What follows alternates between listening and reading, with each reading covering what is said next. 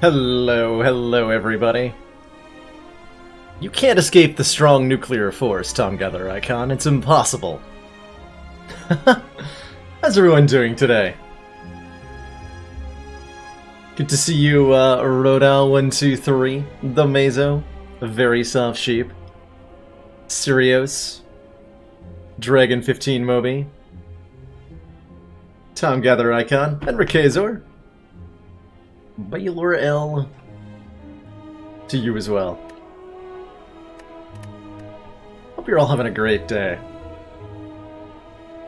I've had a very busy day. I just scarfed down a protein shake in like the 5 minutes before stream, and it hasn't like settled in there yet, so I might accidentally belch a little bit during the first part of stream here. And that's okay. What is the A15 streak actually at? Because I don't even remember. I would assume Tom knows better than I do, since he keeps up to date with the VODs and all that. Yes, that's right. We were... Things came to a head in this run. And disaster occurred, and that's okay. We had a couple good runs before it. In general, we've been having an acceptable win rate with the A15 stuff. And I'm looking forward to some more chaos today. Occurs to me we haven't started with a Snecko-Eye in a while. Twitch chat. And I would love to start with a Snecko-Eye. Or a Pyramid, or like any of the other 20-something... Oh, and can I count the elites killed in that one run on Sunday? I was actually looking at that earlier. And it's got a really weird display in the run history. So I'll know it when I see it, I think. Yeah, this one. This one, I don't know what happened here with the run breakdown, but it really didn't like whatever we did to it. So we have 64 64 relics. Let's see, 1, 2, 3 elites. Oh, but some of the question marks are also elites. So I have to, like, manually check those? Oh, God. So, 1, 2, 3, 4, 5, 6, 7, 8. 9, 10, 11, 12, 13, 14, 15, 16, 17, 18, 19, 20, 21, 22, 23,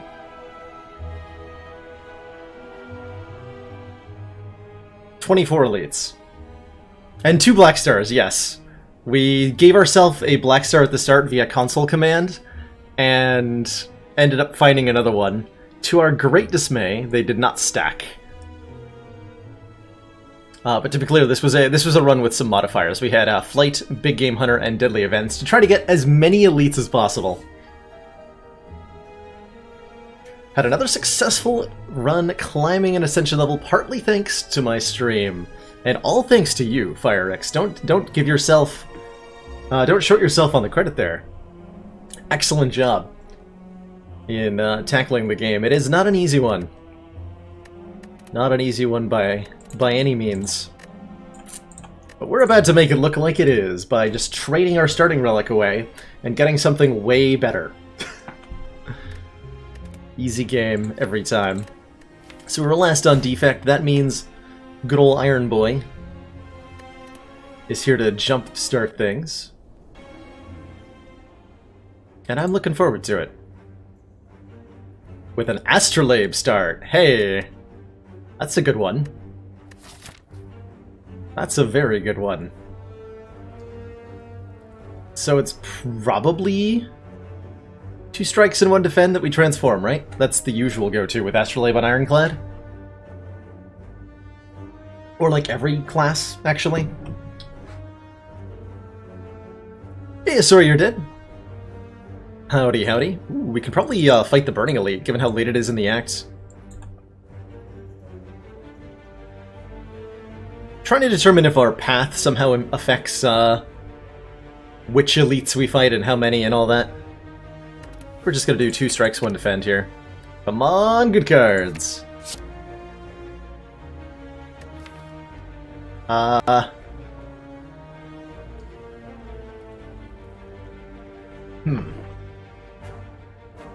Interesting. Burning Pact plus, Intimidate plus, Corruption plus. Well, those are potentially very good at some future point in the run. At this exact moment, we don't really have a great matchup against Jawworm. But I'm interested to see how we can transform it. It does mean that fighting, say, a bunch of early elites is a lot less... This mostly just, like, this wants 1 copy of Rampage. It's really all it needs, right? 1 copy of Rampage and everything is fine. I was initially thinking I could go, like, hit this fire and then fight a couple of elites, but I'm a little more afraid of that idea now. Is there anything more reasonable we can, manage? Do, like, Firestore, It's less value.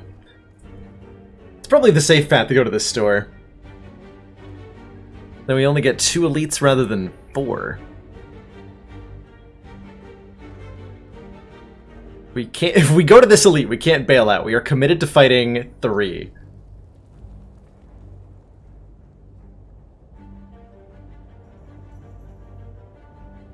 I feel like this run needs to go to a store. We need to find like a Feel No Pain or a Dark Embrace or some sort of synergistic interaction with what's going on here. Probably.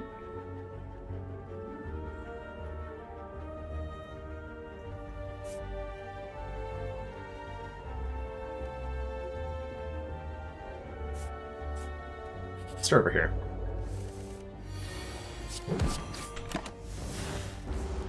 So the one thing I am excited about is this Intimidate Plus, which is going to hopefully be saving a lot of health over the course of the early fights. At least that's what I'm going to tell myself.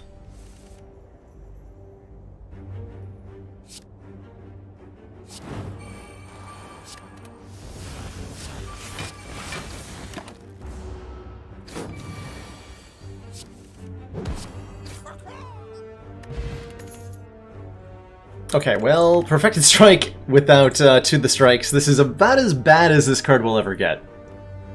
Clothesline is a damage card, right? On that merit, we can take it. Is there any other solid consideration? If we want to remove every remaining card in the deck, we can take the Havoc and have a really good time with that. We have to take that Clothesline, although I'd rather it be something a little more impactful. Like just playing this Corruption? Hell yeah, I am. What's the worst that could happen? Gonna go for Grey Boy here. First, I think.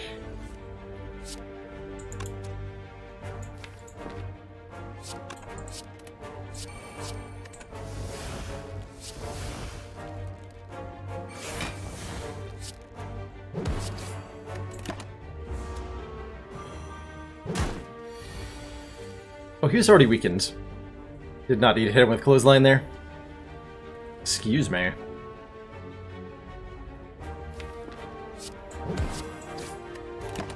Doing some very strange damage splitting here. But it's all for the best, probably. Okay, Fire Potion's excellent. Second copy of Corruption is amazing. Do I take a Sword Boomerang blindly? No sword boomerang is doomerang. That's the saying, right? It's a hard saying to argue with.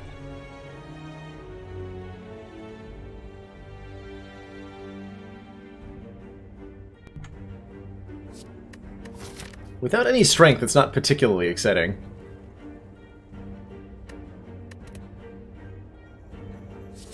Take it. Hey, I'm home now! Boss relic swaps are some of my favorites. I'm doing great.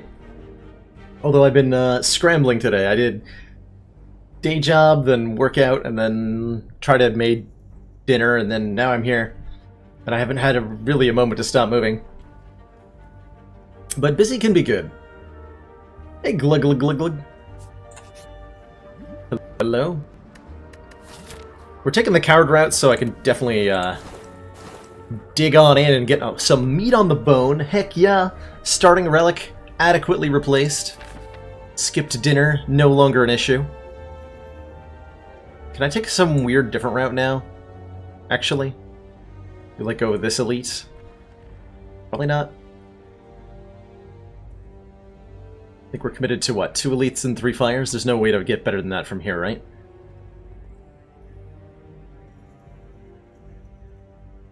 Yeah, I can get 2 elites and 3 fires in a different, crappier pattern.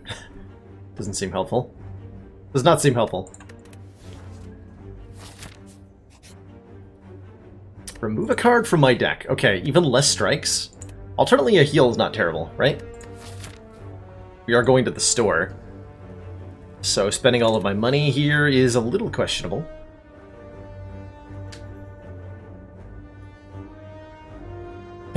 Oh, that sounds brutal, Anonymous.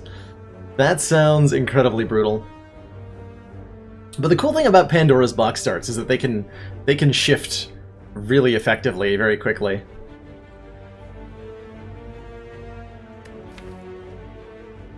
Yeah, let's purge these bloody strikes out of the deck. Might even be able to set up some sort of weird infinite. What is our meat on the bone threshold, by the way? I should do the math on, like, if it's worth trying to set that up in particular fights. So, half of 75 is what, 38?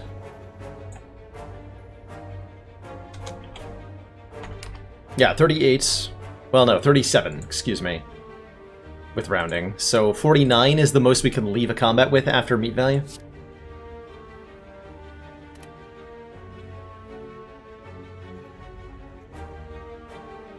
So if I just take this 9 damage, we'll go to 38, which is the wrong amount of health to be at. Alright.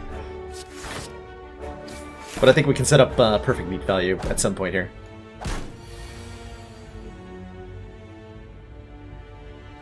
Maybe.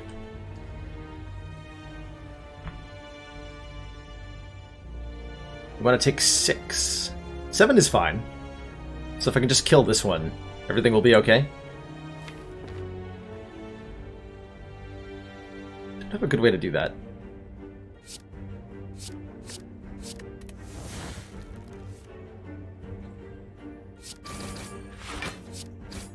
That works. So I don't want to intimidate. That way we take we get our meat properly set up.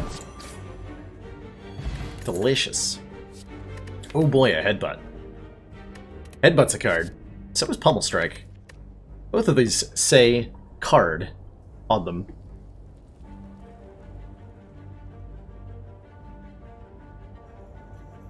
Fractional damage, to my knowledge, always rounds down. Well, hold on.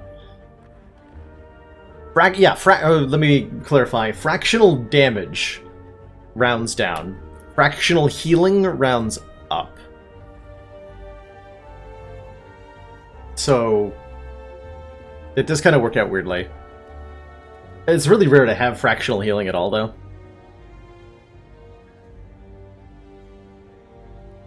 Glad you kept Amplify. Yeah, Amplify is a bit of a sleeper card, but it has really, really high potential.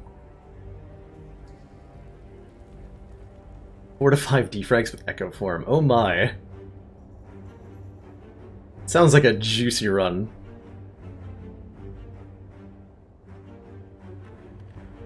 Sounds like a really juicy run. Hey, fire hurts me. Glad somebody appreciates it.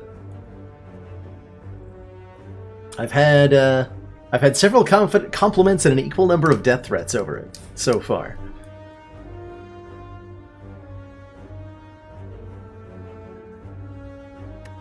And hello, Scipio. I'm really torn between Headbutt and Pummel Strike here, truthfully. kind of feeling the pommel strike, even though I usually adore a headbutt. Want just that little bit of extra card draw. Can afford to remove another strike here. Is there any other, like...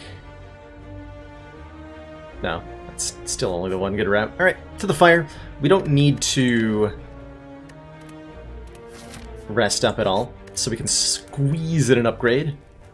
Usually a pretty big fan of the early bash upgrade, especially, again, if we're going to be fighting early elites, or fighting Hexaghost, and we're doing both of those things, so that's an easy choice.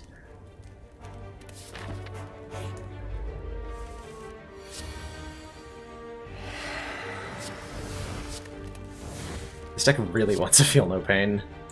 So badly.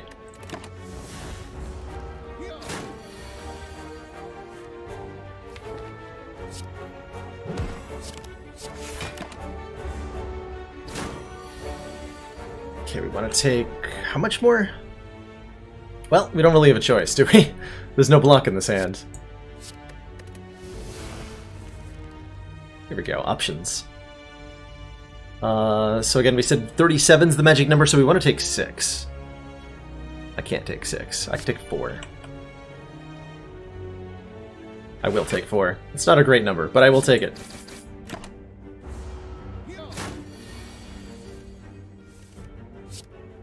Then I will take 4 more, and that'll be fine.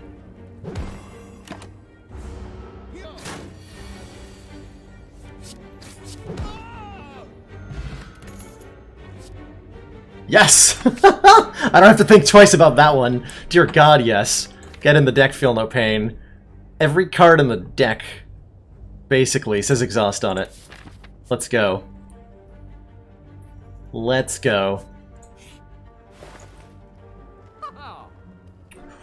Ooh, I might buy that dual wield. I am very strongly considering this dual wield over a card removal.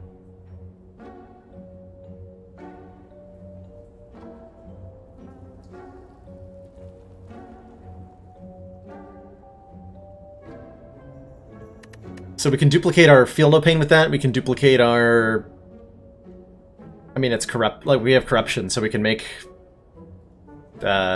just more copies of an important attack. And be pretty okay with that. I'll buy that. And this is going to be Sharon's Ashes. No, it's going to be the Courier. Merchant price reduced by 20%.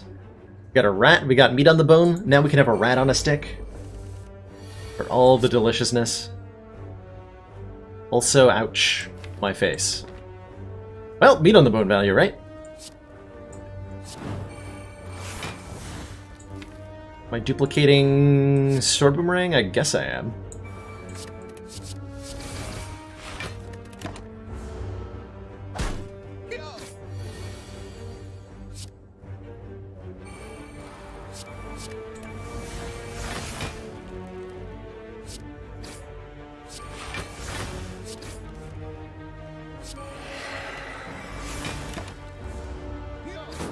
$999 block. It could be.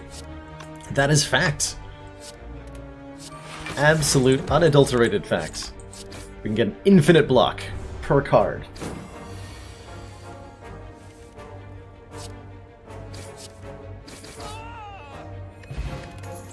Explosive Potion's excellent. True Crit is even more exhaust.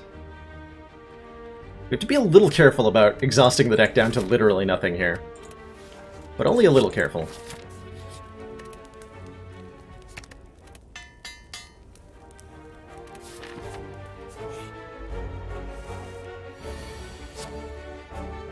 Okay, playing both the powers this turn seems like a no-brainer.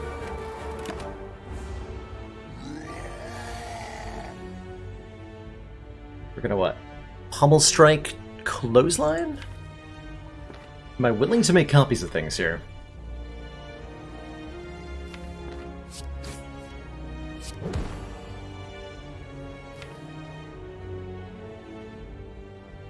Better question, am I willing to block any of this? Hello there, the oncoming storm. Welcome. Have a seat, relax, and enjoy. Hope you're having a lovely day today.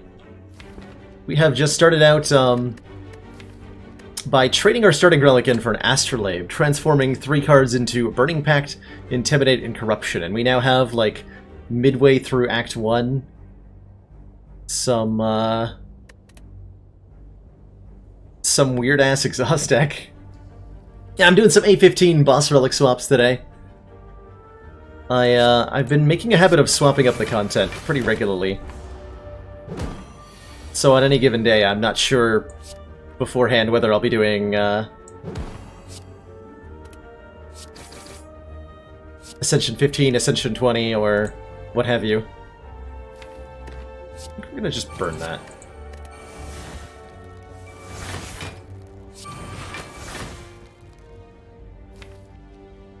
Can I kill him next turn? With a fire potion, probably? Probably.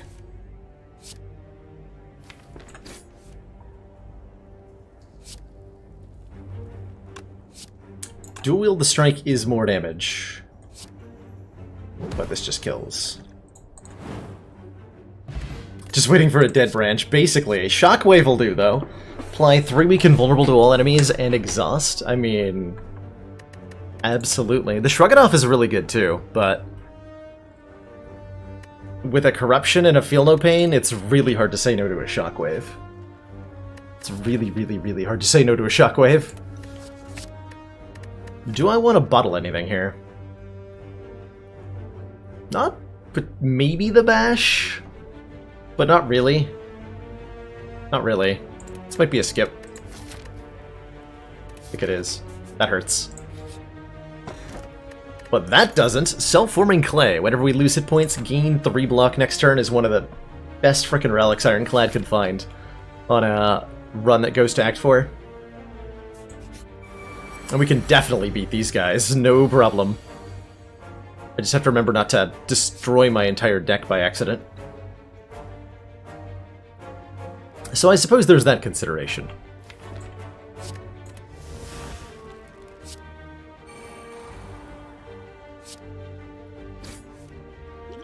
I think I want to throw this before they start getting block. And our meat value is set up. Glorious. Absolutely glorious.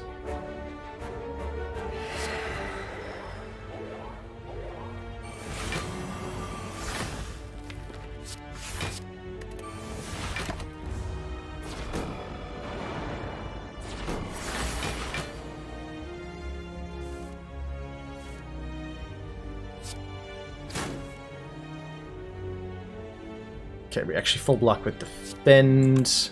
I could kill with strike here, and maybe I should, because I should probably actually kill a clothesline, because if I don't, we're not drawing any damage at all, other than Sword Boomerang, and it's not going to let me kill this sentry, so let's bring it down to only 2 of them, and we should be better off there.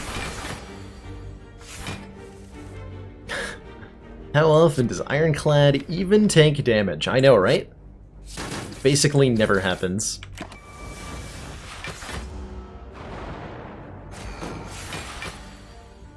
We take damage? That's impossible. We're gonna get rid of that.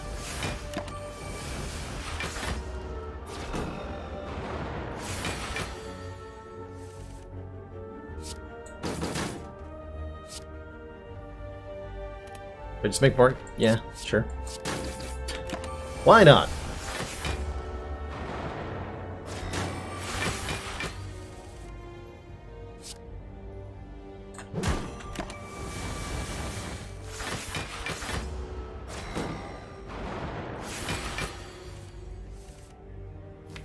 This fight feels like it's gonna go on for days. Aha.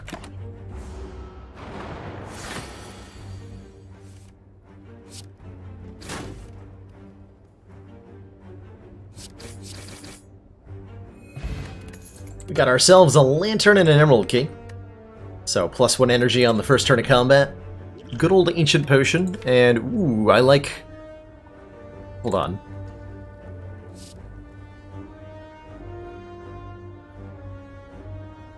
Does this just... Does Dropkick just go infinite, like, half the time?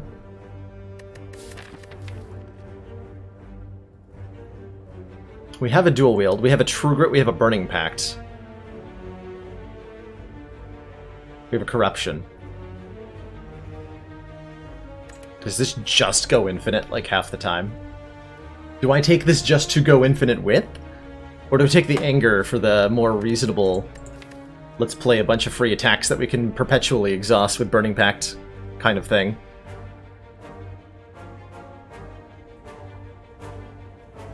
I'm definitely taking either the anger or the dropkick. I'm just not sure which is the correct answer here.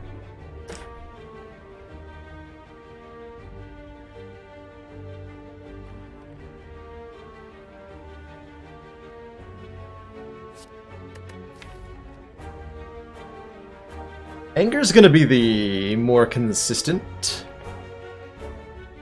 approach. But I gotta try the dropkick, right? Let's give it a shot. We have a lot of vulnerable already. We have a bash and a shockwave. We're gonna upgrade our dual wield to make more copies. And I'm going to try to dropkick Infinite Hexaghost. We're going to see how that goes.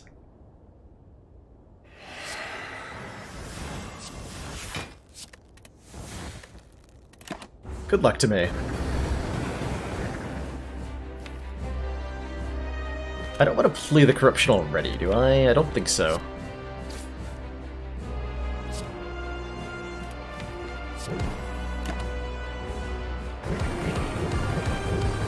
Look at that self-forming clay value. Heck yeah.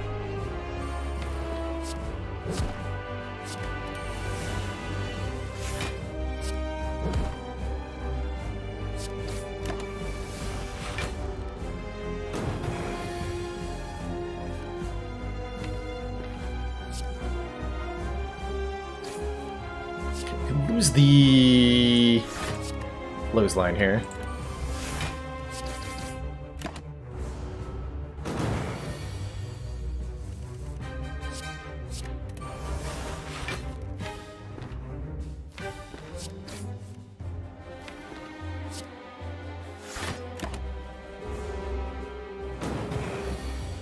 Just have to purge stuff faster than it gets added.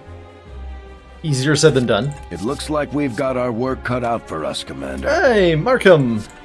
And folks, how's it going? We're just, you know, doing very normal things with this deck right now.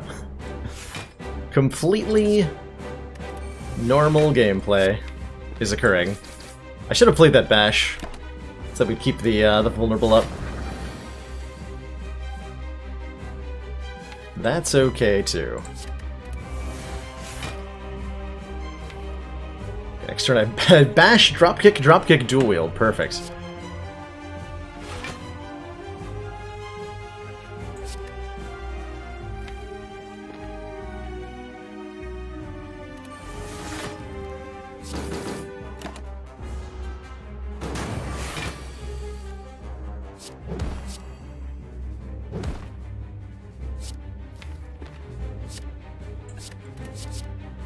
Make more of those, I guess. Crazy 3 energy Ironclad versus Heart. Oh my.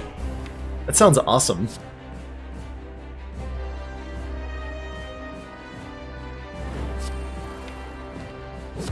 I'm about to do a crazy something to this Hexaghost.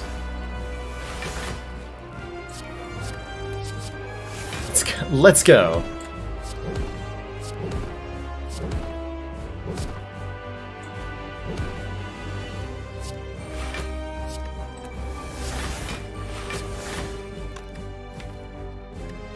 Okay, that is an infinite.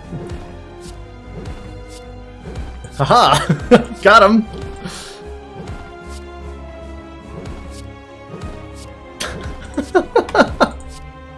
I love doing that.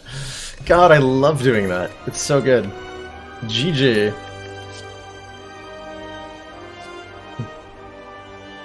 We already have the dual wield. A feed seems pretty excellent. Feed seems pretty excellent. We have no strength for Limit Break, and Bludgeon is a little hard to get into play. Hey, Mr. City. How are you doing today?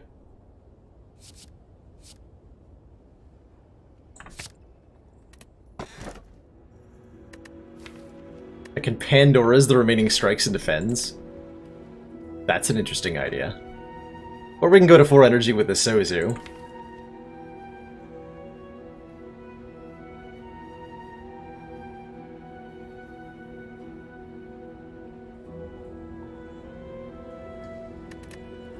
Or we can go for extra relics from elites? Question mark?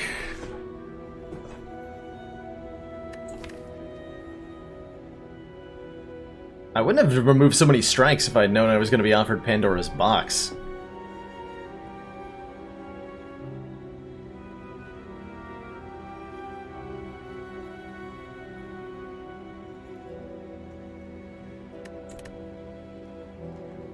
Tough call.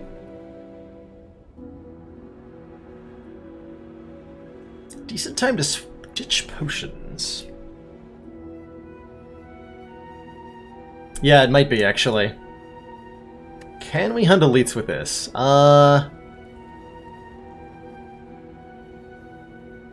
We can hunt some of them.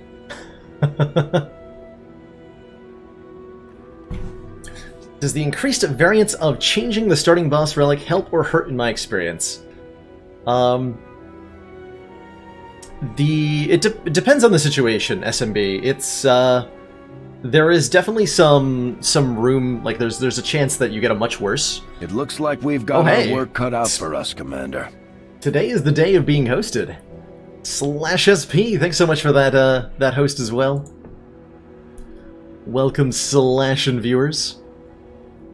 So my main takeaway, SMB, is that on average, swapping your boss relic is a really good thing to do, but it has a chance of being a really bad thing.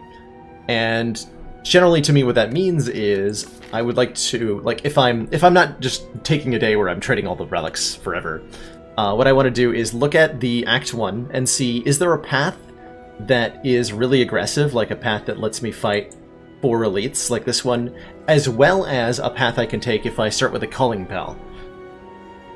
If there's different paths available to you, then it's a particularly decent idea to trade the boss relic, because you can account for either direction of the variance. Whereas if like my only available path was like into a very early elite, trading the boss relic is really questionable. Yeah, Fyrix. That's a fair thing. I have also done that on stream, actually. Abandoned a run because I got Runic Dome start. I think because it was the 2nd or 3rd dome of the day, specifically. Think hard before reflexively clicking Dead Branch. I mean, with a corruption in the deck, I'm going to click on the Dead Branch. Regardless of what other kind of weird infinite we're doing.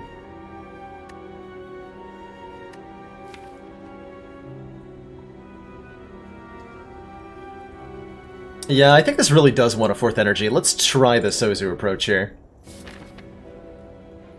Oh, I would definitely give it some tries, SMB. You may end up just losing some runs, and that's okay too.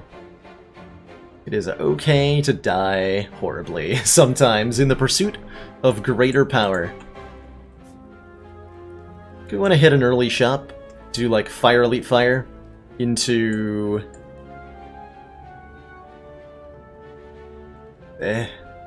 something else.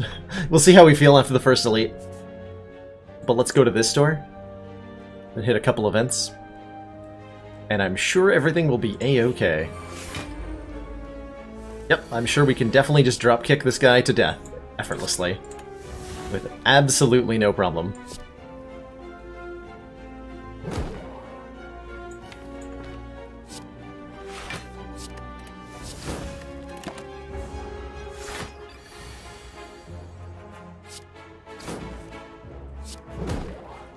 Well, didn't draw any block that turn. So yeah.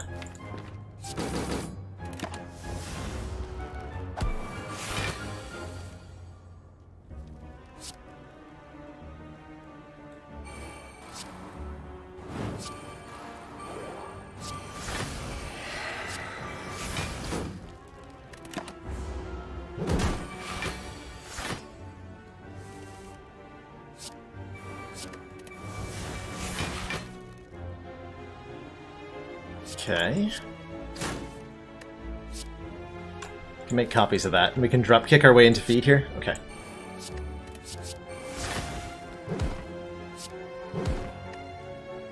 Really? Last card in the deck. Alright.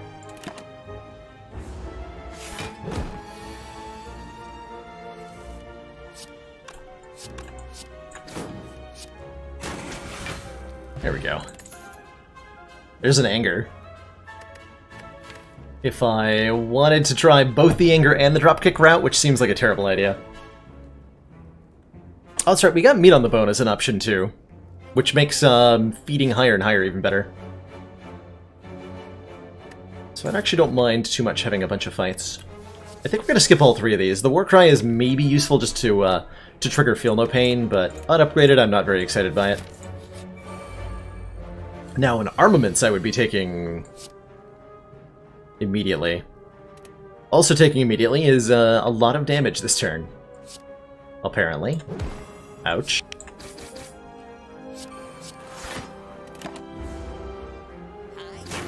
That's alright, we got meat on the bone set up. Right? Everything's fine.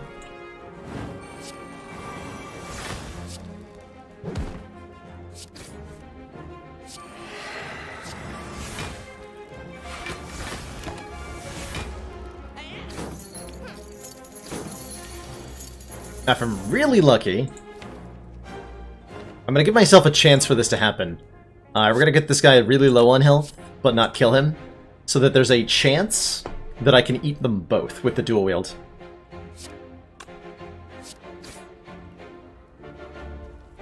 But only a chance.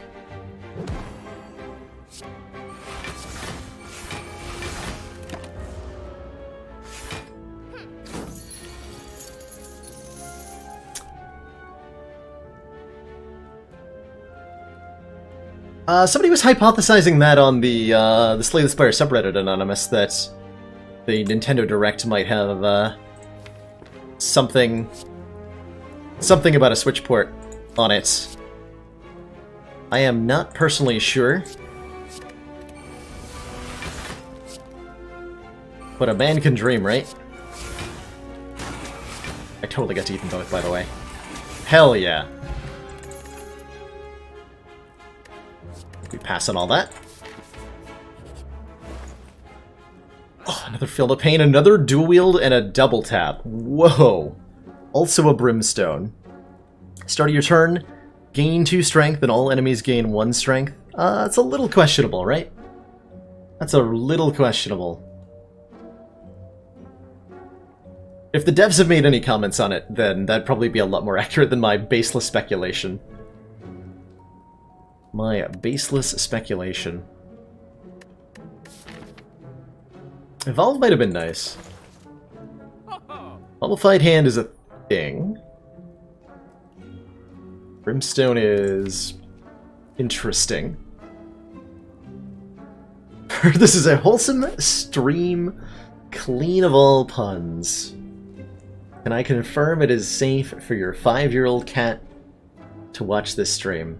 I can assure you, Chrono, that if you allow your feline companion to watch the stream, that there's 0 chance of any sort of catastrophe occurring. And you have my sincerest promise that there will be no cataclysms or any other pun-related disasters.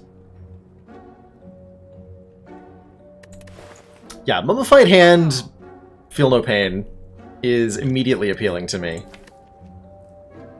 For a lot of reasons. And all of those reasons are amazing. Removing a strike is also pretty amazing, though.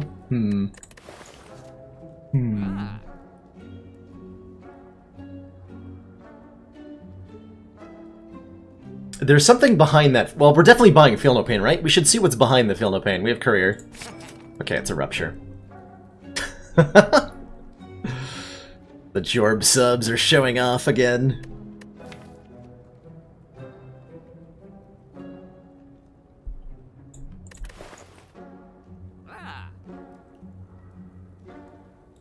I wish I could buy both the Mummified Hand and the second copy of Dual Wields.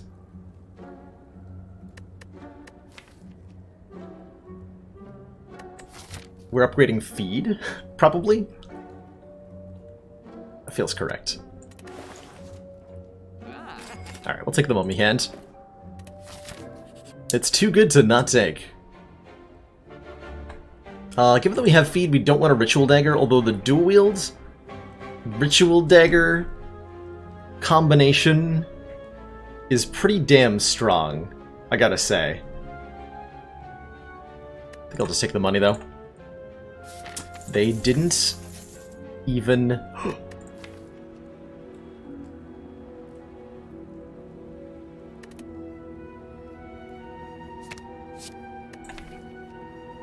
Yes!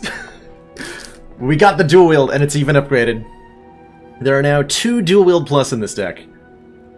Let's go. Let's frickin' go.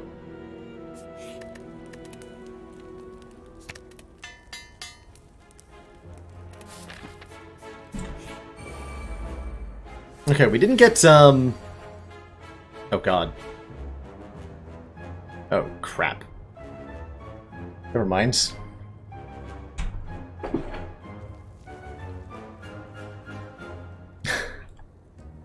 Cats can't understand swears. That's just not a thing. I'm actually gonna willingly take 1, by the way, so that self-forming clay triggers for next turn. So I'm gonna True Grit my defend. We're gonna hit probably the wizard twice.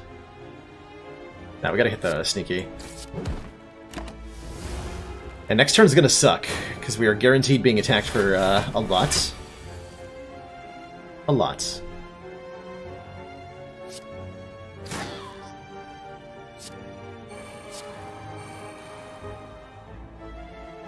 I may need to play this feed. I think I do. Just for the 6 block.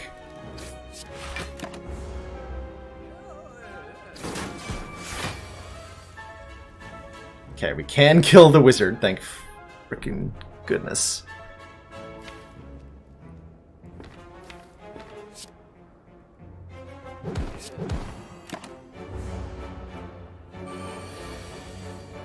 Not good.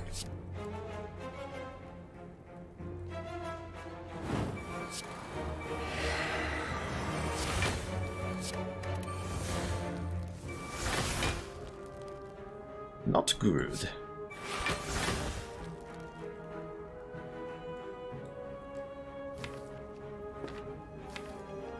So we just rapidly approaching a dropkick infinite and using that to win? Alright.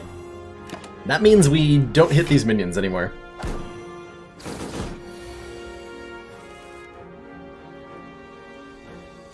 Like, don't start making can opening noises. God, I would love to be able to eat something on stream, truthfully. Freaking starving. Hey, dual wield, okay. Good. It begins!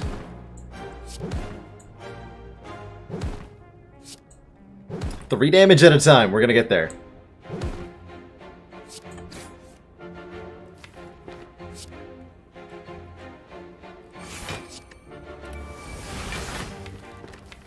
Okay, next turn I think we just have it.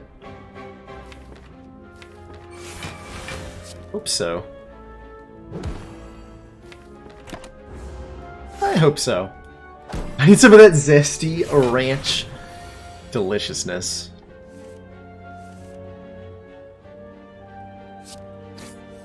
It's not something I can disagree with. Okay. I think we're golden.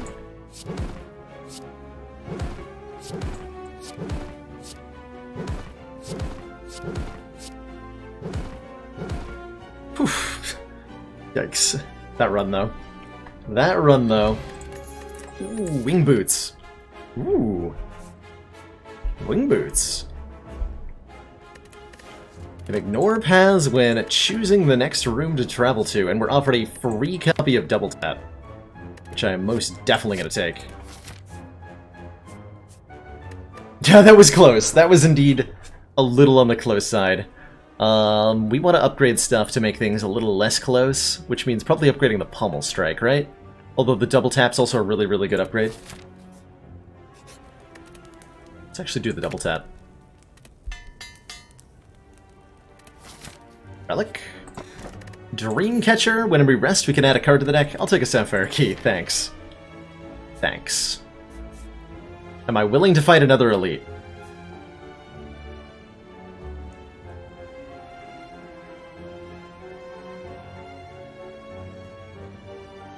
Great question. Actually. Great question. Deck mostly wants removals pretty badly. I can go teleport to the fire, get a couple events, get a removal. That sounds more reasonable. We can upgrade our Pommel Strike. Yeah, I don't think we're very well set up for Booker Slavers. I would agree with that statement. Although we might get to eat, like, all 3 of the Slavers if we were lucky. I don't see it happening very well.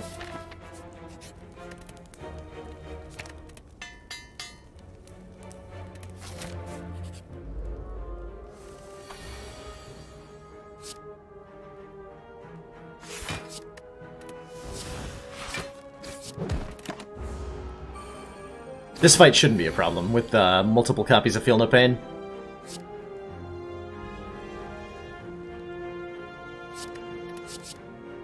Unfortunately, I can't kill this guy this turn.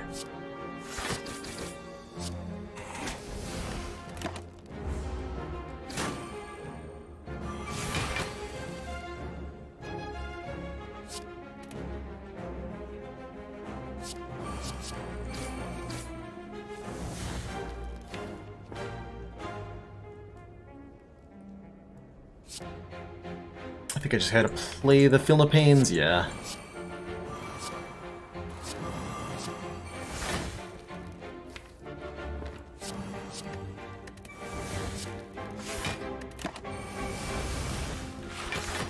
So that's my hand next turn. I'm gonna hold on to the hope that I can eat this bird, I think. So we're getting enough block this turn.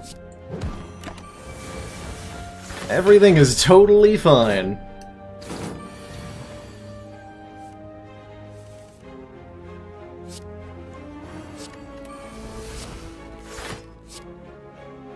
I should have dual-wielded that dropkick. I was looking for the feed, though. So that I could make copies of it. Delicious.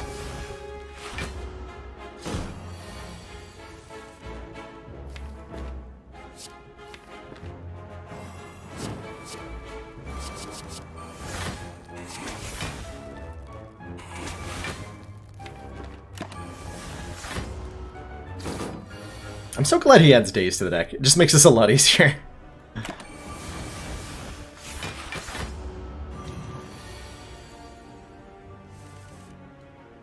Might almost call it cute.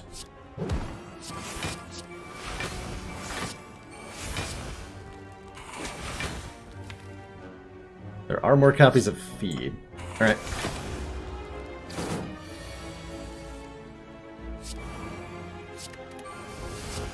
There's one now. Delicious. I couldn't have chosen a better combat than that. Do we want another Shockwave? Probably? We're doing dropkick shenanigans. One more seems fine.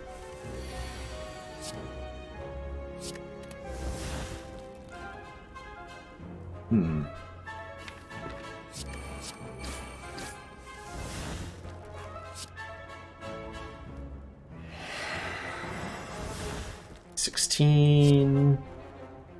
Shut down most of this damage. Okay.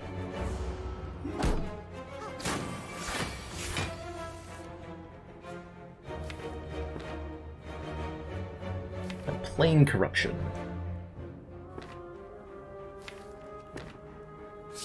I think it's a little early to play the corruption.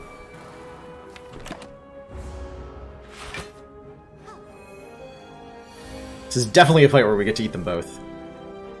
Of that I have no doubt. Oh man, Mummified Hand never change.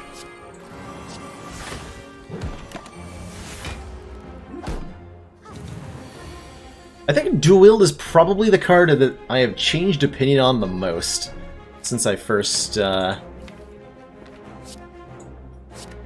playing. It's a ridiculously potent card.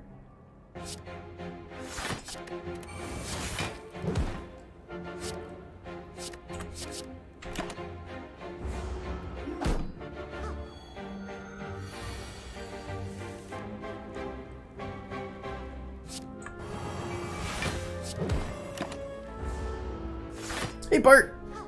Thanks for dropping by and saying hi as usual. It's always good to see your name pop up in chat. Saying hello.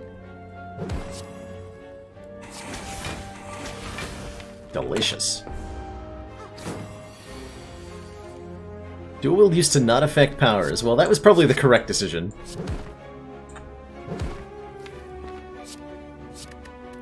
Based on what I am seeing here.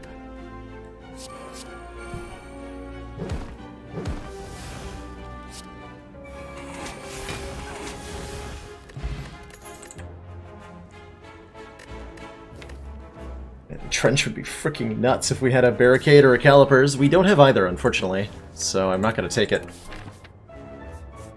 I could fight this elite and then go to the store, if I'm willing to use a wing boots charge. So that's one charge for one elite, if I feel like I can handle an elite now that I'm at 58 health, which is more than we were at originally.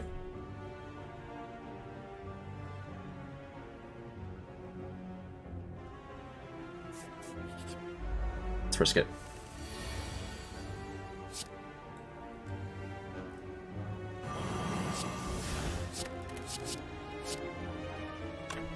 Let's risk it.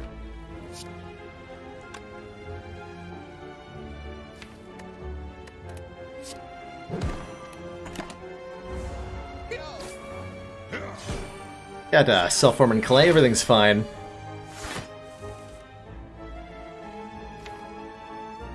I do think I need to play this corruption immediately, unfortunately.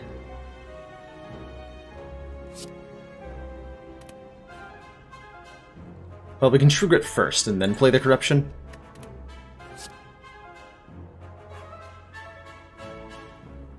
Doesn't actually matter.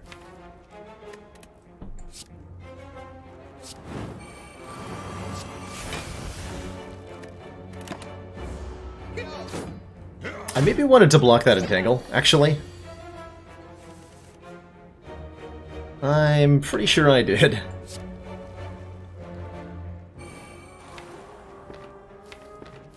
Heck.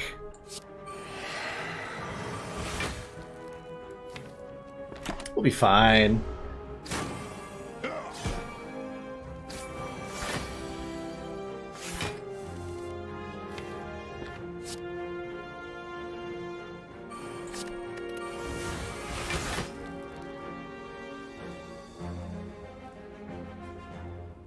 Debating whether I dual wield the drop kick or the feel no pain here.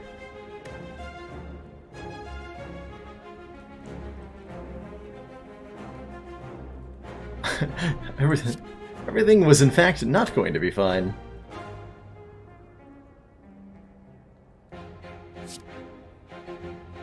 We're dual wielding drop kick here.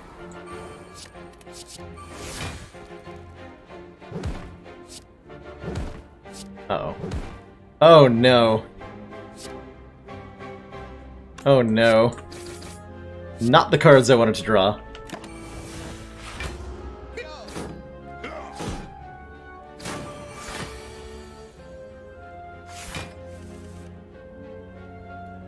Okay, we have a lethal. But if I dual wield the pommel strike, I can probably draw into a feed and eat this guy. So I'm gonna do that.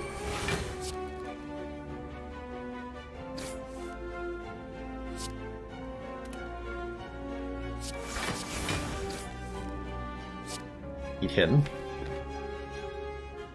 Eat you first. Okay. One successful devouring. Next turn I have double tap feed feed.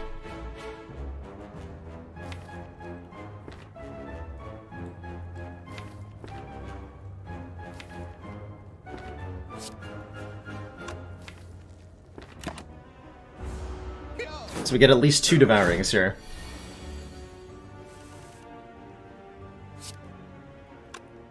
Over the fight. Not necessarily on this turn. We double tap feed to kill the to eat the Taskmaster, but then we don't get to eat the other guy. I think it's a little risky to not. I think it's a little risky to try to eat the 3rd guy here, so I'm not going to try that.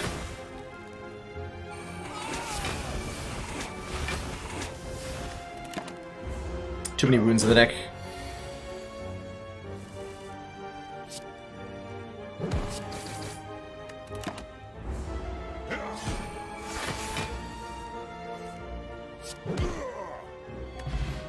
Okay.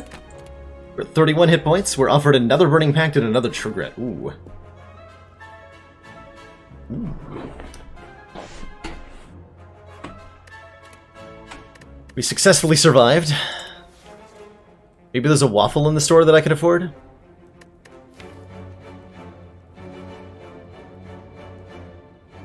Second Burning Pact is an interesting idea here.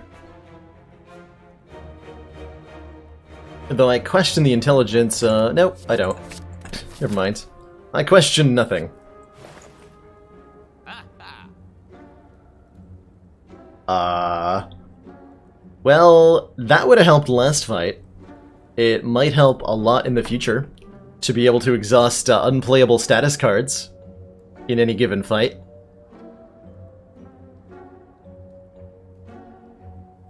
That seems like a pretty good idea, yeah?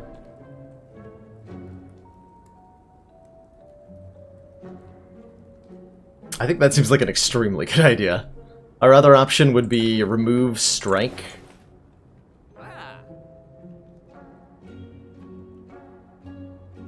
And that's it. Can't afford the Panache alongside. Panache would be pretty good too. I think we gotta take the medical kit. So that unplayable status cards are now no longer unplayable. There was another dropkick too, which is not to be sneezed at. And I think for the collector fight, we probably want to rest. Yeah, we probably want to rest.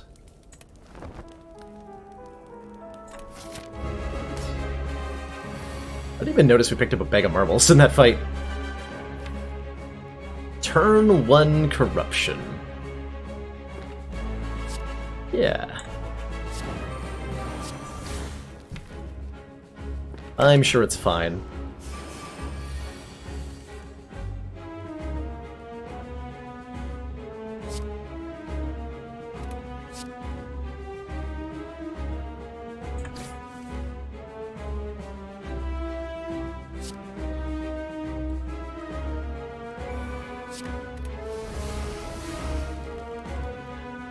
I almost thought about burning pacting our dropkick for a second. That would have been disastrous.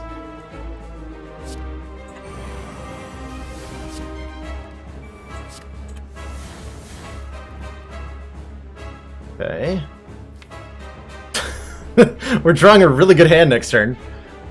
I think I have to use at least one of the dual wields on a dropkick though for this to work out properly.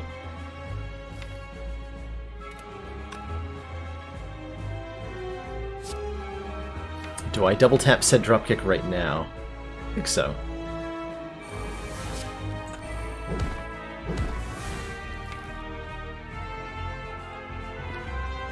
Damn it. Alright, fine.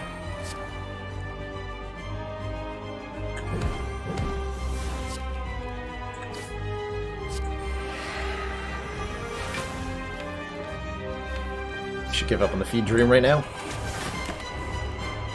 This fight is a little scary. At this exact moment.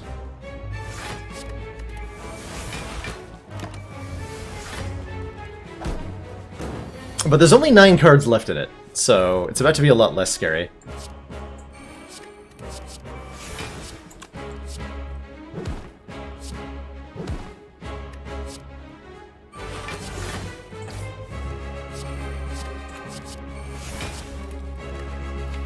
Okay, we just win. We have won. Good fight.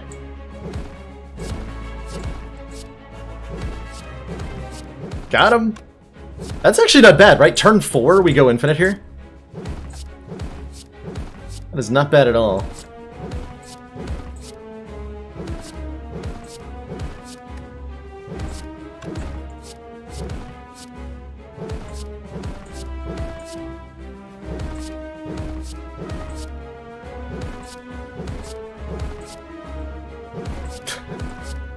My only regret is not eating this guy.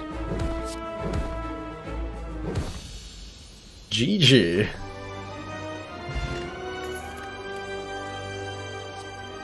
Exhume? Exhume and Brutality are both incredible here.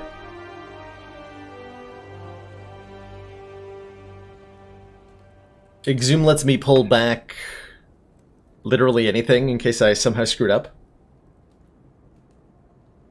Upgrade the dropkick so it doesn't take as long. Look, the Field of Pains need to be upgraded first.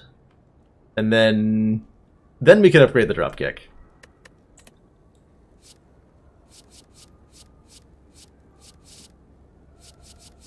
I am not sure which of these two cards I want.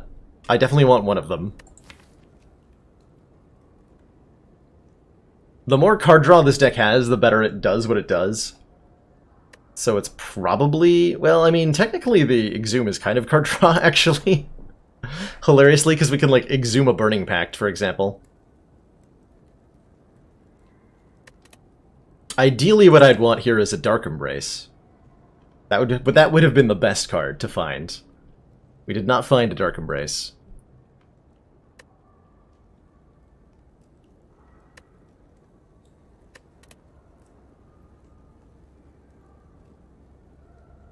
Which is very sad.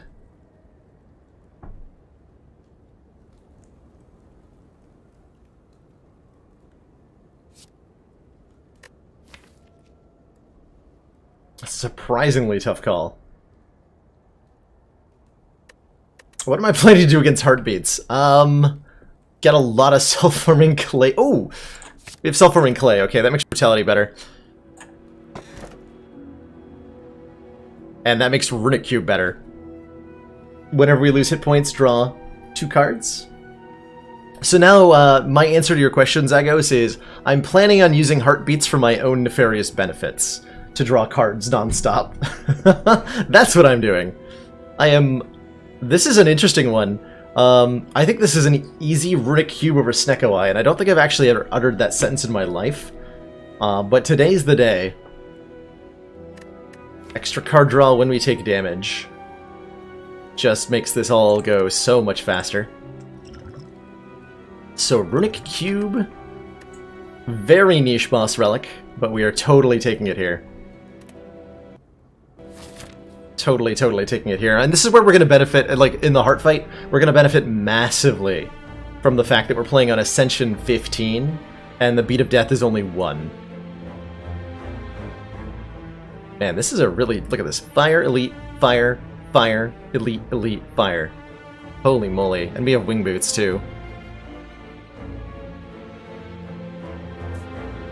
So what, I go to the store, remove a card, and then jump onto that crazy-ass path? Because I am down to fight elites. Like, Nemesis don't scare me with Medical Kit. Giant Head is the most hilariously easy thing ever to fight. And Reptomancer... I don't want to talk about Reptomancer. Please don't ask me about Reptomancer. I could fight 5 elites if I wanted to. We do want some upgrades, though. We want to upgrade our Feel No Pains. We want to upgrade this Burning Pact. We probably want to upgrade this Brutality with the Runic Cube. Yeah, we do.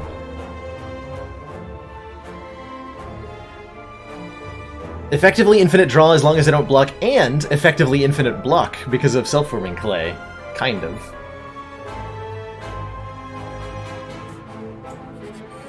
Sort of. A little bit.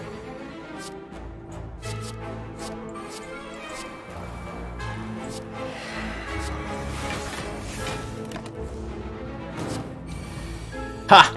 Let's just give me block. Silly nerd.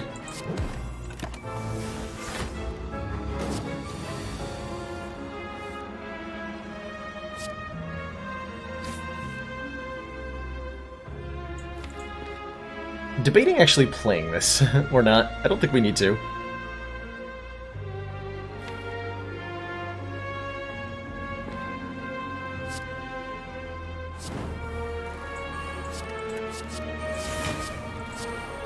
With 18 feel no pain in play.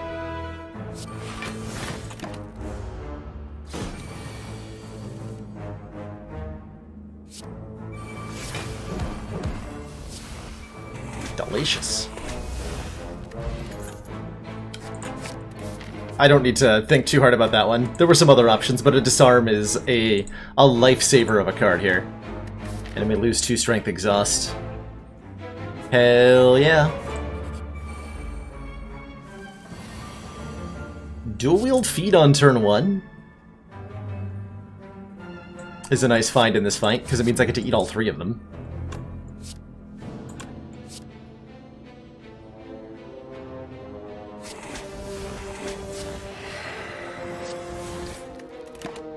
Take a little bit here.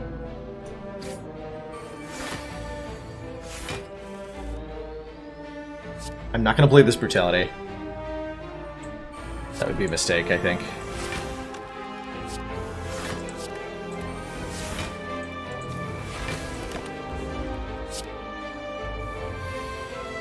Oh, rage for the drop kicking. You're right.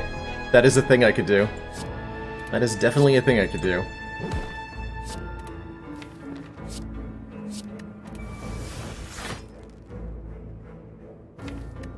That's a very good point.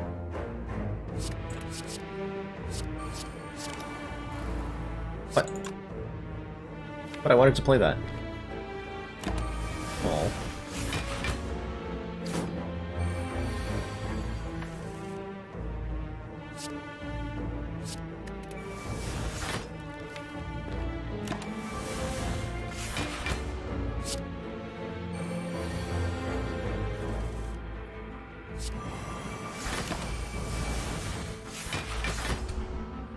I'm not leaving this fight without plus 12 maximum hit points.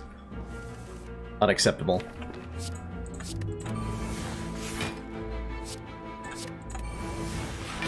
Hey.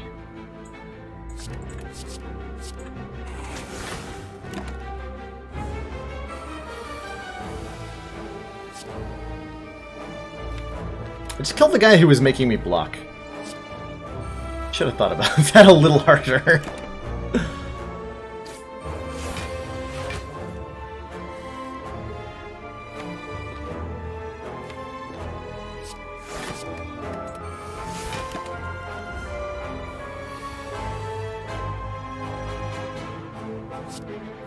Please no.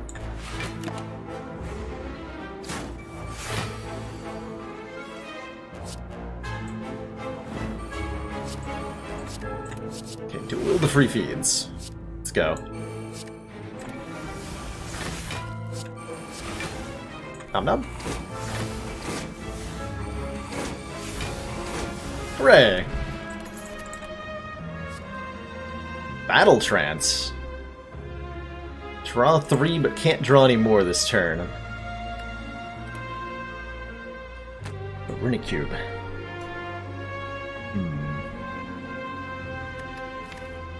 I feel like that could be a very helpful and also very not helpful at the same time card.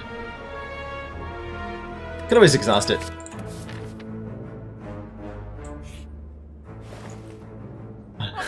Feel no pain number 3. Again, preventing me from removing a strike if I want it. I think at this point we just want to remove the strikes from the deck.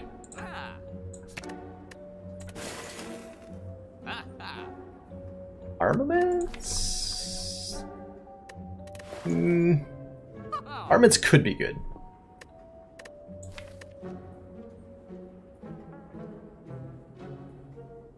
But I don't think it will be. Okay, so I'm jumping over here. This is risky. I'm gonna do it. This is not usually a fight I like taking. These guys scare me a lot.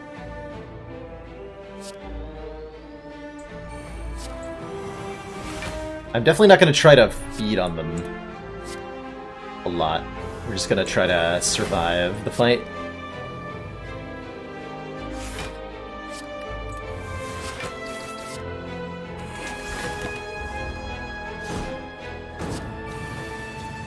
The main reason I feel okay taking this is the medical kit.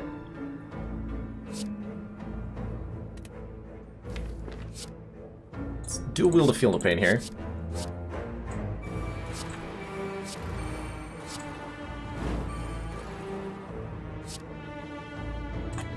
Ripped double tap?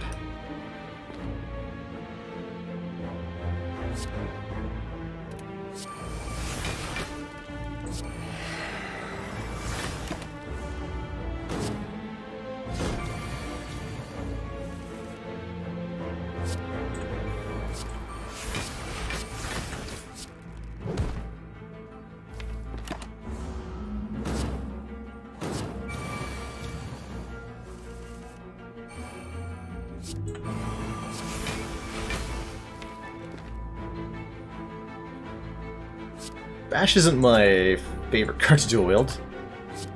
Big clothesline.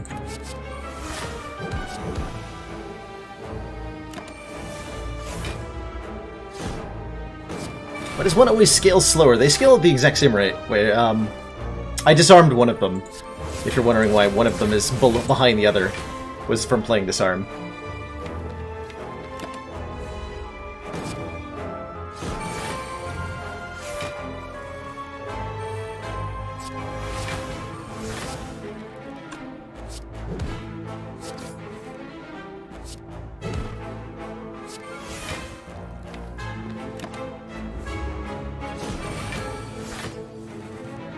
Medical Kit lets me play any status cards in my hand and exhaust them.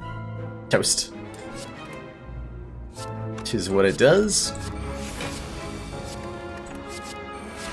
Card draw.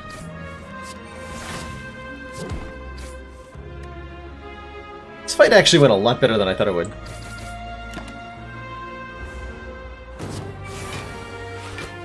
A lot better than I thought it would. All that for a nunchucks. Every time we play 10 attacks, gain an energy. Actually, when we do dropkick infinites, that can get infinite energy too. For whatever benefit there is to be had there. It's time to spin the wheel. Oh, I've not done the, I haven't done the daily... Oh, Spyro is back, actually. I can do that command right now, though. Ow, 18? Jesus Christ, dude. Let me do that right now, actually. Commands. Daily. Response. I get daily. Submit.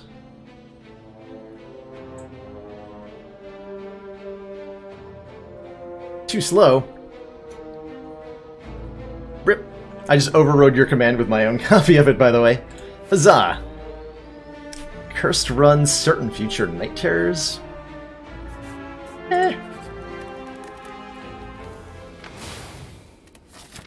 Alright, if this elite is Reptomancer, I could... Oh god. Shouldn't have said anything.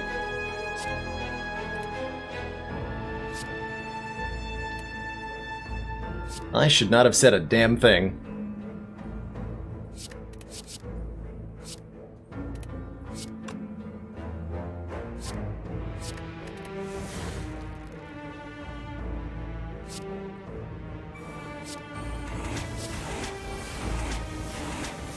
Okay, sadly I don't gain maximum hit points for that.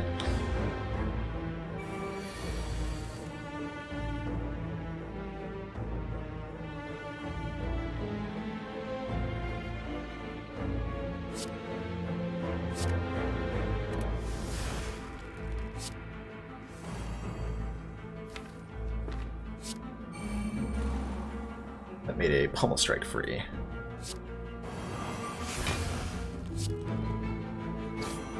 Ow.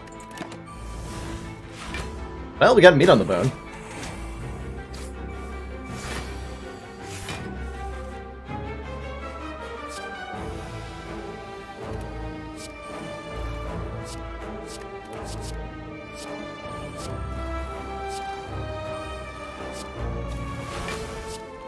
It's fine. Just kill you.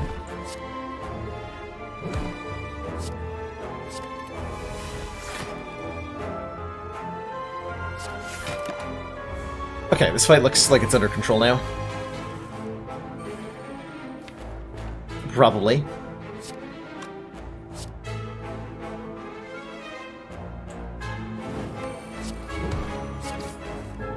Yeah, probably.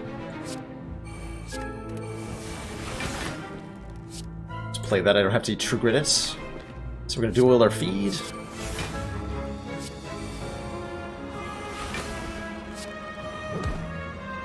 Hey, nunchucks.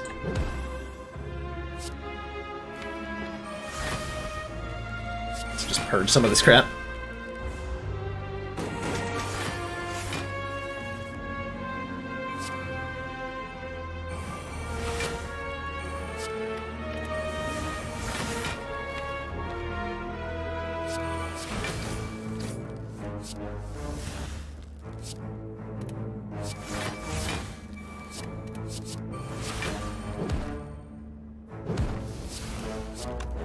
And that's an infinite. Alright, good talk.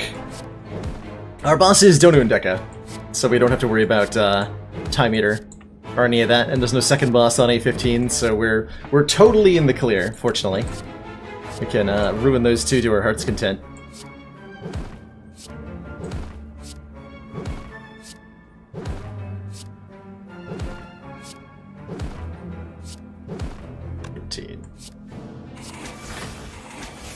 Delicious.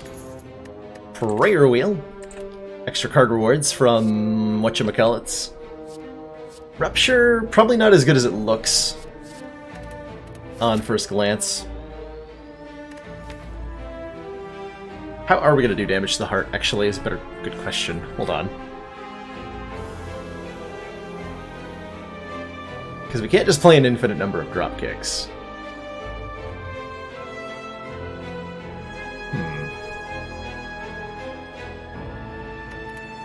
Sound like problems for a future version of myself.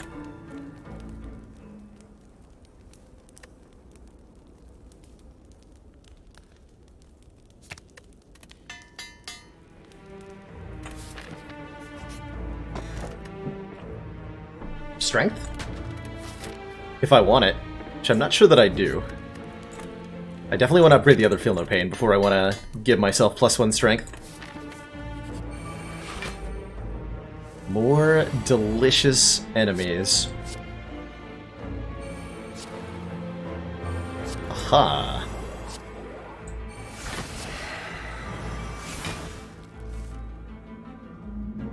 So if you've never seen that before, by the way, you can totally use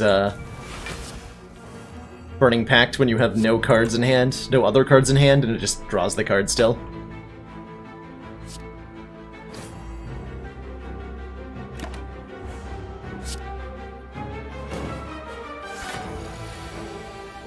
May not get to eat this guy.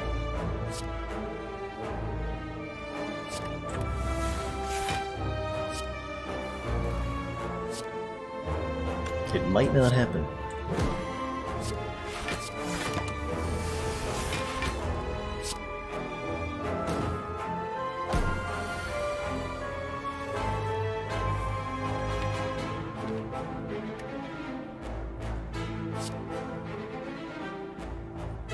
So if this dropkick gives me the dual wields, then I get to eat the exploder. Nope. Okay. That's fine.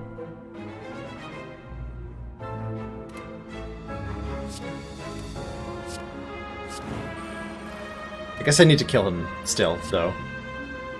Ooh, hold on. Ooh, I have to eat him, or he'll explode on me. Just bash doesn't kill him. Well.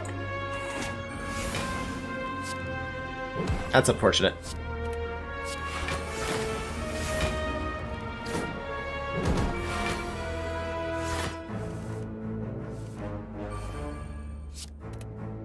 That is most unfortunate.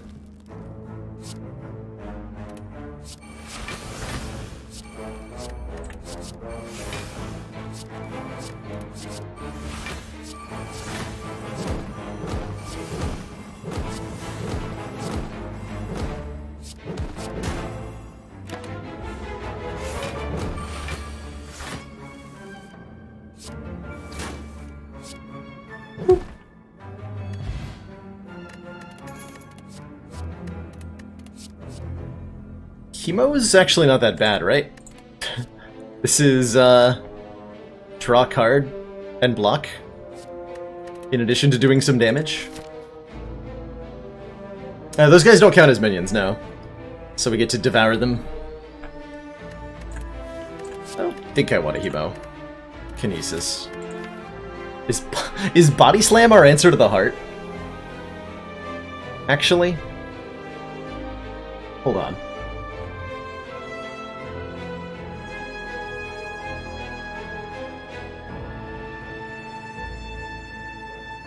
Yeah, that would work, wouldn't it? We can do a lot of things to the heart with Body Slam.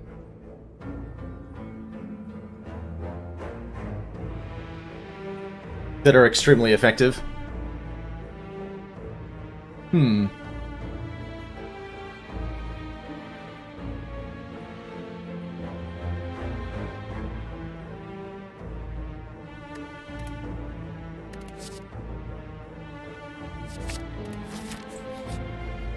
take a Body Slam.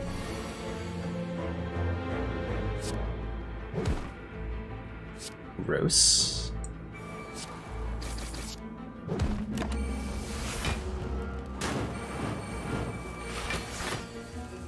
Oh, Nemesis. Why you gotta be like that?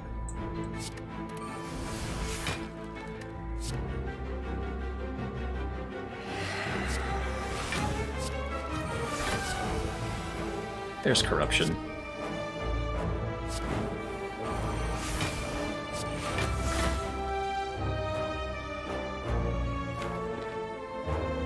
There's no reason for me to want to make copies of anything right now, given that Nemesis is intangible, so we just let the turn slide.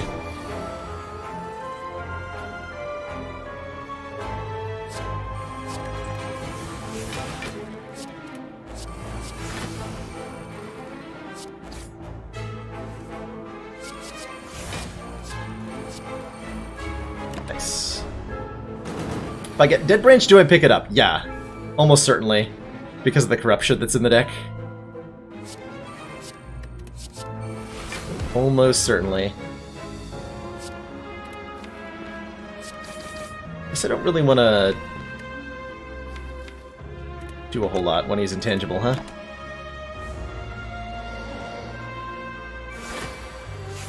It's not like the burns getting put into the deck are actually going to hurt us.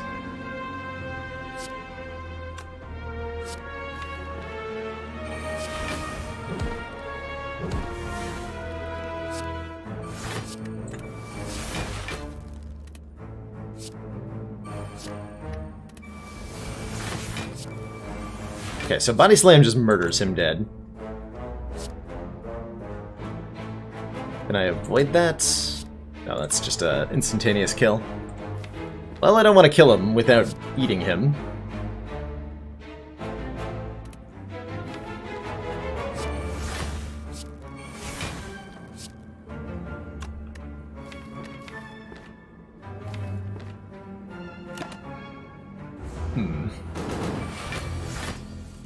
Let's try that again.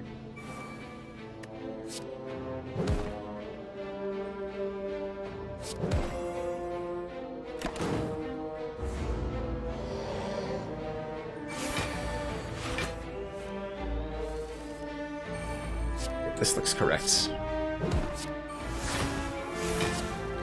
376. 100.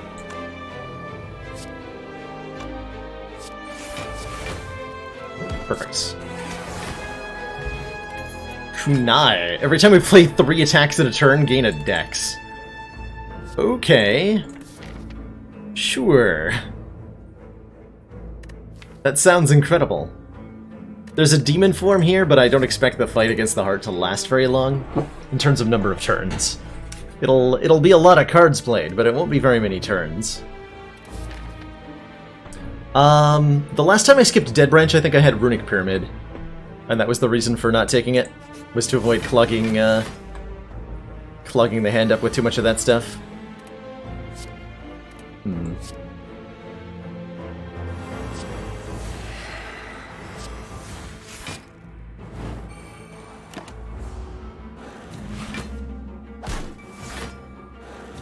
Thanks for the card, hee hee. Ooh. Not thanks for the card.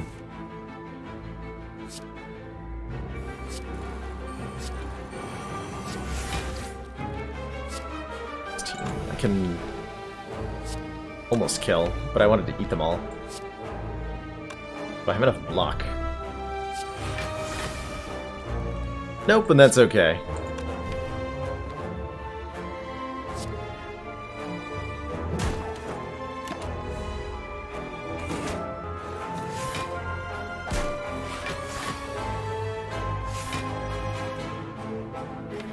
It's alright, we got this.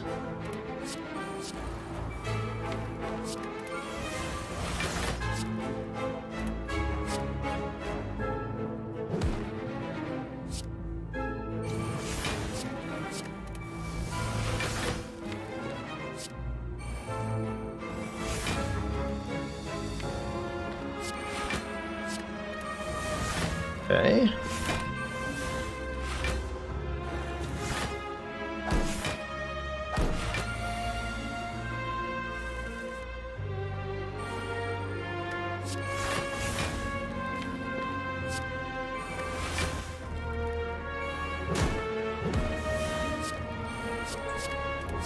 There we go. So we're gonna double tap the first attack we play. So we're gonna double tap on you, and then go nom, nom, nom. Okay, Warcry Plus is worth picking up because it's actually upgraded. Let's go. I believe there's I think it's either an Infinite Spire or Replay the Spire lets you do that magic cut. Because I've definitely seen somebody fight the merchant with a modded Spire install, and if you kill him, you get to take his rug, and then in combat you appear with his rug under you, with like the whole shop layout, which is incredible. Which is absolutely incredible.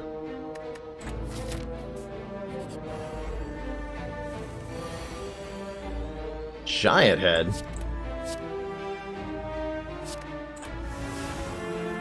Nobody's got time for that.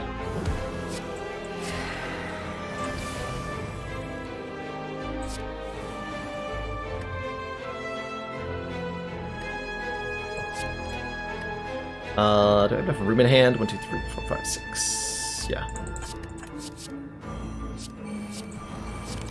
No!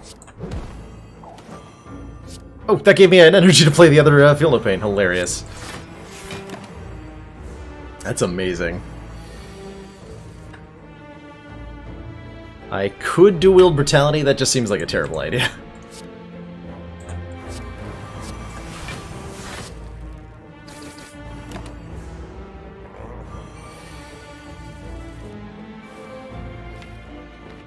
It is time.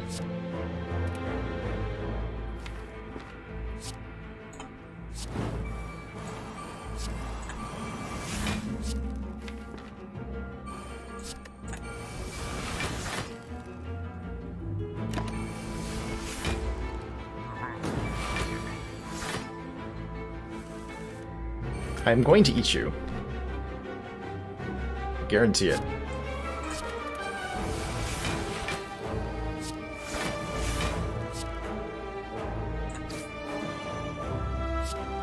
Okay, Body Slam currently doing 111. So I have to be very careful. I need to line up the Body Slam to do enough damage so that it doesn't instantly kill him, but sets up a feed.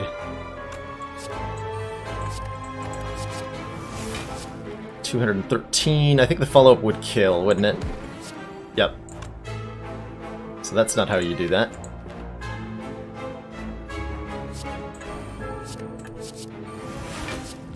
These are 30 each. I think we just let the turn pass.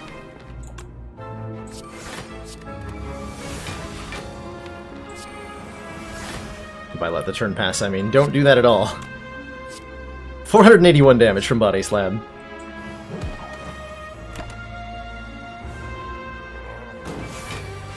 I think you're right, Tom. Sticking to one would have been probably more ideal. It's okay. We got ways to make this work.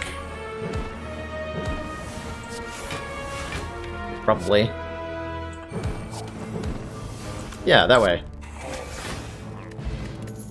Alright, Molten Egg. If we ever pick up any more attacks, they'll be upgraded. Could take an upgraded Pummel Strike. Actually, not the worst idea. 80 feels like enough, right? We can upgrade our Brutality? That sounds great.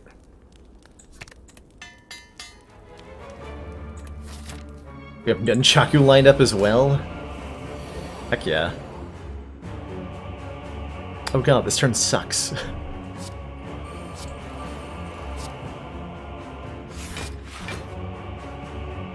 Actually don't want to play this, because I don't want to lose my energy for next turn. Let's just draw a ton of cards here.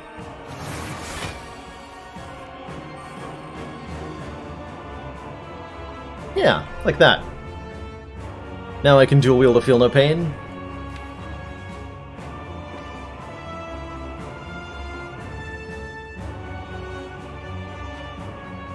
I have to make a room in hand first.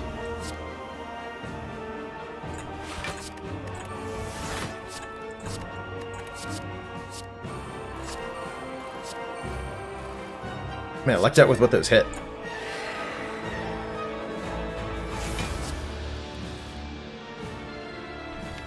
Put Corruption on top. Probably gonna play that next turn.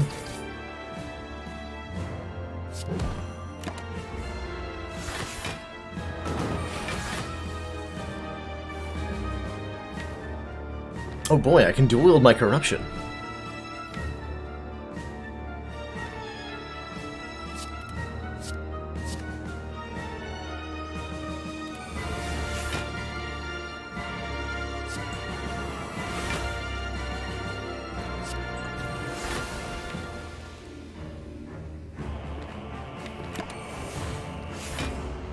Bring it on, boys. Let's find out what kind of delicious jelly filling is inside Donu, huh?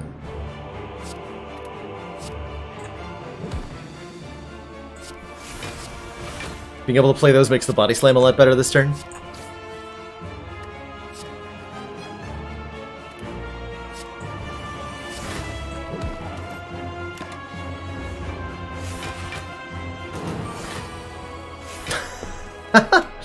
Like, if the joke isn't being told over and over, Dice Hoarder, it's not a good dad joke. That's the rule. That is absolutely the rule. His hand is awkward.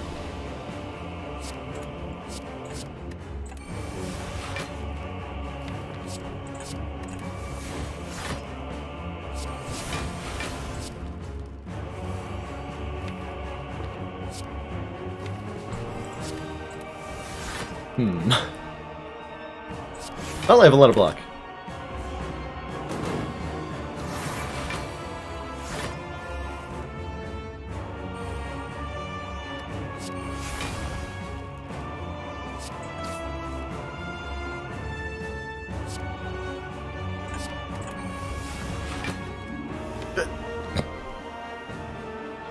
These cards are not coming out in the correct order.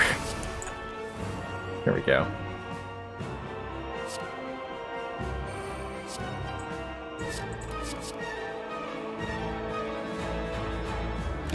Didn't do that right.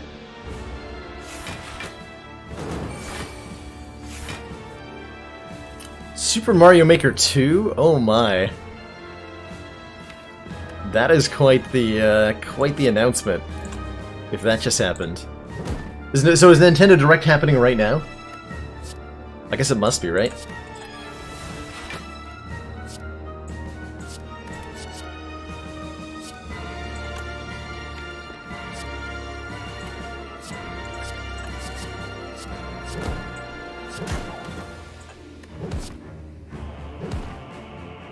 Okay, now I can play the Corruption.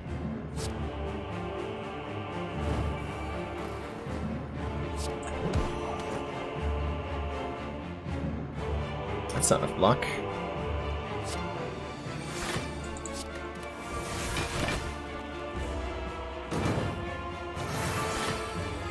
Hey Mobu, it is a deck that can do that. It can do many other things, which I think is the real interesting thing about the Ironclad's exhaust capabilities, is that we don't have to do Dropkick Infinites. We can. with this deck. And certainly if I just wanted to win this fight, that is probably what I would do. But I also want to eat them both.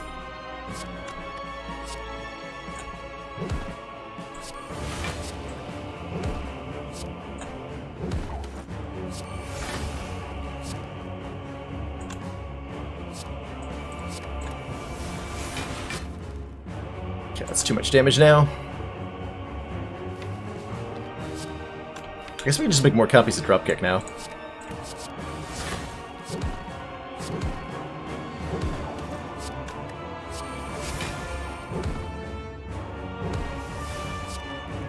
That would actually just kill Dekka. I don't want to kill Dekka, I want to eat Dekka.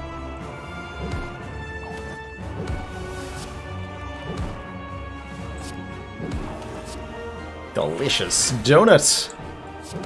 Get my belly.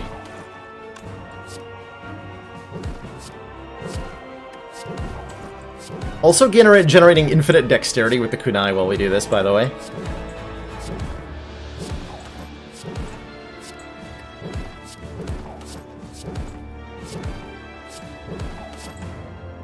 Amazing.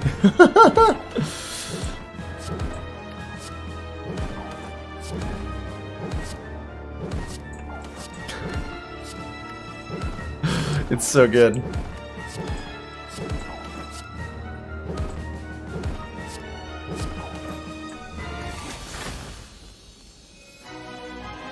Eat on the bone procking.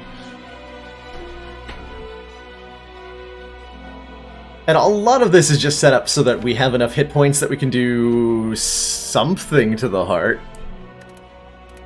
I'm not sure what that's going to look like, but I'm sure it's going to be completely just brutal what we do to the poor heart. Completely brutal. We're 20 hit points below maximum. It's probably worthwhile to just sleep, huh? Yeah, it's worth sleeping.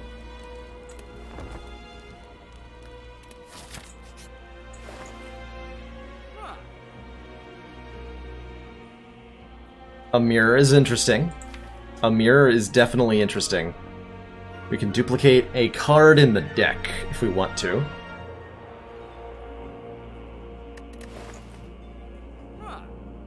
Which might be a Feel No Pain plus.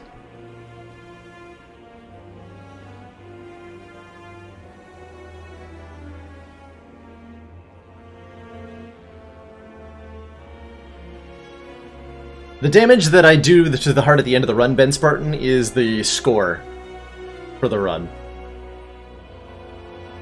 So that's subject to all the usual score modifiers, which are mostly relevant for daily runs, but your score is also relevant for if you're just starting out in the game and you're unlocking stuff, your score counts towards that as well. But that's where that number comes from. So it's increased by things like fighting more elites and getting perfects on bosses, so not taking damage on bosses.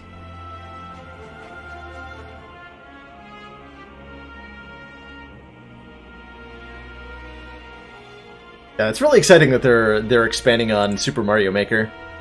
That game really hit the scene big when it first came out. This Impervious is pretty good too, huh? I think it's gotta be a Feel No Pain that we're duplicating.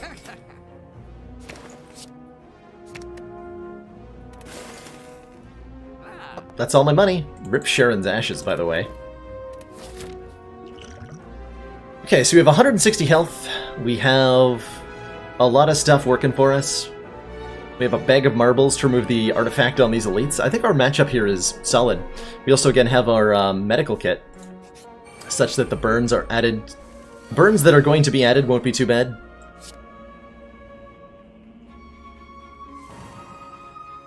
It's kind of a rough turn one, unfortunately.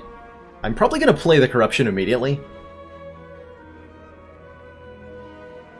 I also don't want to fully block this hit. We're taking 6 times 2. If I take some damage, we get Runic Cube to draw us a card and Self-Forming Clay to give us block next turn. So I'm okay taking a little bit of damage here. Am I willing to make copies of Body Slam? Probably. Am I willing to bash the Spire Spear? Yes. So we do what? Bash, True Grit. Dual wields.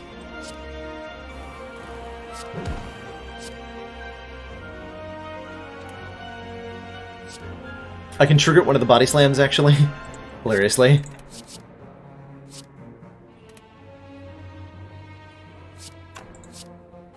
Going into play, triggering that.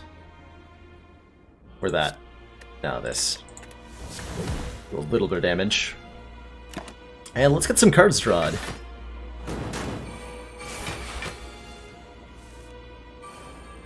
Now that's what I'm talking about.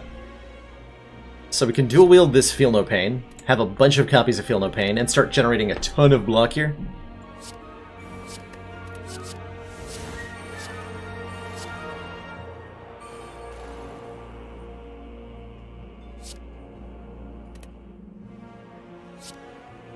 So we get 12 block per card we exhaust, which is a lot. More than enough, actually.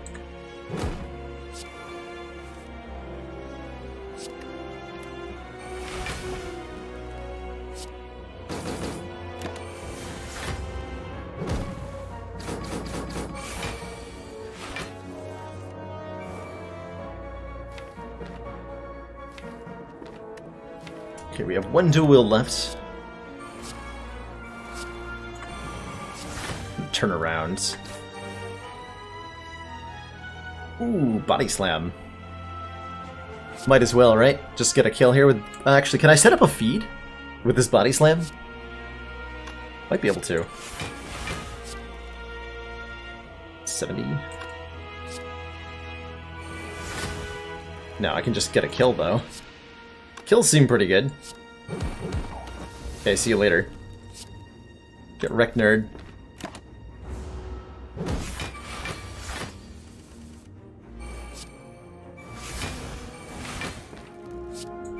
Let's do a wield our dropkick then.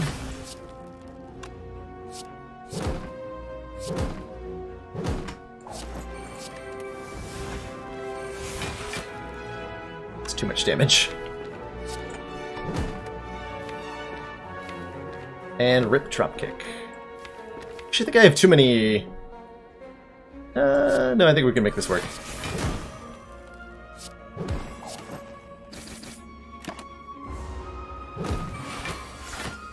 I want to eat you.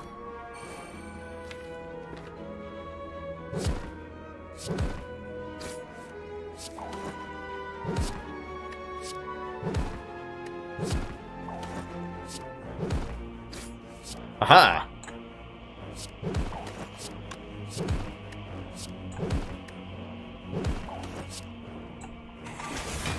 Got him? Sundial. Every 3 times we shuffle the draw pile, gain 2 energy.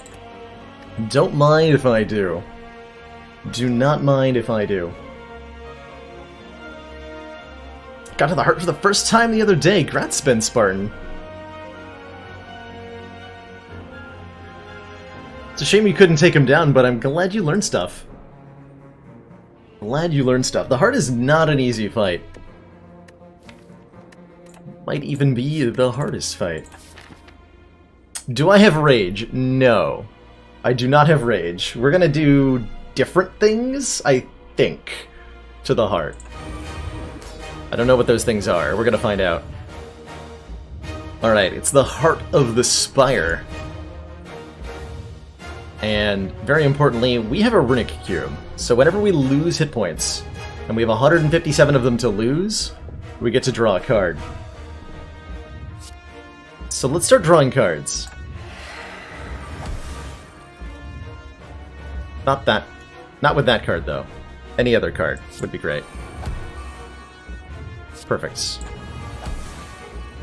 Am I playing that right now? Might be a little early to play the Corruption. I want to use my Ancient Potion on... Maybe I actually want to use it on the Battle Trance debuff. Is it worth getting... Is it worth becoming vulnerable to be more set up next turn? Probably. So what I'm going to do is Ancient Potion now, and then that's going to block the no-draw effect of this Battle Trance, so I can keep going after playing this. Now we can make copies of a Feel No Pain.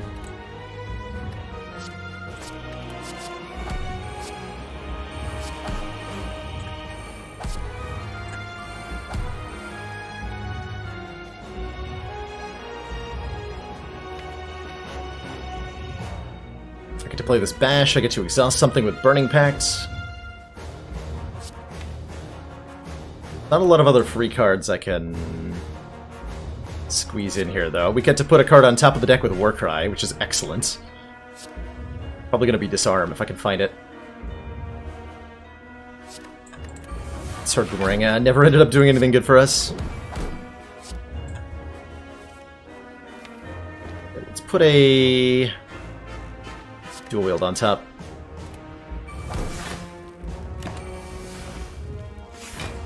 Okay, so we start this turn with 24 block, courtesy of Self-Forming Clay. Let me get more than that. Let's make copies of Feel No Pain. Because obviously. Is 24 Feel No Pain enough? I think it is. So I'm not going to try to cycle and draw more. Probably.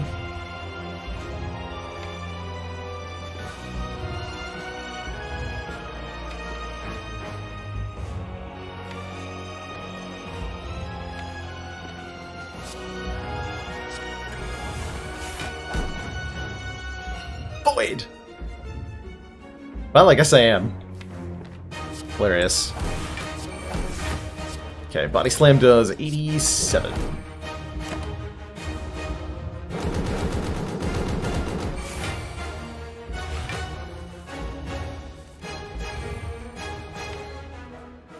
Is it time for Corruption yet? I don't think we're actually playing Corruption in this fight. But we are playing these status cards for 20 block each.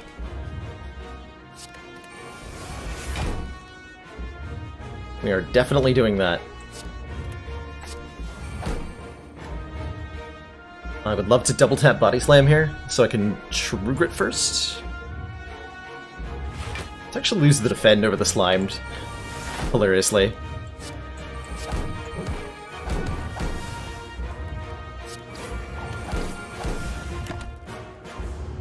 Call that a pretty good turn.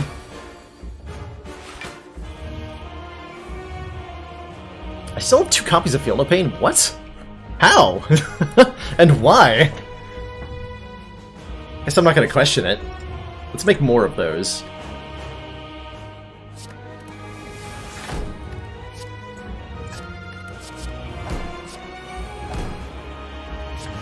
Okay, now... Oh.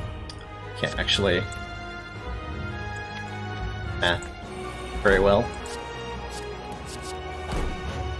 That's fine. Now we have 32 block whenever we exhaust a card.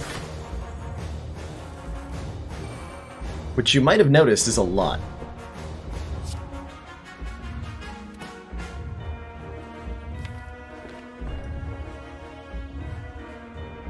Is it time for Dropkick to leave the deck? Is a better question. I think it is.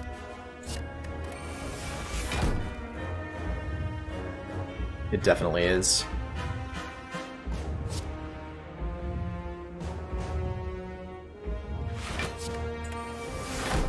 Let's double tap that Body Slam again for another 200 damage.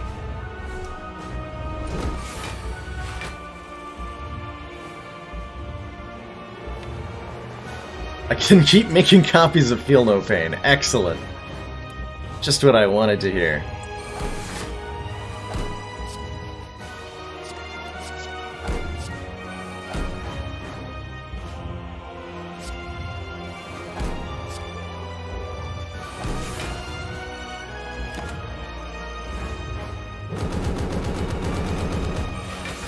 Honestly, I thought we were going to need a lot more health for this. It doesn't seem to have been the case. Copying Feeds is infinite block. And copying Body Slams is infinite damage, and if I copy both of them... then beautiful things occur.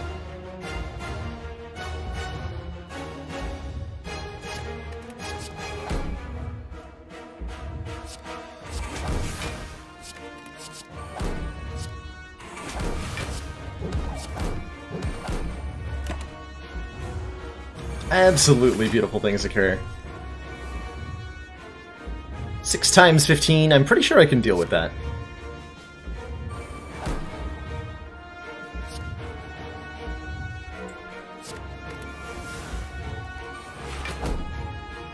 Okay, we can obviously just kill him. But we can do better than that, right?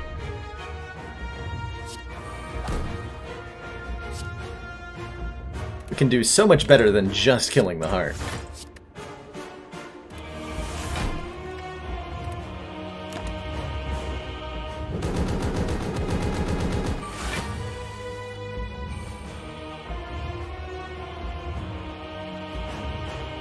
Okay, gotta be careful here. How do I play this properly? Triple feed's not a kill.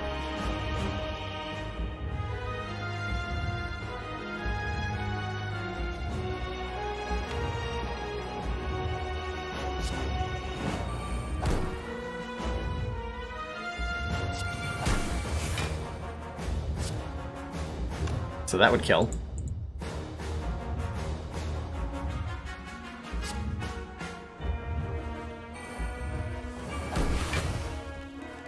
Oh, double tap gets me there. Okay.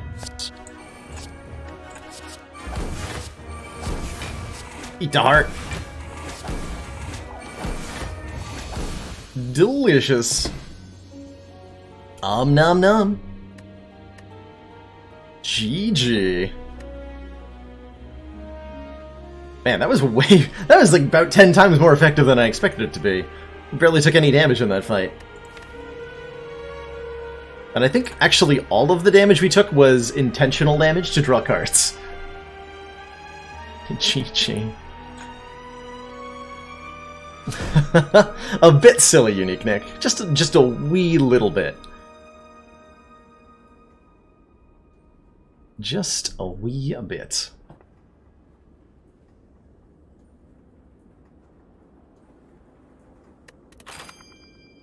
Beta art unlocked? Oh boy. At long last, we got there. You don't think you've even seen a third of that Feel No Pain per turn value? You didn't see me slowly beat Champ by stacking Feel No Pain up to 100 about a week ago, Unique Nick. Can I describe the taste? It tastes, Magicut, surprisingly similar to ranch-flavored shredded cheese. Shocking, I know, but strangely true.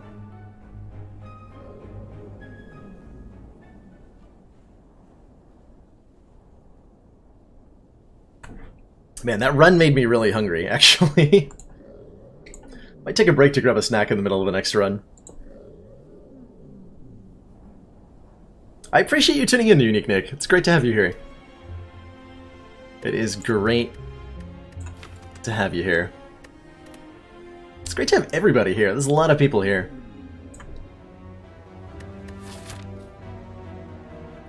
Hexaghost. Well, I mean, I'm just slam picking this button, right? Oh. Oh no. Not again. The bell has tolled. These aren't that bad, all considered. There's no pain or decay here. Or, regret, excuse me. No pain or regret here. So we've got Decay, Parasite, Writhe. But what relics do we get? Are we gonna get it, chat? Or are we going to get the Darkstone Periapt from the Calling Bell? Oh. Now that's interesting.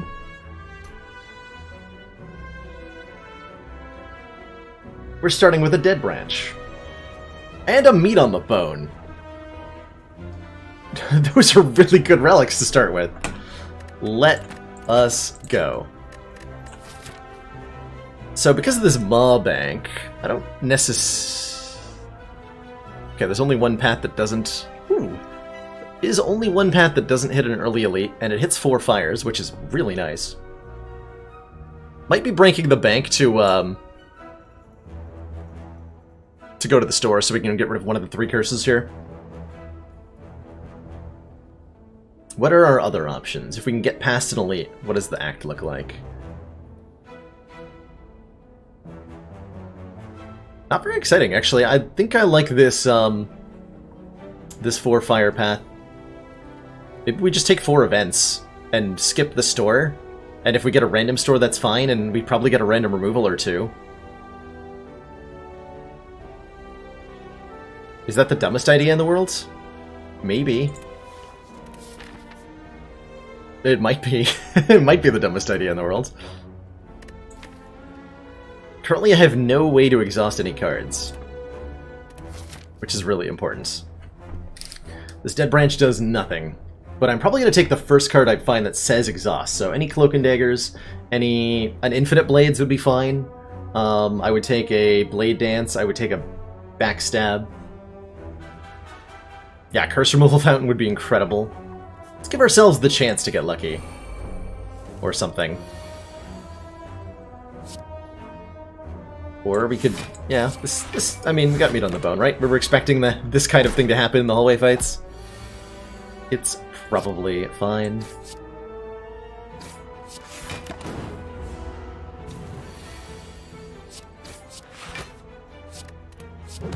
We do have an Ascender's Bane, actually.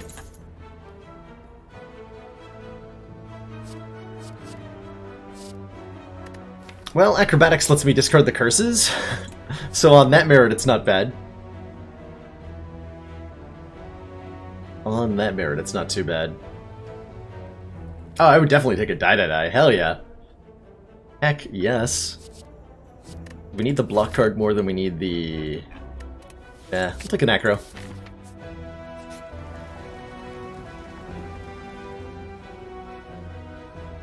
This is the opposite of having less curses. This is more curses. That said, I'm going to take the extra money, because we're going to want to be able to afford a lot of removals this run. Oh no. Regrets have been had. Do I keep digging? I don't think I do. I don't think I can afford to. No! These events are so bad. Hey! We finally got one that's not too bad. I think the Writhe is the worst one. Well, we're definitely not fighting elites now. Unfortunately, I think I have to rest. Let me have meat on the bone. We're doing 2 easy hallway fights. We can get away without resting. I believe that.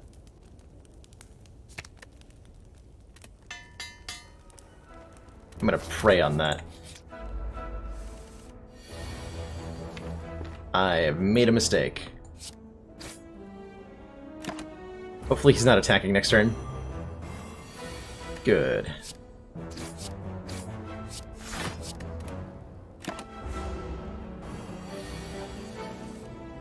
Okay. Could have been much worse.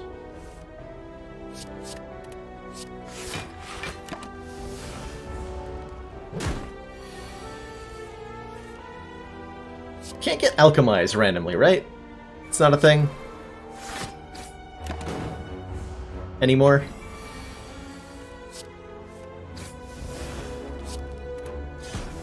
Thanks, Dead Branch. Carried that fight.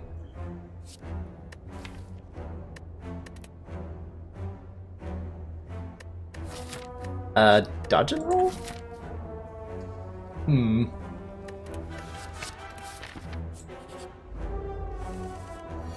Becoming a little bit worried.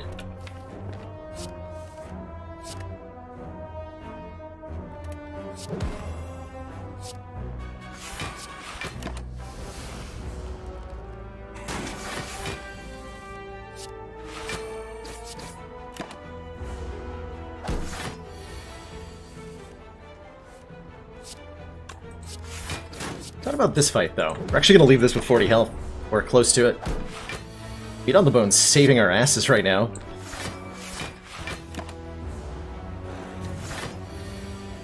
You can get rare cards off Dead Branch, yes. The reason I might not be able to get Alchemize is that a while back they removed all cards that can heal you from the pool of cards that Dead Branch and other random generation sources can create, to avoid situations where it's beneficial for the player to cause the battle to go on as long as possible.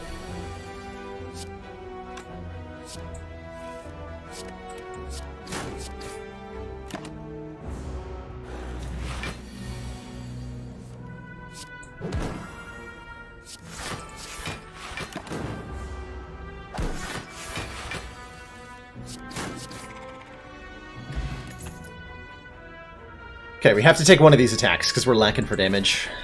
At the moment, I'm feeling the all-out attack more than I'm feeling the dagger spray. It's a little bit more damage, and man, we need a little bit more damage. So I will take that one. Come on, blue candle. Ooh, okay, that'll work. Juicer Bracelet. Normal enemies are no longer encountered in question mark rooms. That'll be nice in Act 2 to look for the Bloody Idol. That'll be nice in Act 1 to get maybe some removal events here. Case in points. We can remove the decay now, if we want to, which we do. We have to upgrade some damage cards. This all-out attack being upgraded to 14 is a significant upgrade. And I will definitely anger the mushrooms. We got Dead Branch, and we got an all-out attack plus. Oh. God, that's bad. Oh no, that's real bad. They are all attacking. Okay.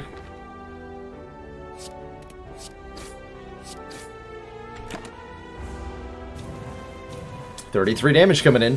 Oh, it's only 30. Alright. If I play the auto attack, you die, which means they go up to 30. Well, so that's a net 0 then. Might as well. This is 10... Oh, I get to kill 2 of them, actually.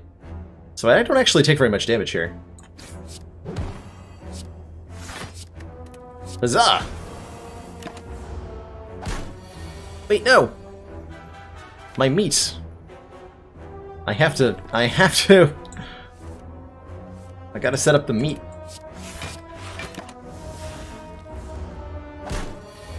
It's worth taking that 5 so that we heal more. Okay, we got an odd mushroom, so when we're vulnerable we take less additional damage. There's a footwork on offer here, which goes great with our all-out attack. However, given that we're fighting the Hexaghost, I think we have to take more damage. I don't believe we can take the footwork and win the Hexaghost fight. Which feels real bad, because I would love to take it. I would really love to take it. A very soft sheep, that's incredible. Triple pain. What were the relics from that, do you know?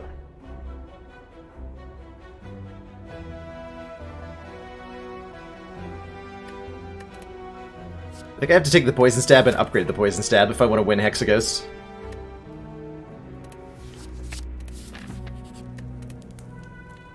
Feels bad. Feels bad.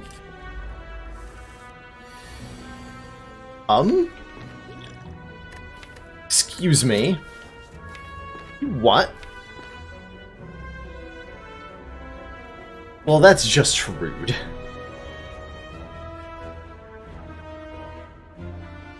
I think I need to save this attack potion for Hexaghost, so I think we're just gonna eat the 18 here. Alright.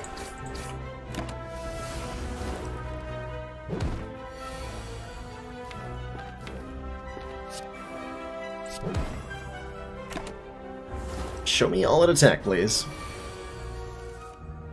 Thank you.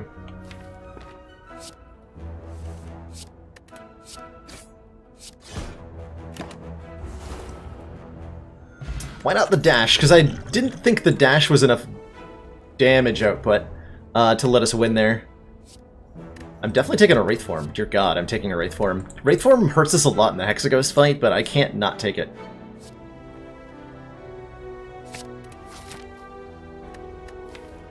Okay, in order to beat Hexaghost, we are going to need a good pull off the attack potion, and I have to upgrade a strike. That hurts. Wraith Form is like the correct quote-unquote upgrade. I don't think we win if I upgrade Wraith Form unless the attack potion does real good for us. Or Dead Branch does real good for us. And we only have one card to exhaust with a Dead Branch.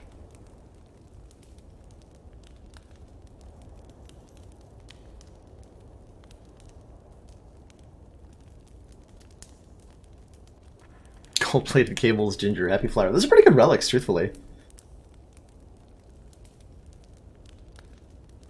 God, I can't upgrade a strike. I'm gonna lose this fight, happily, rather than upgrade a strike. I refuse.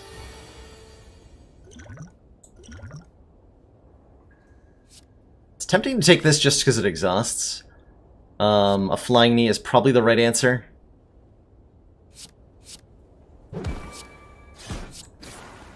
We also want to cycle the deck. Never mind, I didn't want to do that. Evening, Blind Fox! Alright, this has to be a Noxious Fumes or something. Well, it does damage, I'll take it.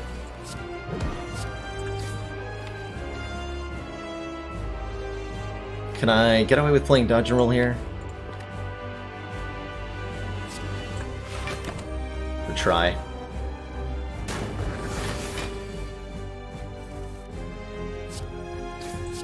But I think we're dead.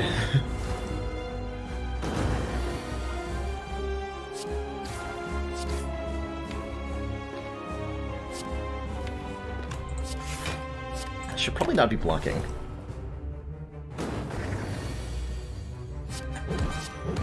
Okay, that was a good turn.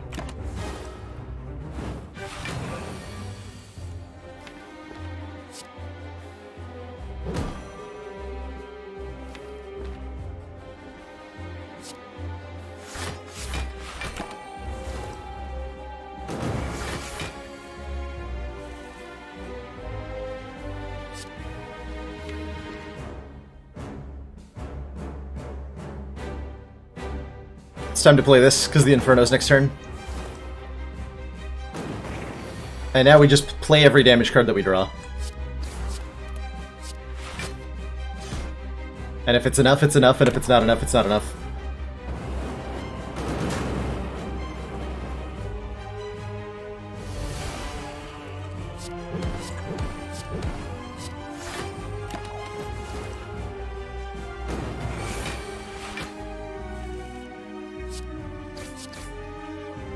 Five, alright.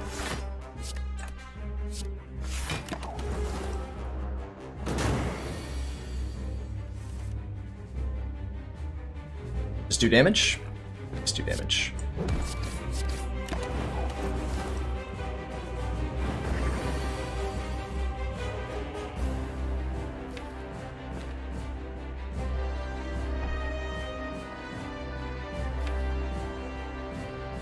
Probably dead. Next turn block. Gain 0 block next turn.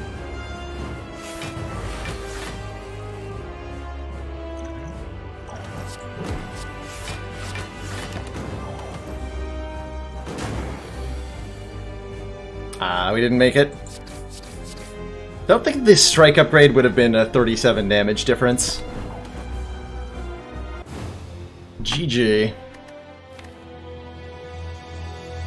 This ultimately had very little to do with our Calling Bell start, and a lot more to do with the cards we were offered along the way.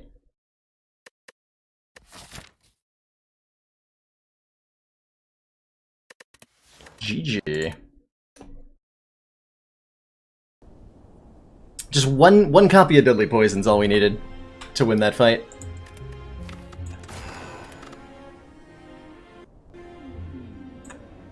I did go all in on question marks, that's true. We didn't get rewarded all that heavily. Coffee Dripper Defect Star, no longer able to rest. Yeah, I see quite a few campfires we can hit to get a bunch of upgrades.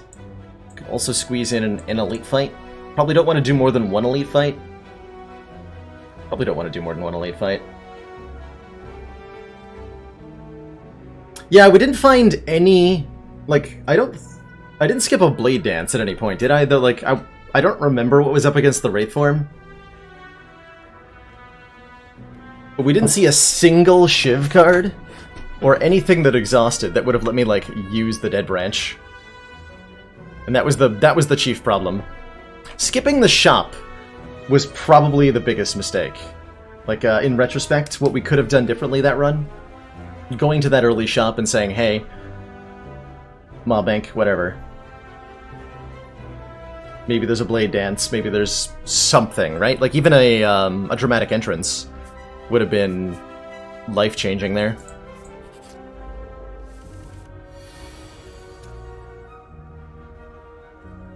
Dead Branch is most definitely good on all three classes. The main reason that having random cards added to your hand is typically a good thing. It's free card draw, which is amazing.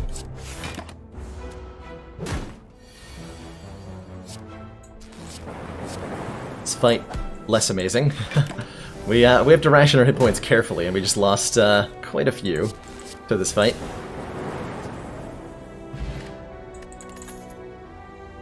Cold Snap is a solid little card, lets us start filling up our orb slots, so I'm happy to take it. Certainly, Beam Cell is less attractive on 4 energy, and Stack is less attractive in an 11-card deck, so let's take the Cold Snap.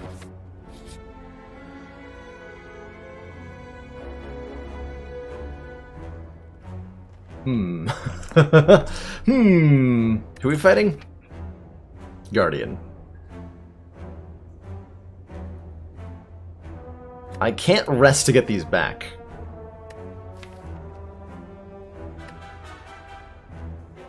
Two upgrades is probably worth 21 health, though. I'm gonna take this. Cold Snap and Strike. Okay, that'll pay for itself. And I can transform... Now that I have an upgraded Cold Snap and an upgraded Strike, I can definitely feel okay transforming a Strike. Although maybe a Zap or Dual Cast transform is better. Let's transform a Strike.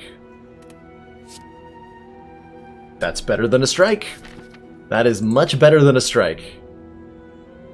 Alright, we might have 33 health and no ability to rest, but our deck is incredible for the third floor.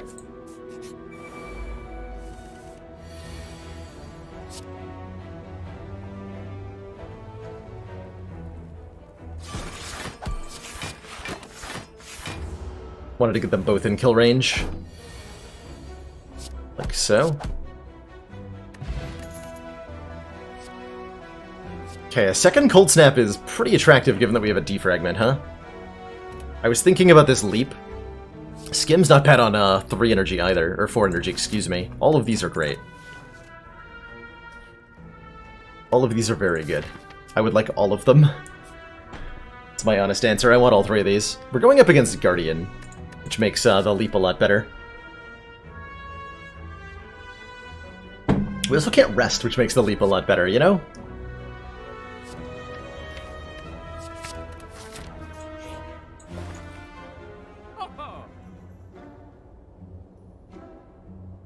Cool-Headed's another way to get that Frost Orb, and it's card draw. That's excellent.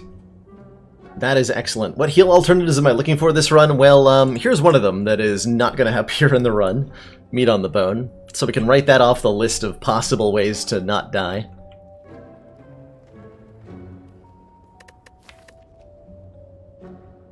Tragically. Can I remove another Strike already? Maybe? The Snecko Oil. My current inclination is Cool-Headed and remove a card. I could remove Zap over a Strike, actually, if I wanted to have a better matchup against Gremlin Nub. I would actually be okay with that.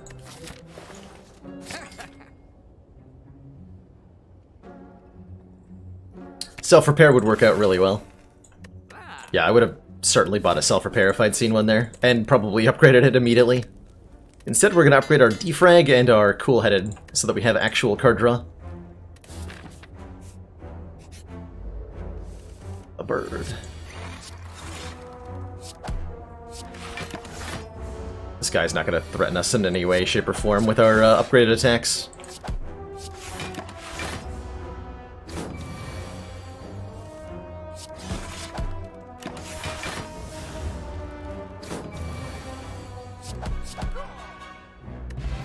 Okay, weak potions, superb. Another cold snap is pretty superb as well. Honestly. So is a barrage. An upgraded barrage would let us fight the elite and be a lot less afraid of him. So we're gonna pick that up. And upgrade it. Rather than the cool-headed that I was originally thinking of upgrading. Ooh, upgrade 2 attacks, which is gonna be the remaining 2 strikes. Okay. I'm down for that. I am down for that. That lets us focus on defensive stuff for a while. I think I'd rather do that than take the Sapphire Key, in terms of how it lets me handle this elite, specifically.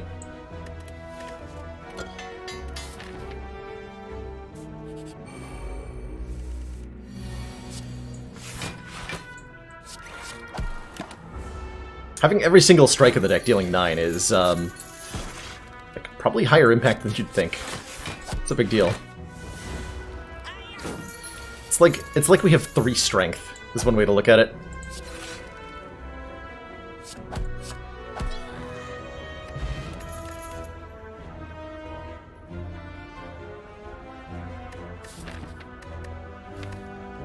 Hyper Beam?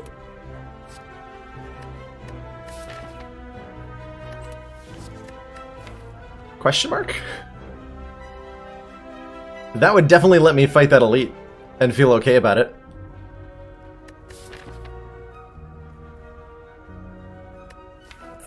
If it's Tri-Sentries, if it's Nub, let's grab it. Cool. Lagavulin, we can get our Frost Orb set up here. I have a pretty good opener here with 3 attacks, but we're gonna try to set up a little bit. Get some Frost Orbs going.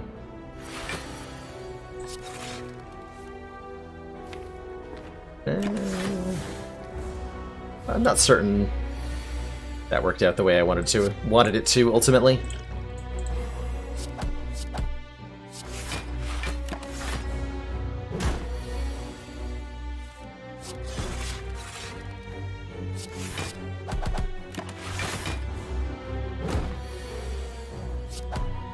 That didn't work out the way I wanted it to.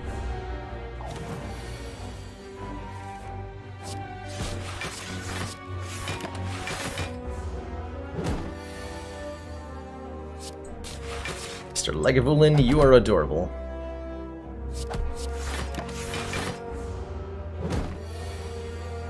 Or anything we can build around a coffee dripper start? Just... You don't necessarily need to find any kind of healing. If you can prevent yourself from taking damage in the first place. The boots. So, Loop is really nice. Sunder is really nice. Hologram is really nice. I think of the 3, given that I already have a Defragment Plus, I want the Loop.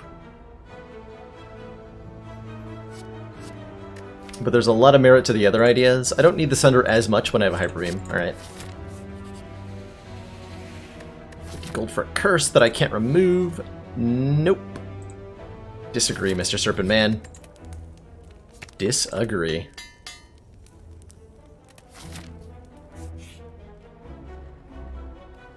Move a card. Feeling better about getting rid of Dual Cast here.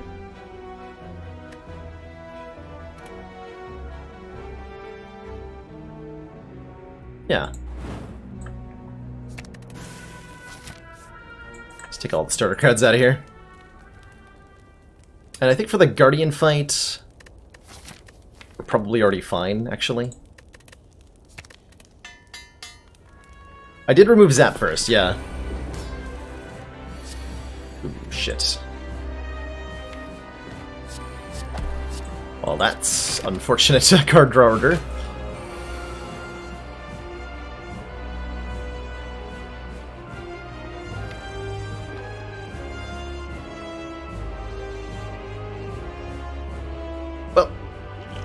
I might have to use the Ancient Potion to block the Hyper Beam down, actually. That's fine. Yeah, that's fine.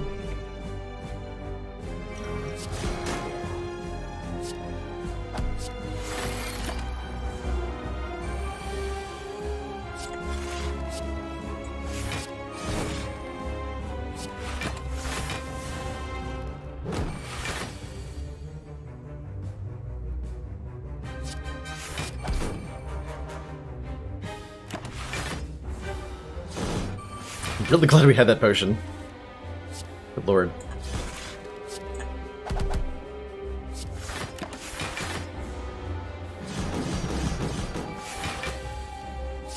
Just means I don't have it for a future fight now.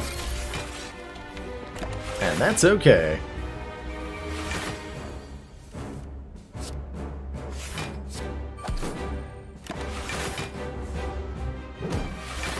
So we actually can't take damage from most of this guy's attacks.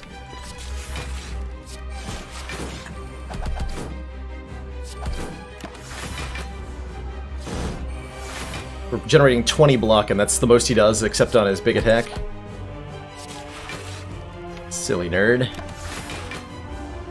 Tricks are for kids. Yeah, that would be a Sunder, but then we wouldn't have the loop, right? I'm happier with this outcome, I gotta say. Boot value. Boot actually cost me damage there, by the way, because it caused him to transform with the first strike rather than the second. That's funny. I should have actually done the math, because I didn't need to lose that damage. Not that it matters here. But we did punt just a little.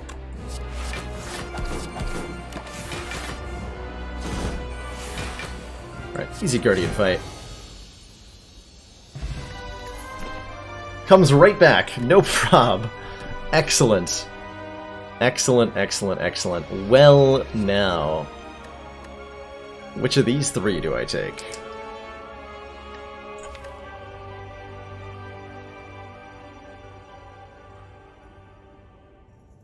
Creative AI is nice for longer fights. We can get it set up relatively quickly. We have an answer for shorter fights in Hyper Beam already.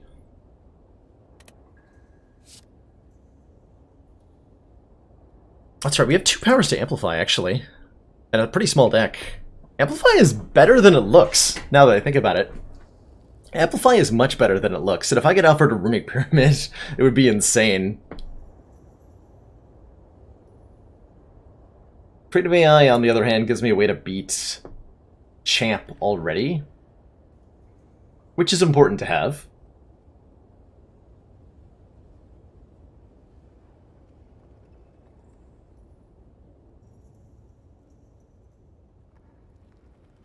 Creative AI can't give self-repairs anymore, Zanarka Wolf, thankfully. Otherwise, we'd be stalling in every fight for them.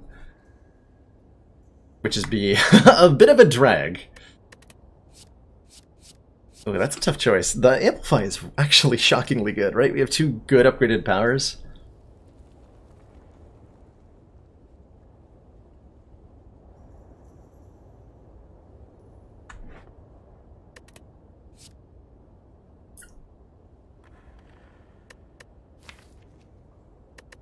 Take the creative. There's our scaling solution. Inserter. Every 2 turns, gain an orb slot. Otherwise, we're taking White Beast Statue or Calling Bell. And I don't think either of those are nearly as good as the Inserter here. Inserter lets me beat, well...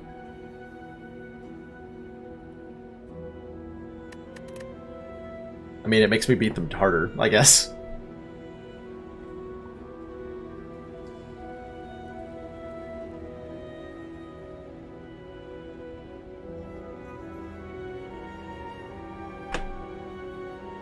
The bell came back. It did. I'm gonna take the Inserter here, I think.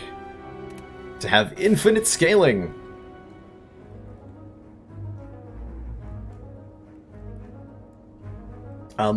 Store? Well, they're over here. Well, we're not fighting this. Ooh. I am forced into an elite. Maybe I am fighting the Burning Elite? It's 3 fires. My other options are actually worse. Okay. Good luck to us. We definitely need, like, maybe 3 or 2 or 3 more orb generation cards in the deck.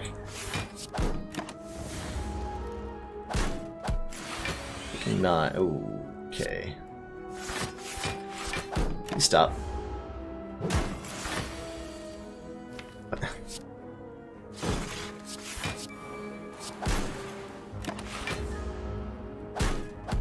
Off to an excellent start with Coffee Dripper, I see.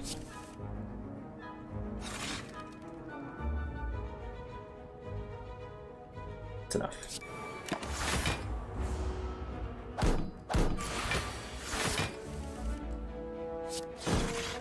I got asked that question a moderate amount, Tinvek, and I can never remember the answer to it. Whether skipping, like, not looking at the store still removes the relics.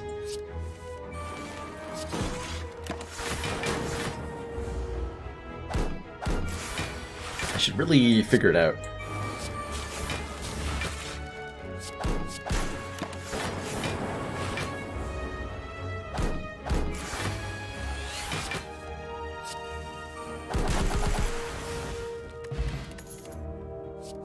That is the card I wanted. Glacier, let's go. That's the one card I wanted more than anything. And we're gonna lose it. No. I think we're gonna trade money for a relic here because there's no shop coming up soon. And we're very much worried about our ability to get to said shop. So let's lose the money. For a courier. Okay, that actually probably paid for itself immediately. I'm down. I am not down for these turn 1s that we're having, though. Good God.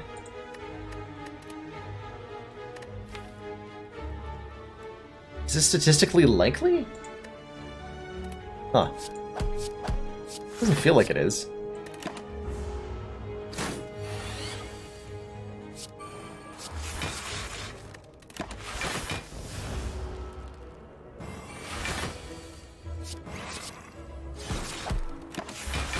Okay, we should be safe now.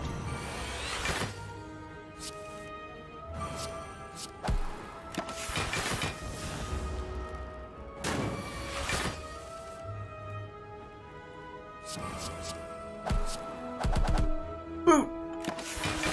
Get booted on.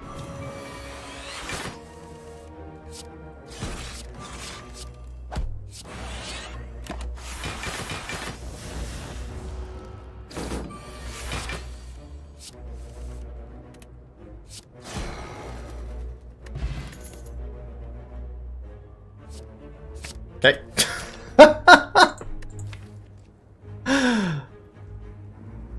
Yeah. Now we can block. Probably.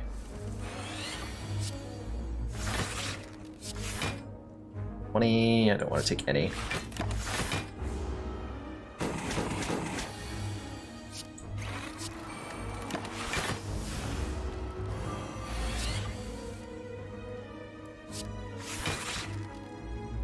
That's still not enough.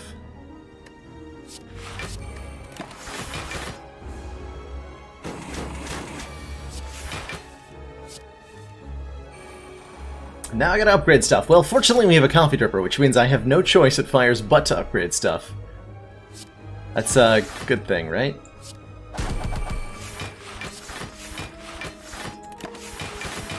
I'm sure glad we have that Barrage Plus with our... I didn't even think about that when I was taking the inserter, by the way. Barrage Plus is excellent here.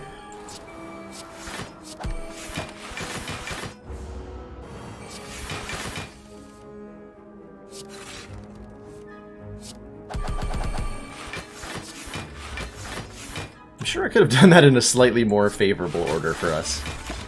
But whatever.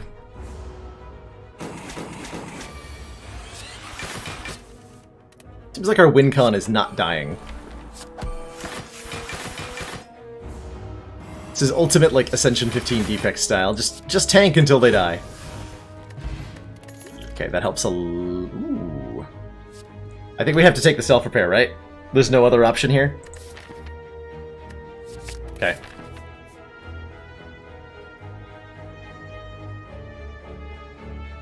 Am I still going to try to fight the Burning Elite?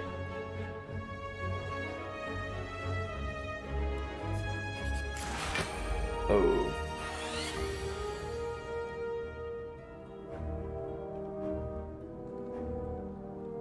Fudge.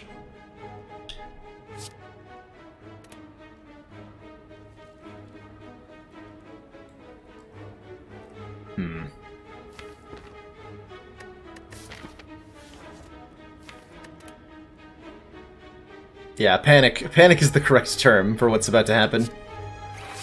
I think we actually need to create AI into an echo form to get self-repair off twice. For this to, like, for us to have a chance of surviving. So we're gonna hold off on playing that. The heart definitely scales too quickly and too hard for a deck like the current one to beat it. So if we want to beat the heart with this, we have to add some kind of better scaling there. Comes 10 to... so currently we're blocking 12, 19. We're taking a lot more than 19. This could be an ancient potion to save 1 health. That's a stupid thing to do. Got a hyper beam we can use that with. Okay, we're completely safe now. So now it's just creative AI, get an echo form, double cast the self-repair.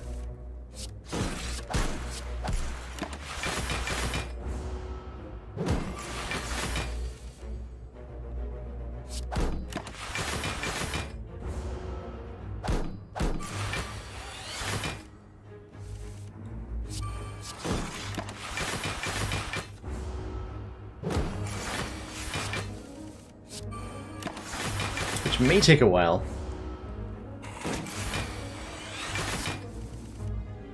Don't want to play that. Press E to E time, ladies and gentlemen.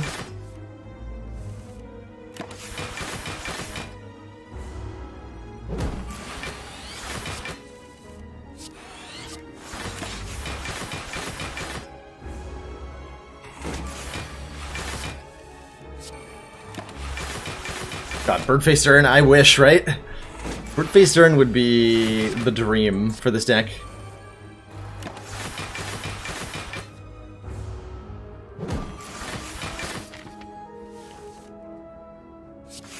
I wonder what upgrade gives us the highest chance of surviving the Burning Elite fight. It's not the self-repair, obviously.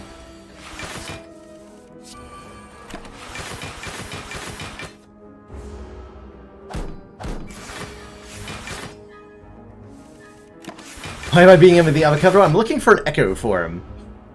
Because it'll give me another 7 health.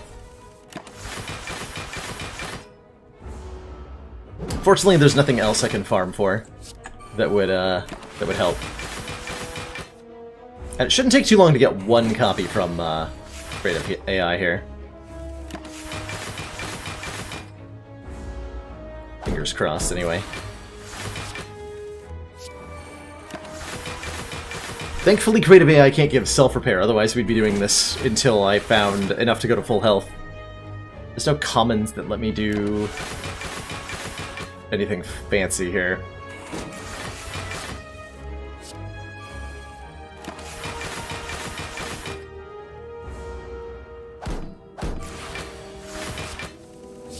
Yeah, we can't get more self-repairs. We can the best we can do is double the one that we have. Given how shaky our situation is, I'm going to do that. Because I think the 7... Oh, there it is. Okay, that didn't even take that long.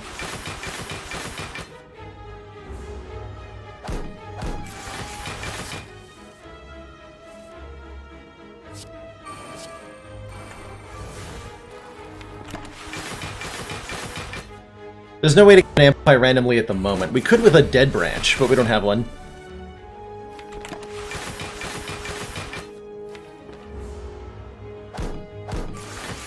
So we just double this up. So we heal 14 at the end of the fight, and now we just go crazy.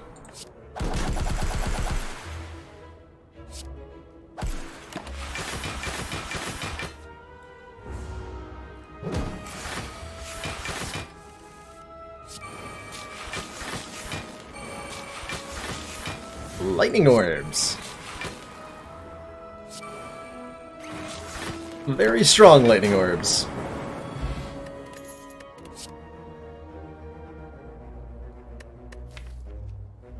Mixed feelings about these cards. Do I take and upgrade a Go for the Eyes? Is a question, I suppose. Nope, we can't get more creative, more self repairs off the creative AIs, thankfully, Meggers. Otherwise, yeah, we would have been there a while. And the power potion couldn't have given one either.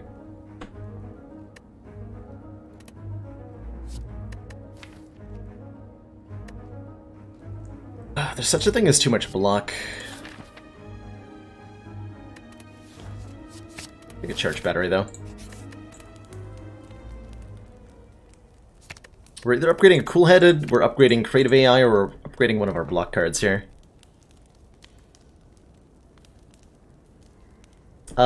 Feed, alchemize. Those are also off limits from being randomly spawned. Trying to think if there's anything else.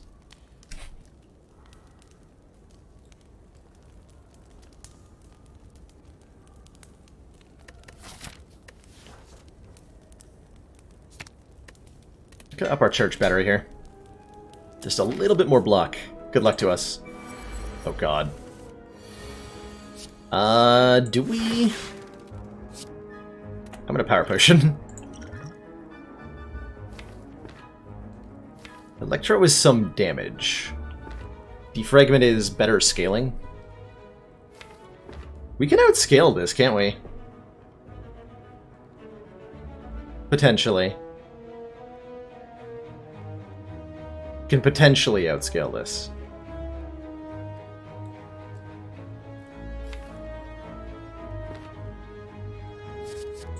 The defrag. The self-repair down now so we don't redraw it. Oh god, it is metallicize? Oh crap. We might be dead here, by the way.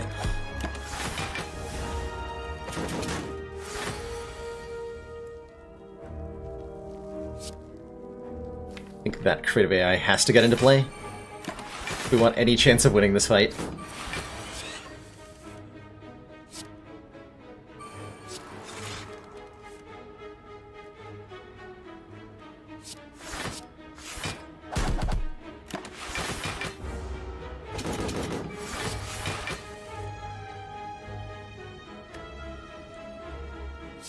I'm gonna play that.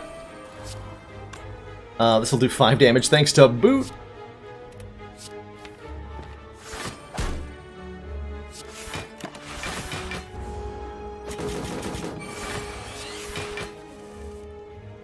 We have scaling! Haha! Got him! What is optimal boot value? Optimal boot value is strike verse.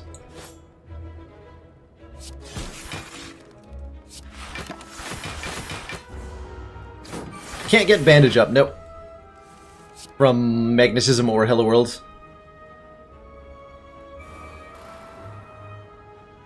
That's enough block, right? 7 times 6 is 42. We're currently at 40. No, it's not enough block. That's not good. I think he's outscaling me. But static discharge will be very important here. When I eventually play it.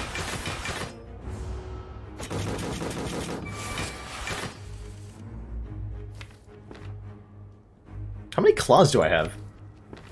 3? What? I have 3 claws.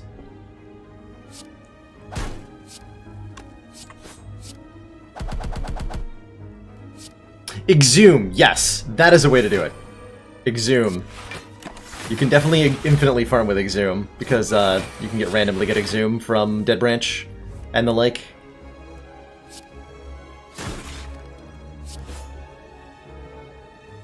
Let's see, this is 40, 50 block. This is... math? The hell is 7 times 8? I'm not in 5th grade anymore, I don't know this shit. 56. Okay, so we need to block for 6 more. I think we're there. We actually outscaled the book. Shockingly. Don't ask me how, but we did that. Okay, good fight. Prayer Wheel. Normal enemies drop an extra card reward.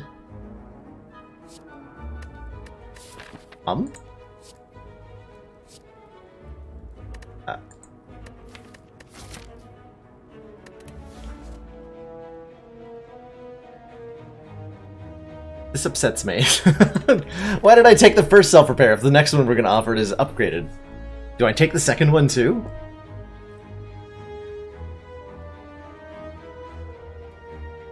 Two seems like too many. But at the same time, seems like we can heal the full in almost every fight, so...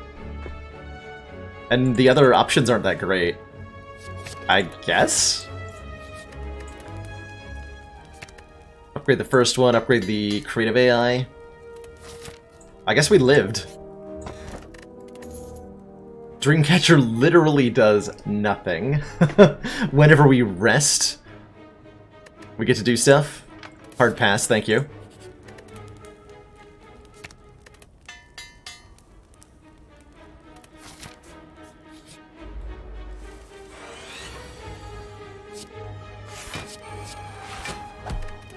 This cultist is a little scary. The Chosen we can outscale. Just like everything else.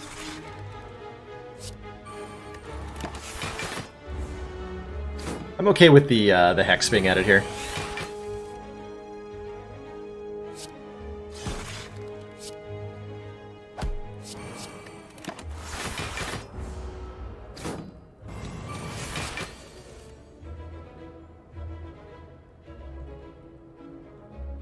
Can't kill the bird. This is 20, 30 million. I think that's enough.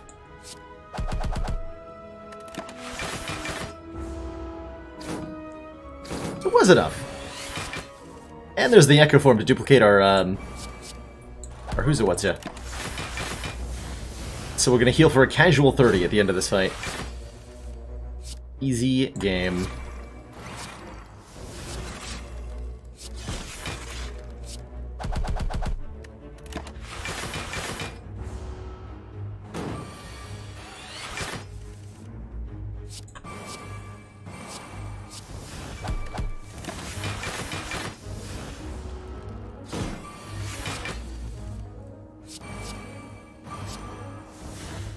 Yep.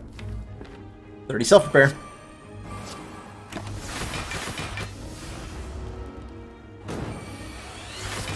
And now for more powers.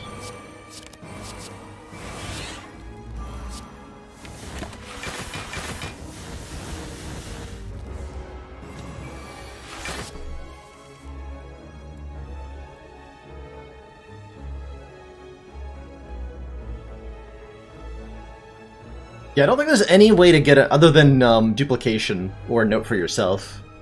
Ways to get more than one copy of Bash dual cast.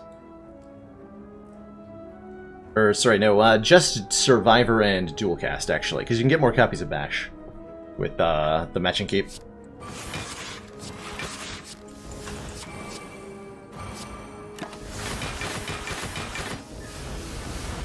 Well, this fight seems to be going at a glacial pace.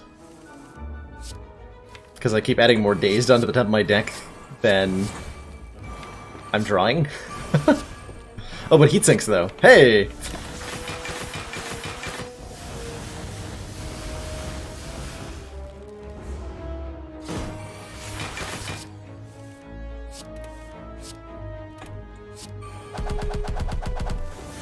Rip. Took 69 health. It's already upgraded. I guess I should take a Blizzard, huh? I'll take a Blizzard. And do we want that FTL? Probably not. Because we're often having an Echo Form from Creative AI, and Echo Form and FTL don't interact very well. They don't. How do I feel about events?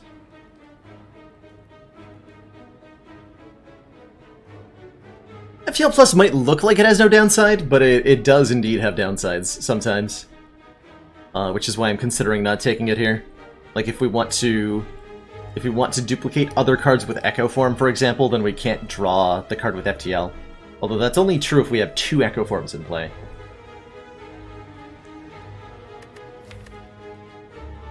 It's a nice little bit of damage. If we draw into it with Cool-Headed, it also, for example, does not get the benefit if we played other cards. Doesn't have no downside. It has very minor downsides, but not none. We're gonna pass on it. And we're happy, I think, to gain 5 max here. It's not like we can't just get it all back from this hallway fight. Oh boy, can we ever get it all back from this hallway fight. Let's frickin' go.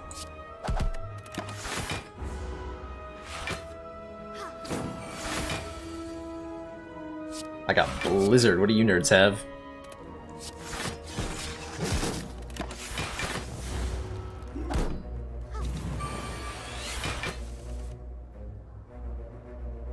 How many hit points are we missing? We'd go to almost full if I just played both of these right away. Although we are taking 1. Go to 68. Well, I could duplicate 1 of them to go to full.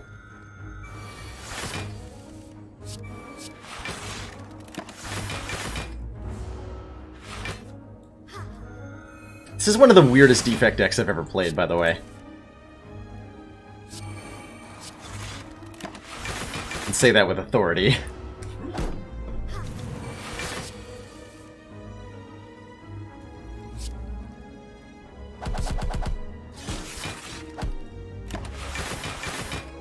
Could have killed him there. Why did I choose not to? The world may never know.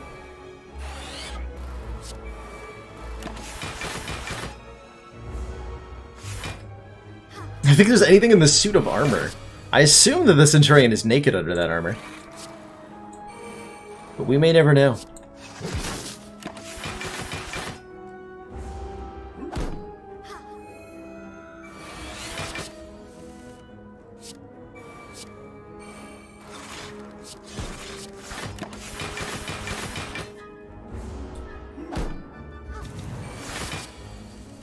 Okay, 4 creative AIs. That has to yield a relatively swift Echo Form, right?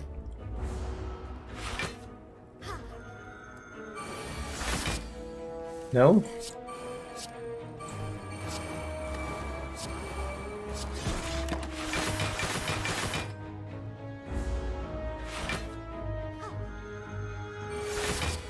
There it is.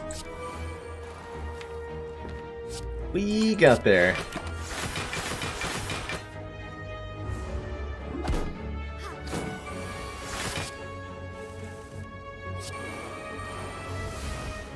Alright, let the murdering commence.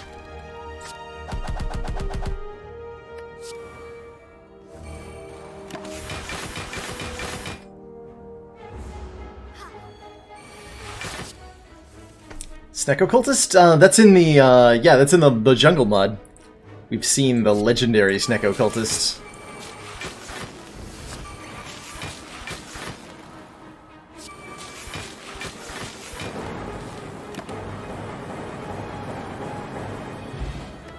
Focus Potion. Yeah, I needed that. I will definitely take another yeah, I mean, more Barrage, more Glacier, let's go. Let's go. Do I take a Core Surge?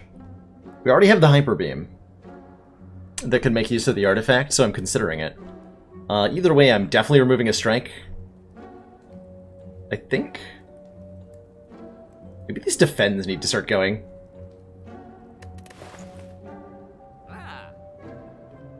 Impatience is interesting too, huh? A little bit. Yeah, Core Surge is good for Bias Cognition, which we are almost guaranteed to get at some point from a, from our creative AI.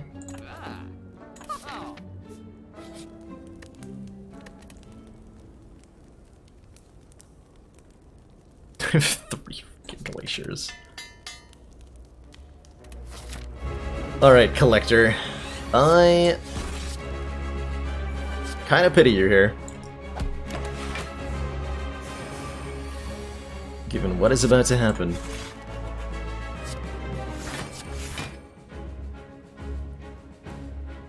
Actually, really glad we have a blizzard. What is this? Way too much frickin' damage?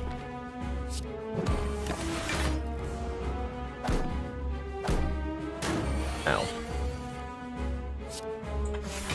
Please cease your nonsense. Thank you.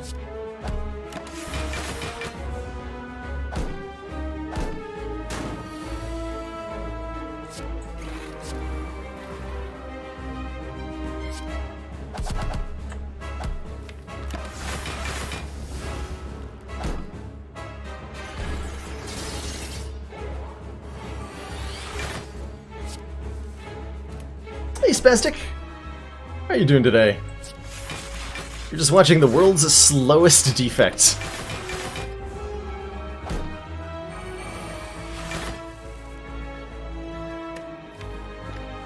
Yeah, we had one strike upgraded from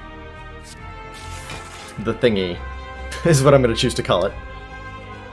The thingy happened. You know what I'm talking about, right? The thingy?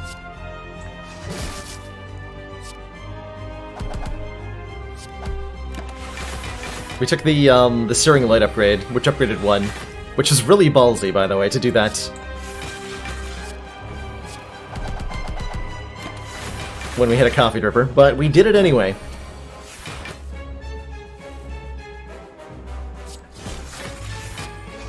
It's getting a chunky blizzard already, nice.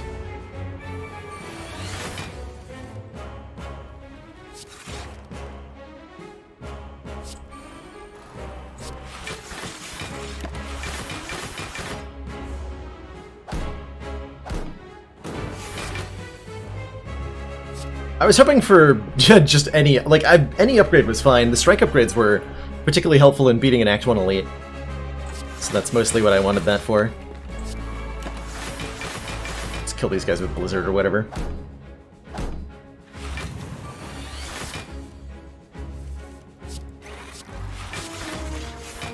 Hooray for blocking. How are we gonna heal the heart?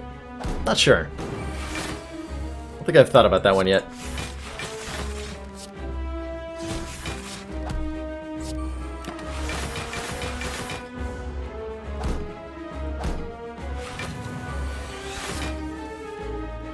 $66 damage? Oh. Oh my.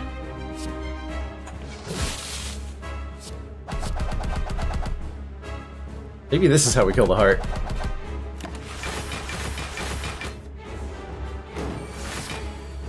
Consume would actually let me kill the heart. God, would it ever. Alright, smell you later, Collector.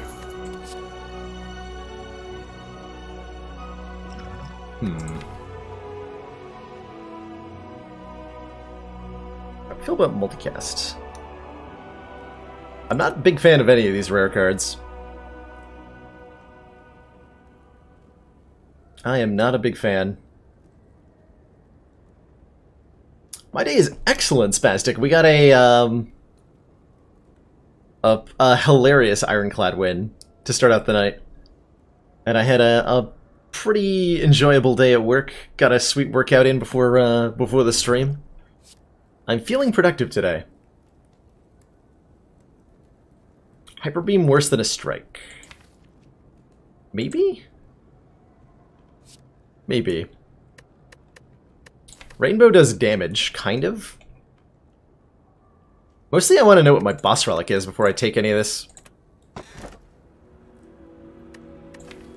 Pandora's Box? Transform all strike and defend cards. Hey, thinking about that real hard. Getting rid of all these garbage defends when we have 3 glaciers. Seems pretty good. Bailorbot works here on the channel. I'm home now. But I assume you got booped by the autocomplete. I work over at a college near me, managing their chemical stock rooms. So I set out, I prepare chemical solutions for and set them out for chemistry labs done by the college students.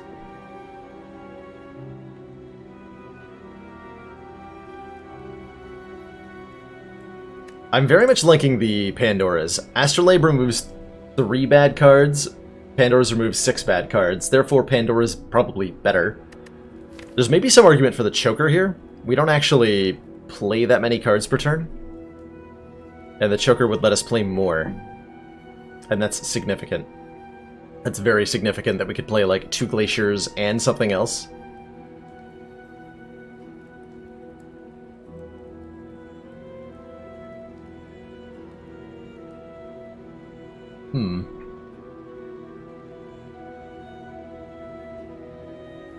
But I really don't want these crap cards in my hand, so I'm going to take the Pandora's box.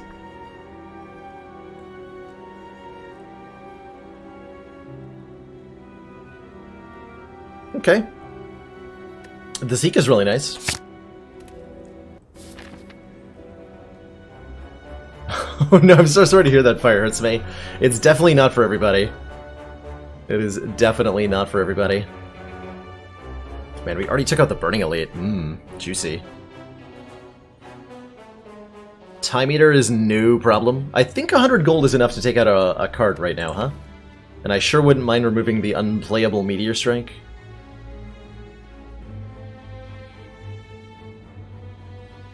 I think that's our first removal. With 3 barrages, we now have a plan to kill the heart. By the way.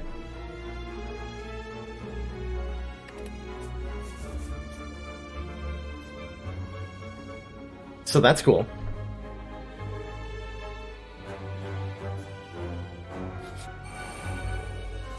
This fight, however, is not cool. At least not right now, it's not.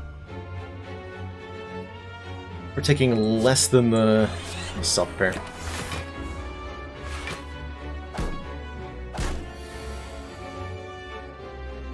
Damn it.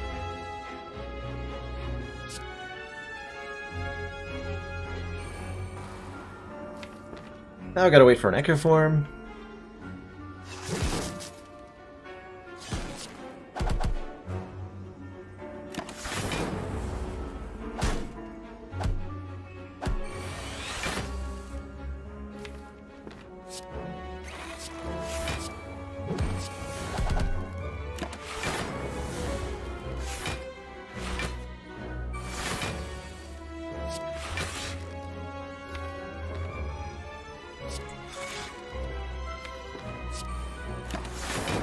Okay, we'll be fine. We'll be fine. No longer in the sciences. Yikes. I've tried, when I've, in my teaching experience with chem, as I've done teaching as well, I've tried to make it a little bit more manageable. It does seem, at times, like chemistry classes are designed to be as counterintuitive as possible. Which is always bizarre to me. There's no need for that. Hey, Displacer! We're having a good time tonight. We're trying to figure out how to make this defect work. They are a strange individual.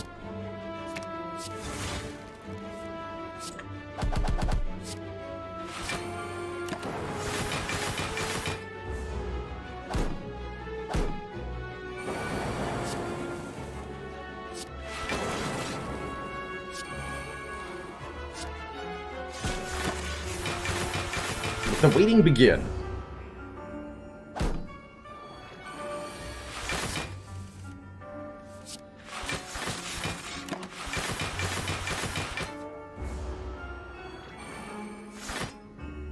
And I do apologize for all of the stalling we have to do in this run. But I'm really curious as to see if this can actually win, and I want to give it a good chance of winning. So that does mean,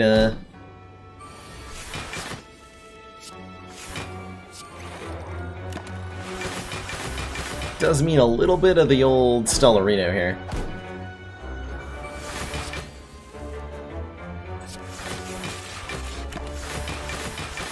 tragically. It's 10 hit points if we get an Echo Form.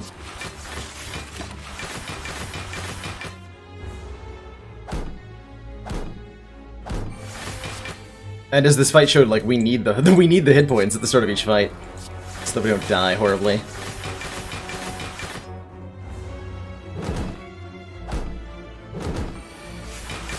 Finds you have dolphin runs. Is that a good thing? I guess is the question. Is that a good thing?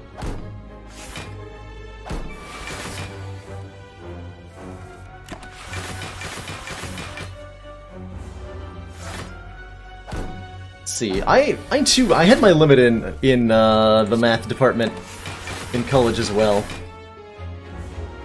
There was a honors math course. There's the Echo Form. Okay. There was an honors math course that I ended up taking that just completely blew my mind, and not in the good way.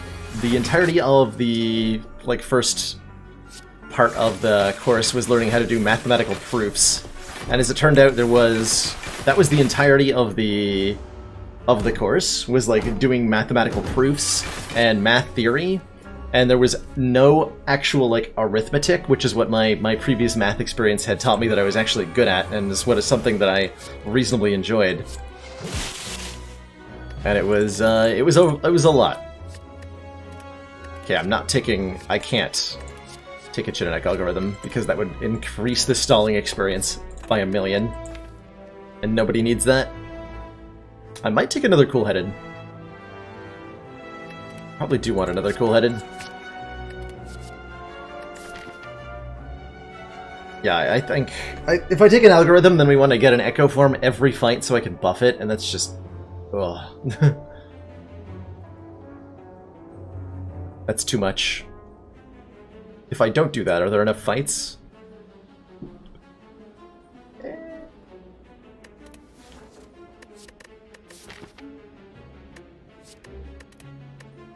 I would take an upgraded one.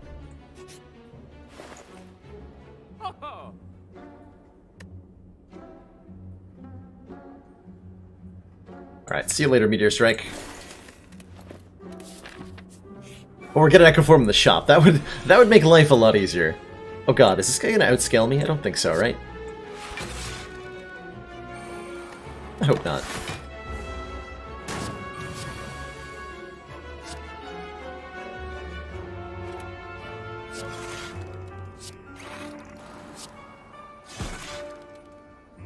Play the other self-repair.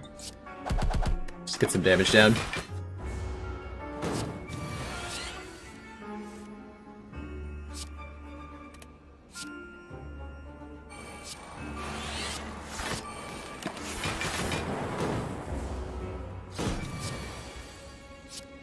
Storm number 2.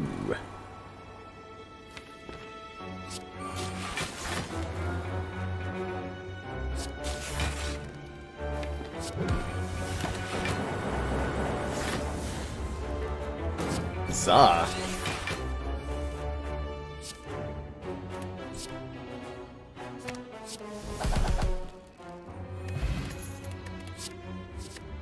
Okay, I think barrage number 4 is too many, and we already have a capacitor, right? We don't need an upgraded one, especially not with an inserter.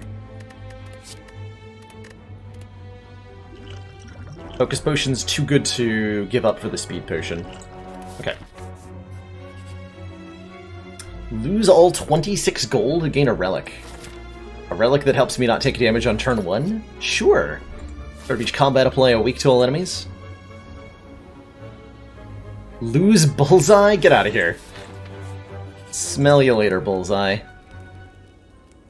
Thanks for the free removal, hee hee.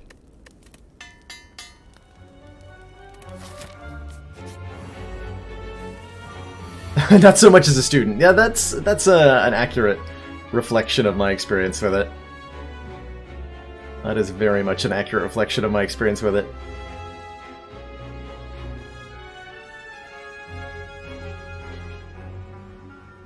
Yeah, it's all about the philosophy of math, and if I wanted an actual deeper understanding of math, I think I would have really enjoyed that class. But at the time, I cared more about being able to do math than I did about being able to understand math. And I think that is still true, to a significant extent. Alright, we just want to get all the powers in play. So let's seek all the powers.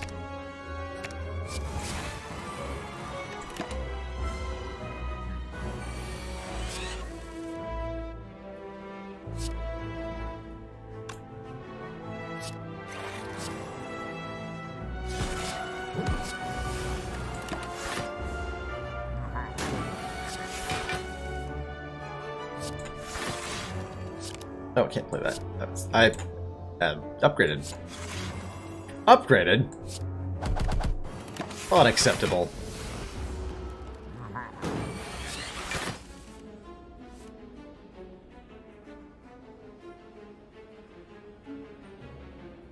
Oh, that's super reasonable. Like, wanting to understand in deeper detail, I respect completely. And that's how I feel about most things.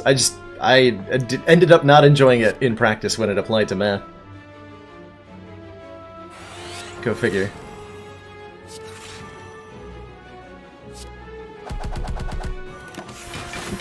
Yeah, I'm pretty sure I can get to 70 block per turn really quickly here.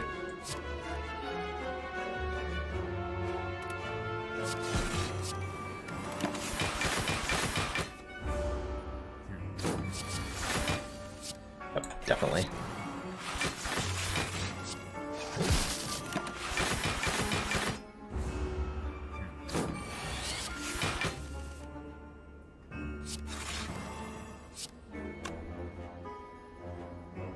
Don't want to play Electro yet.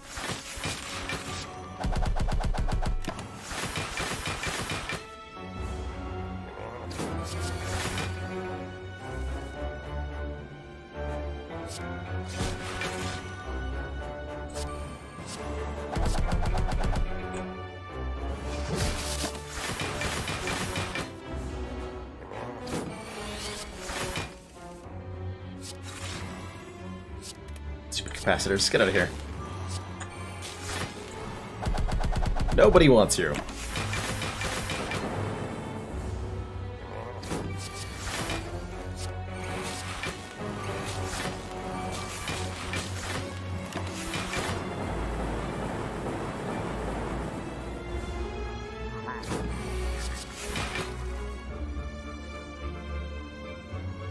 Wait, what? 1 plus 2 plus 3, etc. come negative 12?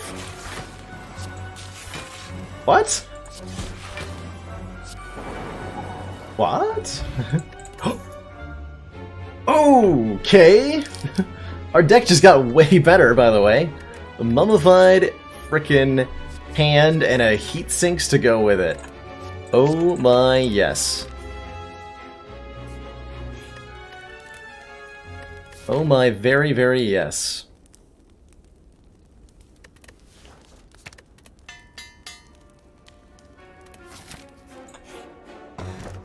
And a toxic egg, so if we add any more skills, they're upgraded.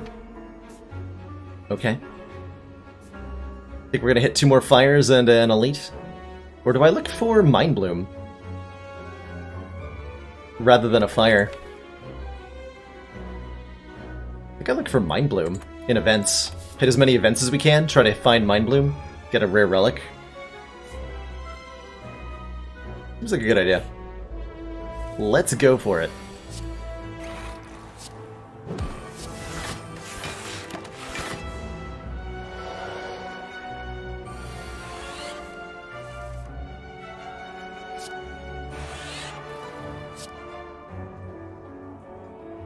Hello, yes, I would like 1... Heatsinks and loop, please.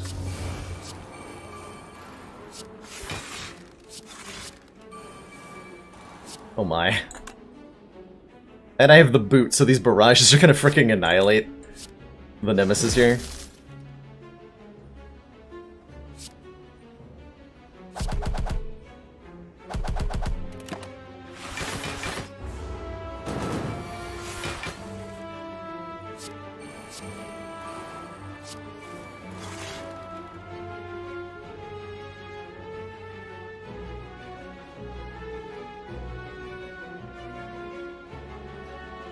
Well, yeah, it wouldn't work if you stop at any point, but the whole point of an infinite series is that you're not stopping. Right?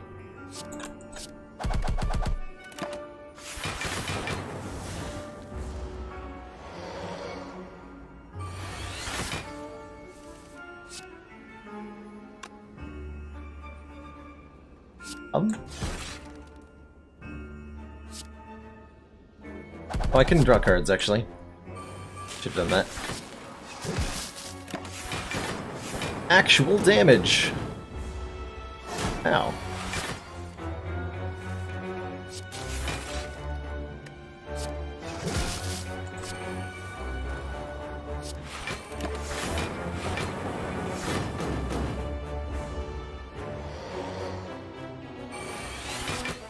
What's my favorite math fact? You got me wondering. We're not fighting Awakened one? I'll take another one. Sure. What's the worst that could happen? He said, inviting disaster into his home.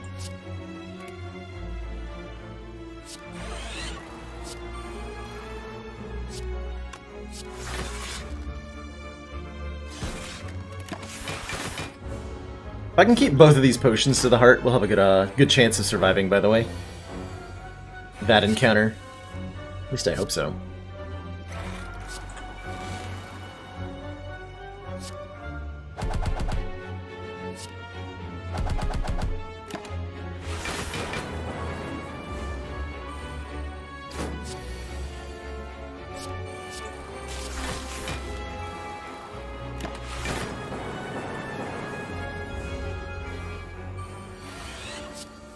Oh, four-dimensional shapes are really fun. As well as any kind of, like, tesseract or tessellation. Anything with the letters tess in them. It's usually pretty solid, math-wise.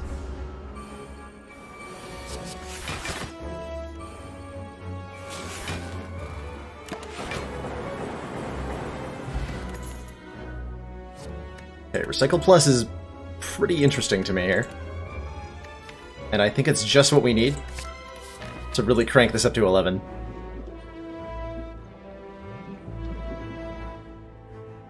Max. Ooh, I think it's time for Hyper Beam to go away. We haven't played it in a long time. We have not played Hyper Beam in a long time. Smell you later, Hyper Beam. Thanks for the 10 hit points. And now Transient murders me.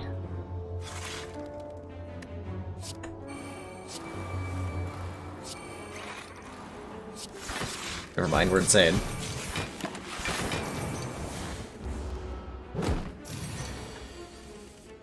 Just the sheer value that is, mummified hands.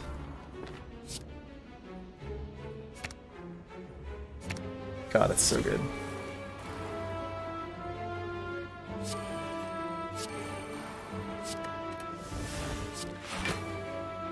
Dear Lord. This deck is insane now. Can I kill this guy?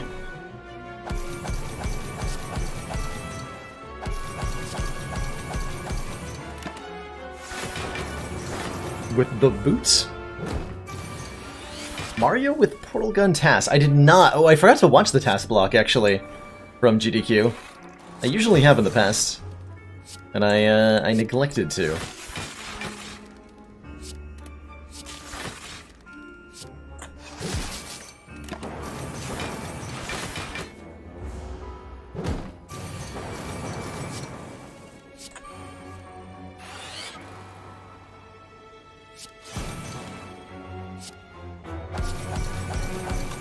Wait, I can do more damage than that, right? No, I can't. Okay.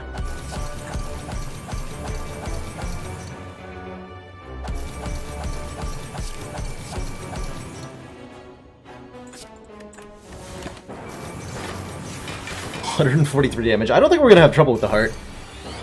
I thought we would. I am no longer worried. This mummified hand spode things up so much.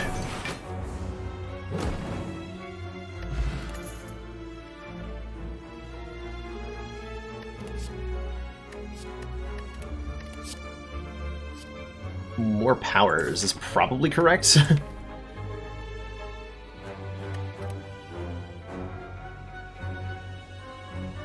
More powers is probably correct, right?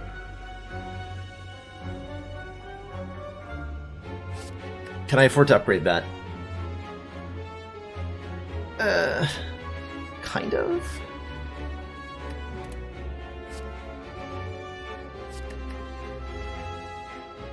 Speeded. Speed-eye. Spoted. I think we're going double focus pot for the hard fight. That feels correct. I think I also am taking this loop. Come on, Mind Bloom! That's not Mind Bloom, that's lose 4 max hit points. Aw. Rip Mind Bloom.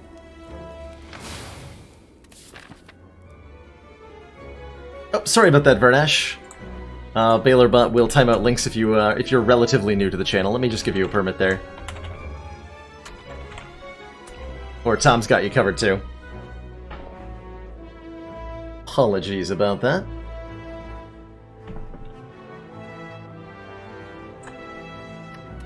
Alright, we have 80 health, 2 focus potions, and a really weird deck. Let's see how it goes against Time Eater.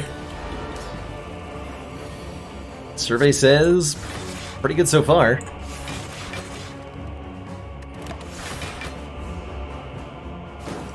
All company.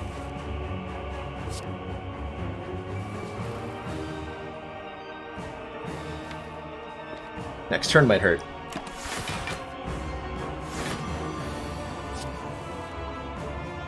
Yes.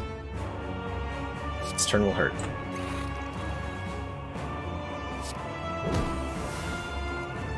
I don't think I want to be playing attack cards. We just want to get ourselves into our defensive position as quickly as we can.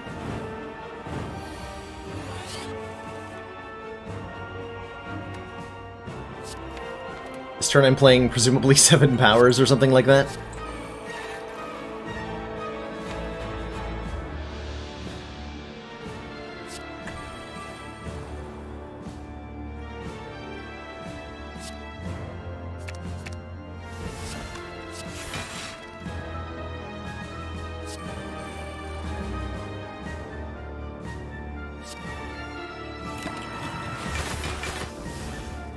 And I think we're there already. Ooh, I get to bias cog because we have an artifact. Okay, we just win. Alright, we just won the fight. Cool, now I can make sure that I can get an upgrade next act by going to full health here. Let's start removing cards that we don't want.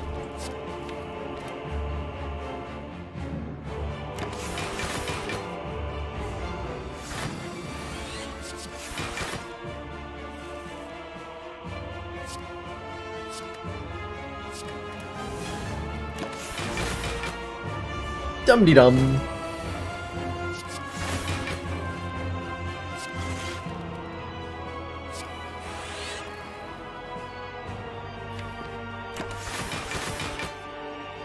Hilariously, I'm going to do the Echo form into self-repair thing again in this fight. Although we can get it a little more naturally here.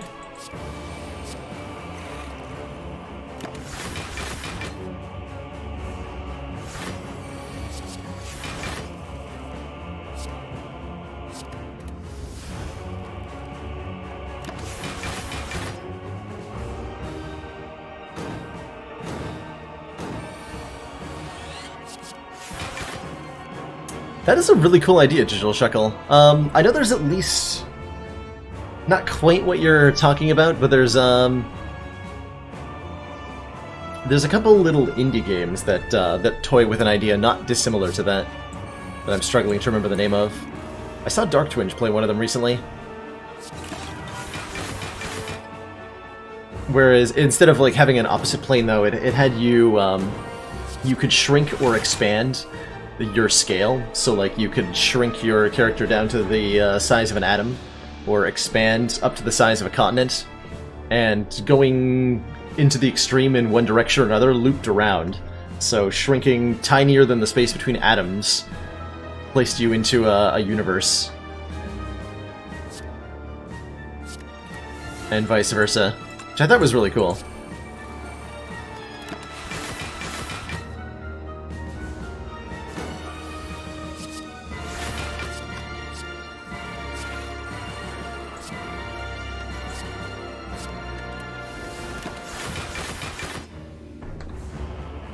I'm thinking of the game Everything. I believe I am. That sounds like the name of the game, Miasma. Well, that sounds like it.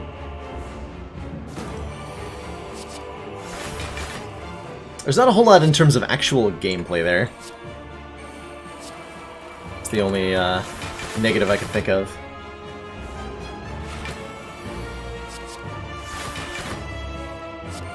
Is it gonna be this way, Time Eater? How angry can we make Time Eater get? That's the real important question. How angry can we get the slug? See you later, Rickon. No worries.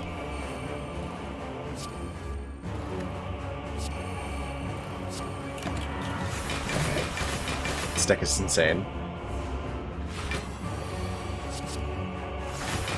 Where the heck is the Echo Form, though?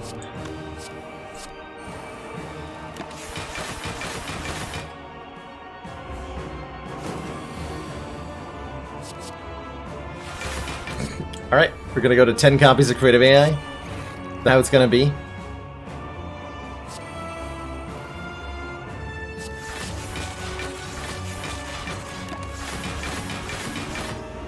That's how it's gotta be. There it is.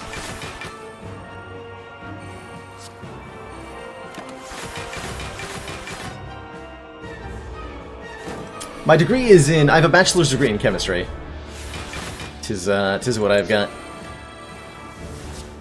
It's not gonna get double cast. Derp.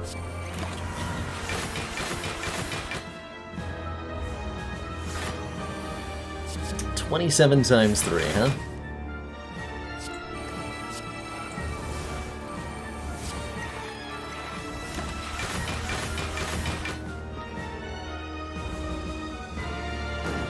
I am indeed a bachelor. I live in a bachelor pad, too.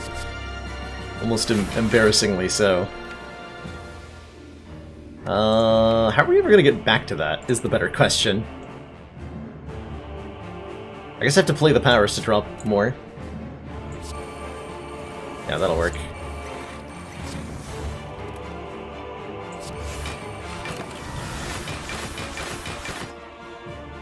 I didn't think about this part, the part of the... I can't draw any more cards.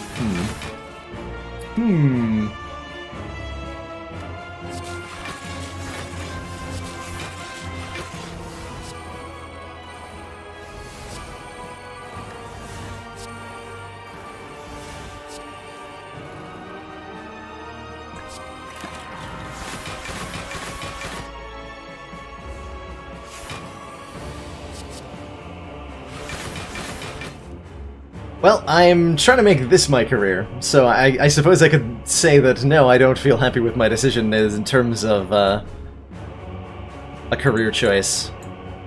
Chemistry is not what I want to do with my career for a variety of reasons. There's a lot of health concern for me when it comes to like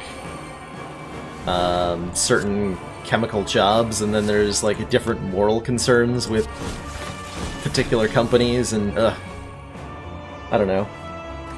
It was something I was good at rather than something I wanted to do, and I made the mistake of letting myself believe that those were the same thing when I was in college. So I'd say I'm reasonably good at chemistry. I don't particularly enjoy it, though.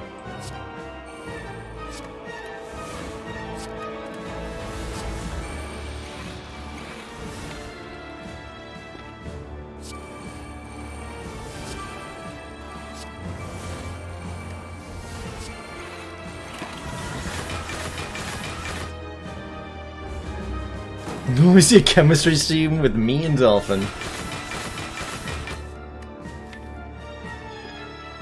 Dolphin, contrary to popular belief, doesn't even have a degree in chemistry. False advertising. He does have like 3 other degrees though, so I'm not at all knocking his education, to be clear. Dude's got a lot of degrees. There's the self-repair. Okay, we're finally done.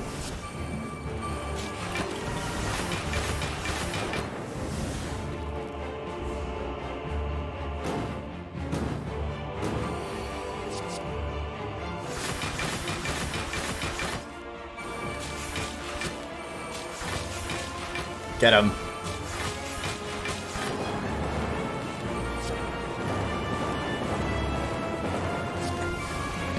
Okay, good fight.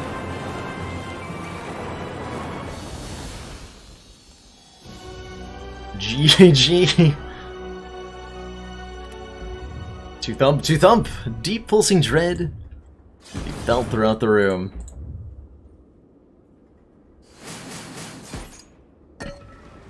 Okay, that was probably the last fight in which we'll pull our punches. We are deeply afraid of the elites. And pretty afraid of the heart, too.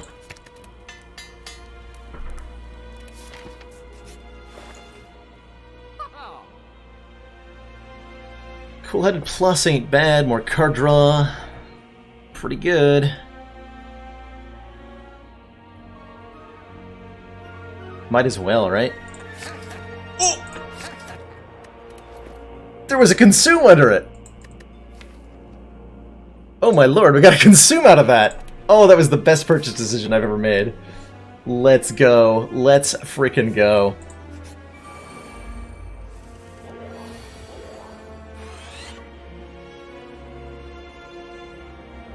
On second thought, let's not go.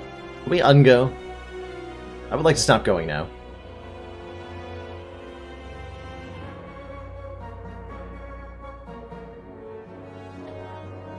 By self-repair creative AI, I can guarantee that I can play the Glacier if the self-repair doesn't hit it. By playing the Core Surge. And the Barrage.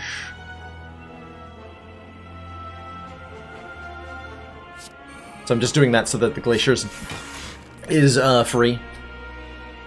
Do I maybe need to be using my Focus Potions here? Or one of them here? I'm not sure.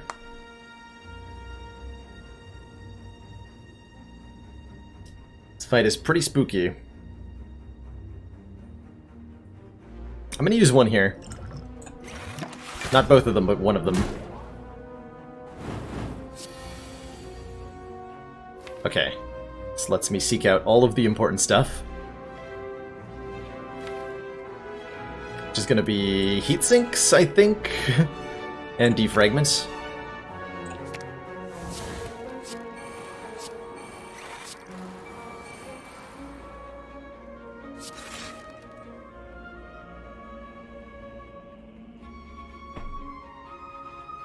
And now we're in reasonably good shape. Probably. Do I keep playing powers? 10 times 4. If we play Consume, we go to, not nearly enough block? Okay. But if I play Charge Battery Leap? That looks a little better. That's 18 plus... That's still not a full block, actually.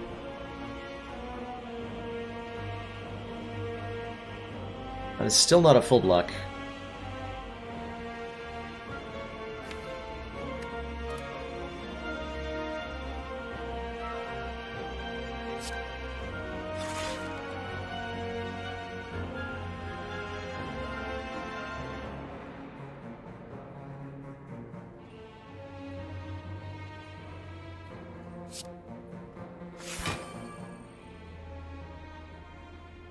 Okay, Artivore's currently proccing. I'd love the extra energy next turn. I think we can actually self-repair back up to full in this one. Maybe not quite.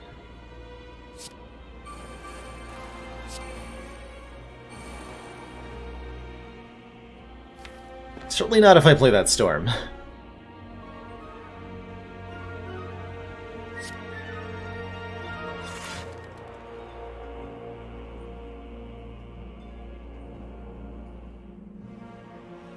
Recycle that creative AI.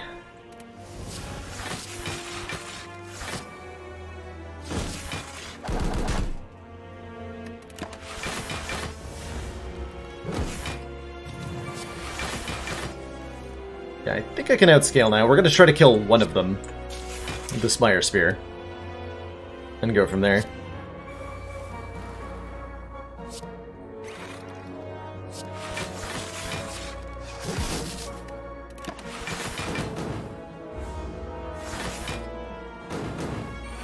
$78 without Echo, okay. Noted.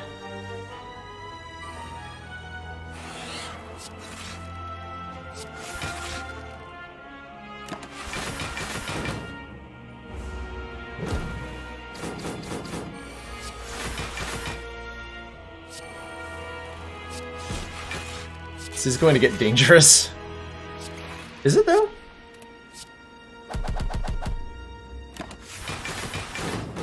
I'm not convinced. If we can stop the flow of burns, actually, this will be fine.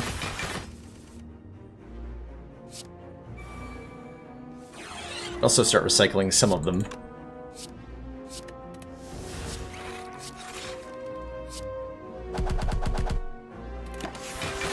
Yeah, I think we're totally fine.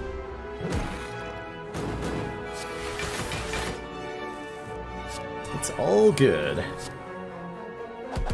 Oop. Actually didn't mean to play that. Well, whatever.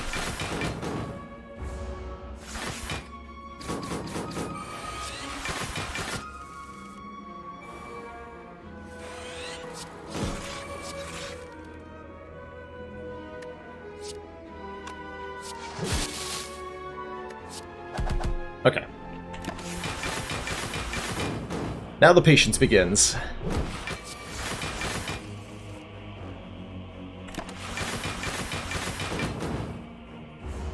So we're going to 70. Yeah, we're only getting 4 hit points out of an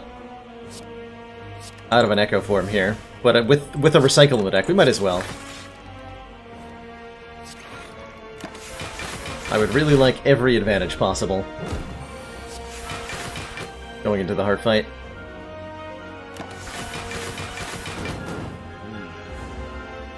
Hey, Safety Orange. Cheers. How you doing today?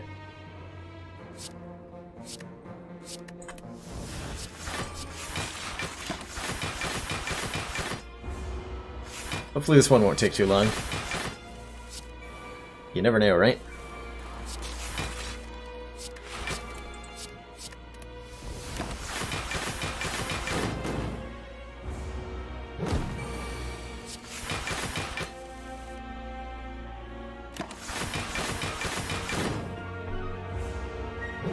Main reason not to spam like a cool-headed Glacier is just to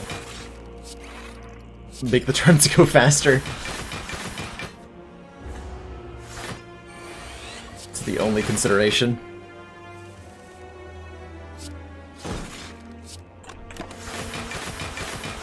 I think we have more than... This guy will never scale, so we can actually never take damage beyond losing our focus very slowly, which we can recover. I'm impressed we're getting out of this with as many hit points as we are. So that's exciting.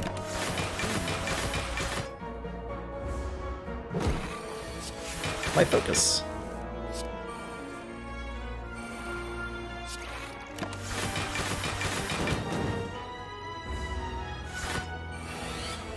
There it is, okay. I was gonna say, I'll give it a few more turns. We got it. Huzzah!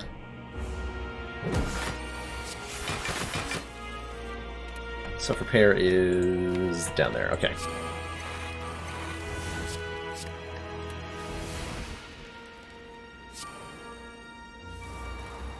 Good, didn't draw it. I have to be careful about drawing cards, lest I have to cycle through the deck again.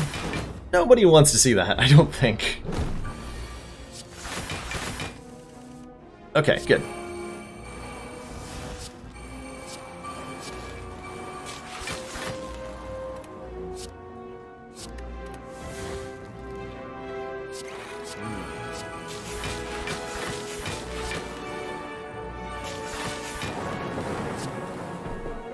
Back to full. We got a kunai and a steroid potion. Ooh, hologram. Hologram? Hologram. We'll take a hologram. An upgraded hologram.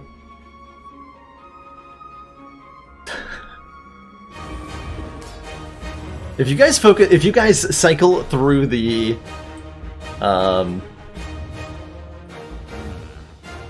cycle through bits one at a time, you're gonna find some interesting alerts somewhere. Now, this is an interesting choice. Do I Core Surge now to block the vulnerable? Actually, no. Let me rephrase that. Do I Core Surge now to block the vulnerable? Or do I Core Surge Steroid Potion so that I have 5 strength for the barrages?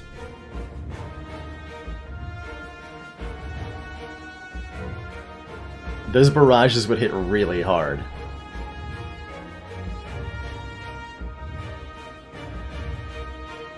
Yeah, definitely Focus Potion now, regardless. Probably actually Defrag, Consume, Cool-Headed, right? That's my turn?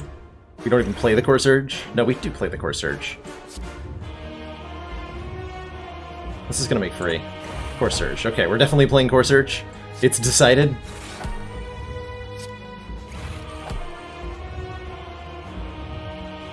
Yeah, I think we want to block the Vuln. Okay, good luck to us. We have 1 9 block Froststorm. With 7 focus on turn 1, it's actually really good. It's really good.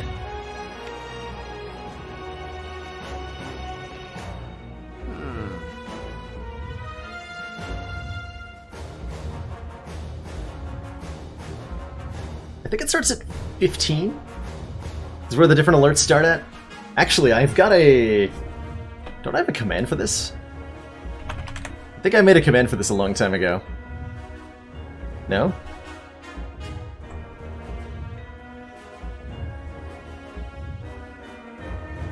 Bit alerts. There it is. There it is. I made a list of all the different bit alerts. But I've never bothered to link to anyone until today. But here we are. Finally making it happen.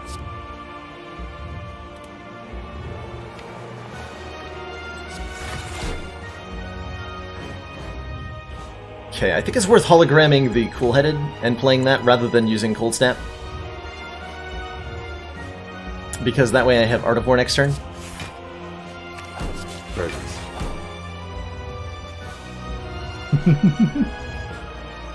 Burgers. Damn juicy Advent burgers. I may have gotten the idea from Twinge, just a little bit, Cryo-G. Just a little bit.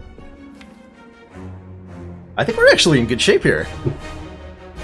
I think we're in great shape here. We get to seek out some powers. I get to do heat sinks and loot? Question mark? Or do I seek out my recycle, actually?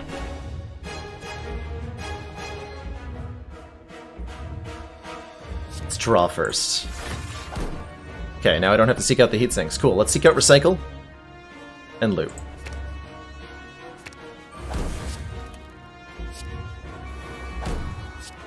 Commander, we've just received the support of another council member. Lethal Frag! Welcome to the council. Thanks so much for that tier 1 support. If you guys don't know, the legendary Lethal Frag, then I don't even know what to say. Lurking as always, lurkers #1, as you say often, Mr. Frag. I really appreciate your channel and everything you've done on Twitch over the years.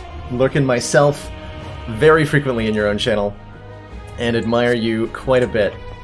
So, thanks for being here. Really appreciate that.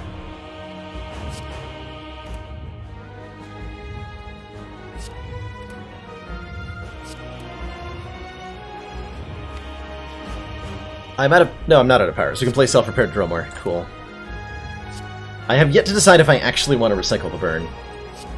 Let's go, let's go.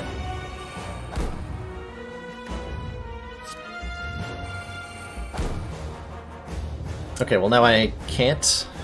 Well, no, I can recycle the self-repair to play the capacitor. I think I'd rather lose this burn.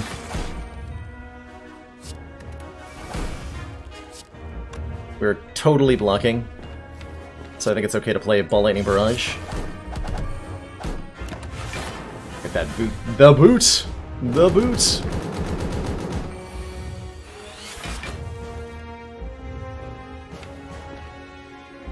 Play more powers? Yeah. Play more powers.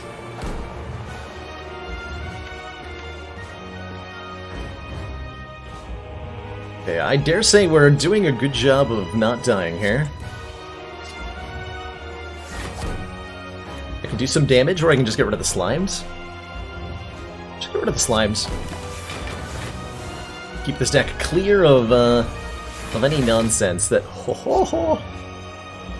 any nonsense that might pollute it.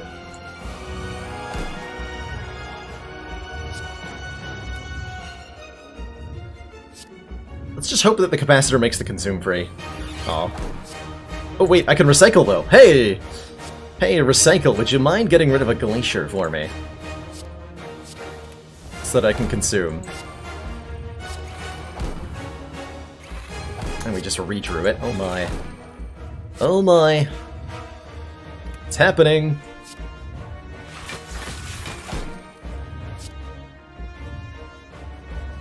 Back and go away. That is literally not going to do anything. Blizzard 33. We want a Frost Orb in front, so let's play our Ball Lightning. 11 focus. Is it time to play Storm? It might be. It might be time to play Storm. Storm... We've got our block core down, but if we don't start doing some decent DPS here, DPT? Question mark? Whatever you want to call it.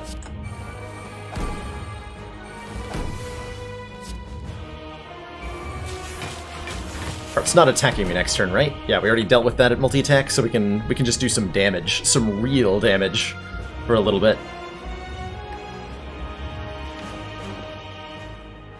I'd like to draw into my recycle, if I can here. No such luck.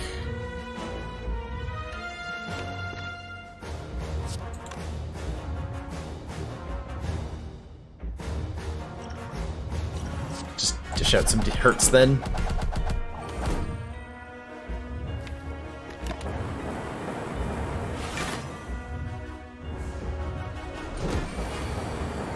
Damage per abstract time unit. Exactly.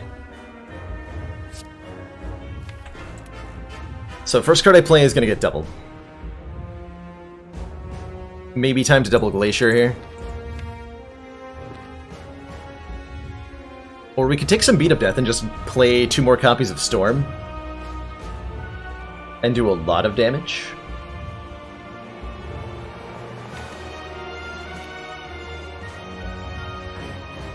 We could just, like, all in on the damage train.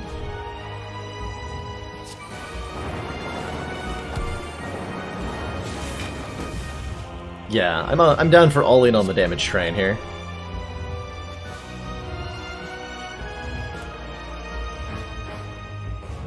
Let's recycle our Glacier.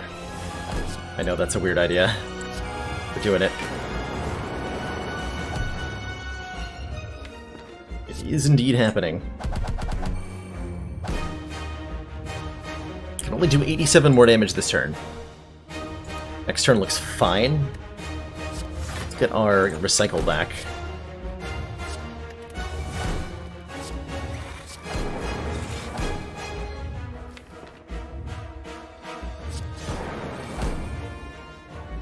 Okay, we're at the damage cap already.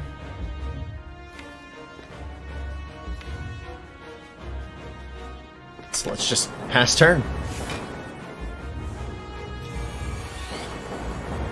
6 times 15. Well, you know what, Heart? I got a defragment with your name on it. GG. And back at full health. Hey. What a run. What a heck of a run. Shockingly... Wait, how the hell was that faster than our Ironclad run? That doesn't seem right. Ironclad run was an hour 45. That was an hour 35. Well, I'll take it. I will take it. What an incredible display of scaling from the defect there.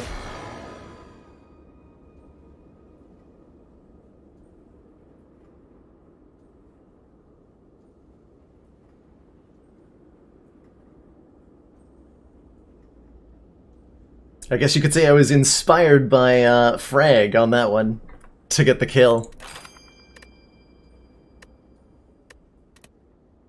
GG.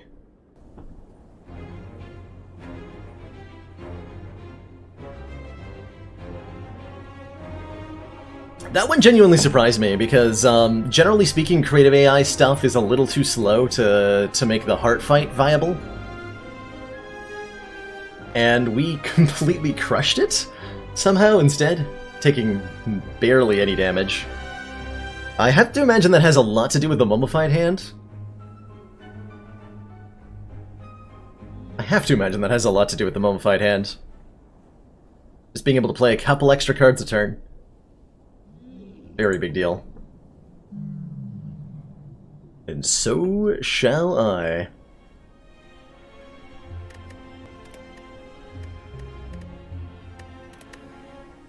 Well, good stuff, good stuff. Oh, what is that? Heirloom Flight Binary. Think about the daily. I'm definitely feeling these boss relic swaps, though. Let's keep jumping on into it with another Ironclad run. Hopefully not starting with and dying with the Calling Bell immediately, but we'll see. Yes. I am happy. Runic Pyramid. Boss Relic. Win the game. This is Baylor's favorite boss relic. That's what it says. Those are the exact words that it says. So having a Runic Pyramid start means that my style of card drafting is going to be completely transformed from the usual, I think. There's a lot of cards, especially in Ironclad, that are more effective when you draw them at the same time as other cards. And Runic Pyramid makes those cards go from kind of mediocre to absolutely insane.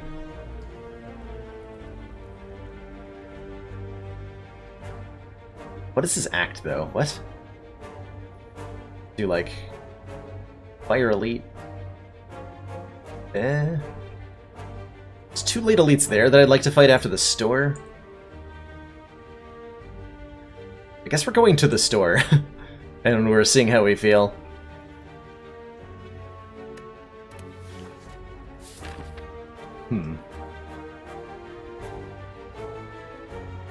Yeah, Slavers can dish out a lot of damage.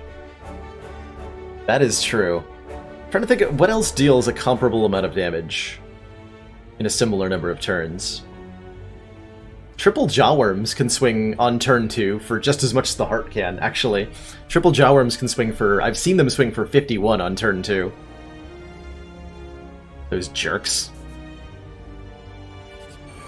Replace Runic Pyramid with Baylor's Pyramid. Heck yeah.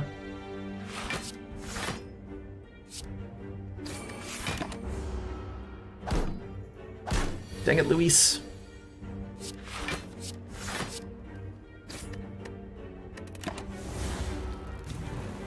So interestingly, Runic Pyramid inherently makes stuff like Knob less dangerous. Because we can hold all the skills in the deck in our hands and therefore not draw them. Hey, nice regen potion. Ooh. Shockwave? Shockwave is a nice little card. Fly weak and vulnerable to all enemies. Certainly something I'm down for. I'm almost into the Blood for Blood, but not as much as I'm into the Shockwave. Got a regen potion. I'm gonna dig here.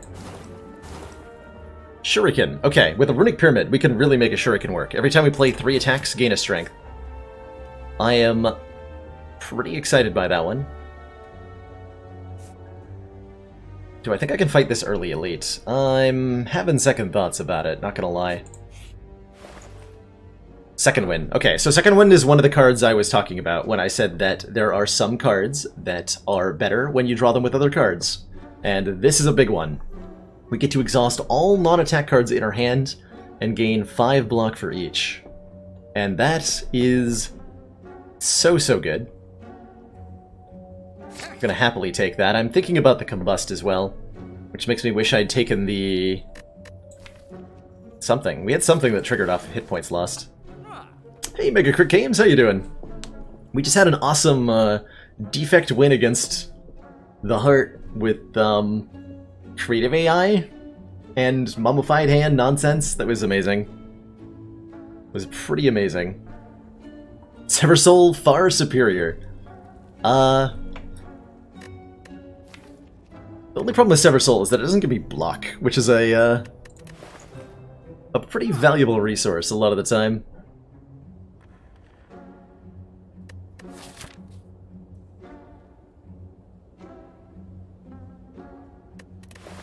Combust is nice. So is removing a strike, truthfully.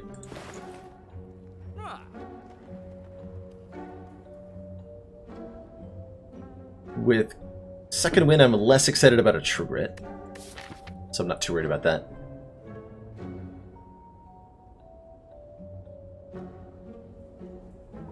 Trying to determine what our path looks like here. I'm not sure we can take this elite. Maybe go for the event, the fight, the hallway, or the fire, and then hit up these 2 late elites, which I think we'll be capable of beating by then. Fighting Guardian, so we want some reliable block. Also considering this Pommel Strike. Tough decisions, tough decisions. If I wanted to fight this elite, actually, I'd probably buy the Fire Potion.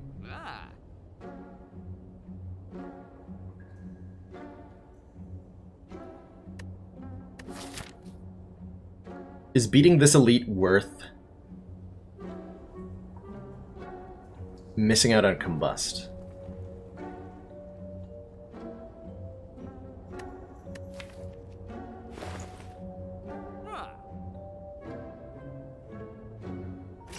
Let's do it.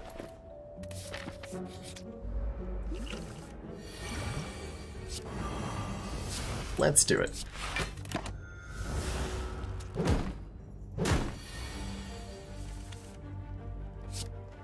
Let's also give ourselves a point of strength here.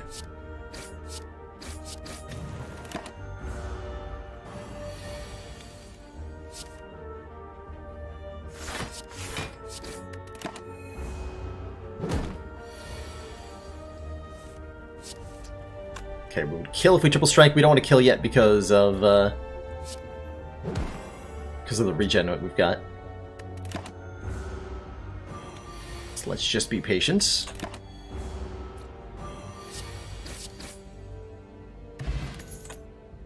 Spot Weakness is an incredible card to have with Runic Pyramid. The main downside of Spot Weakness is that it's a card that you can sometimes draw on a turn where it doesn't do anything. And with Runic Pyramid, that's not true, right? We can just always have it. Body Slam becomes really good as well, but let's get the strength gain.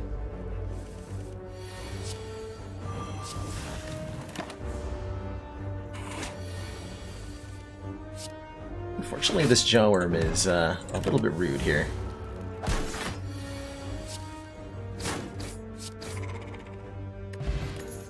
Regen Potion number 2. Okay, Armaments. Another card that's excellent when you have other cards in your hands. Let's just go ahead and grab that. There's maybe some argument for the, oh god, hell yeah. There's maybe some argument for... Just gonna remove this from the hand.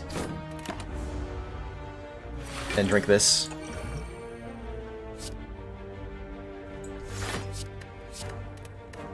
How about you be weak and vulnerable forever, Mr. Lagavulin? With the Shuriken, there was an argument for Iron Wave, but I think the Armaments has already proved itself extremely valuable.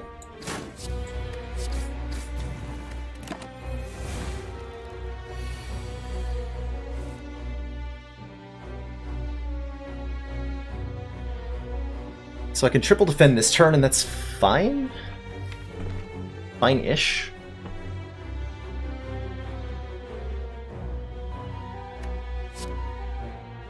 Actually, let's armaments a different defend.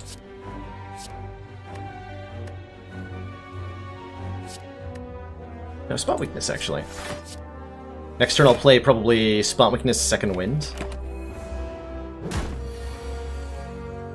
Doesn't actually full block. Oh well. Willing to take 5.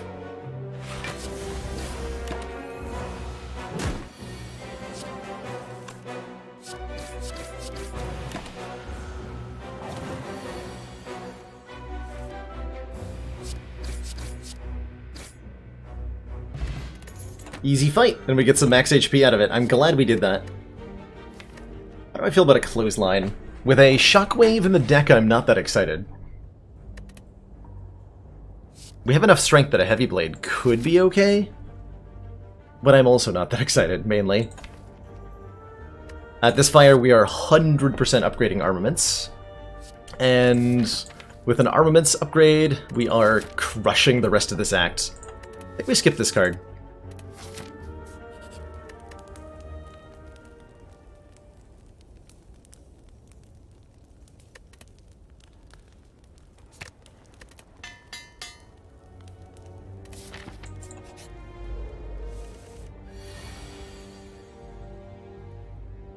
Somehow we've already taken more damage in this fight than we took in the Lagavulin fight.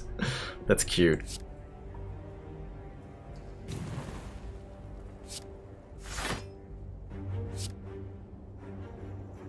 We want to go for the Spike Slime first.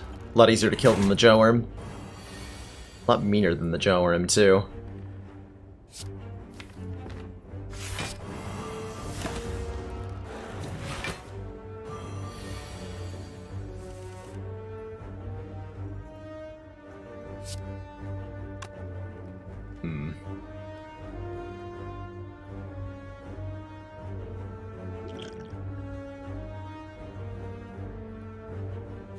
Thinking about using the Fire Potion, though that's probably better spent on one of the elites later on. Just take 4. I guess that's reasonable.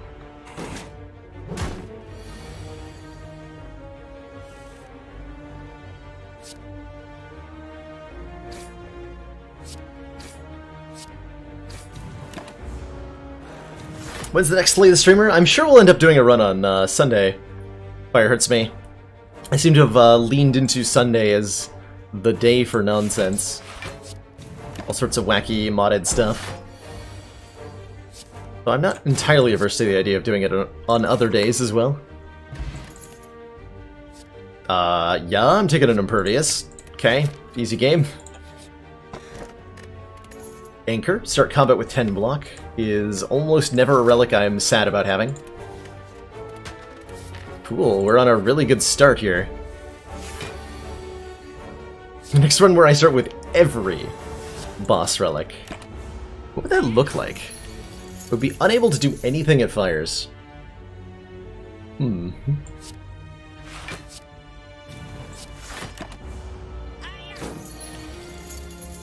That would be interesting. Alright, he's not attacking anymore after this, so we can just second wind here. Might have actually had lethal that turn. Our strength gets real big, real cool. Okay. Oh my. I'm definitely taking another spot weakness here. Okay, seeing red normally an underwhelming card is incredible here.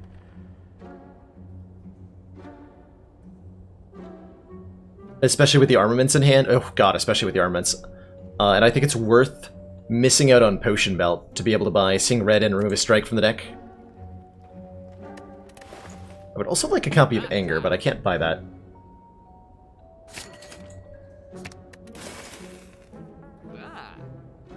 And that's okay.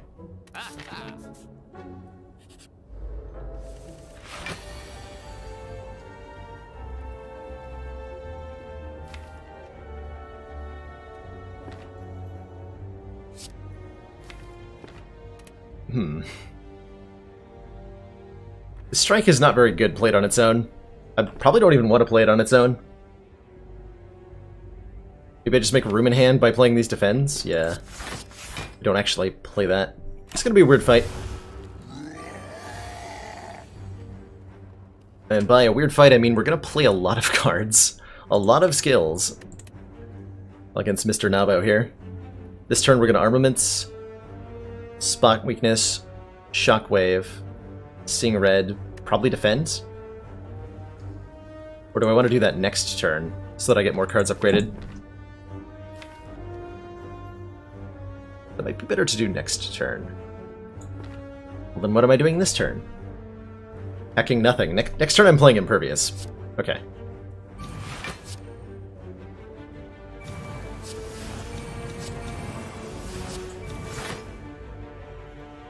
I know that seemed like it was questionable. Just trust me.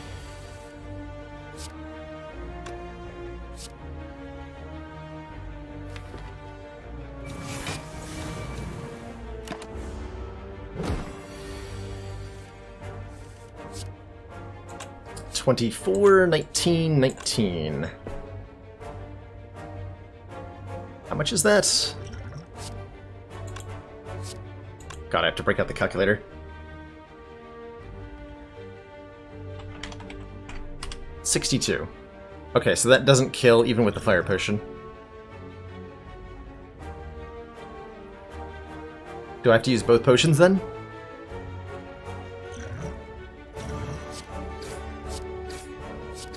Yes.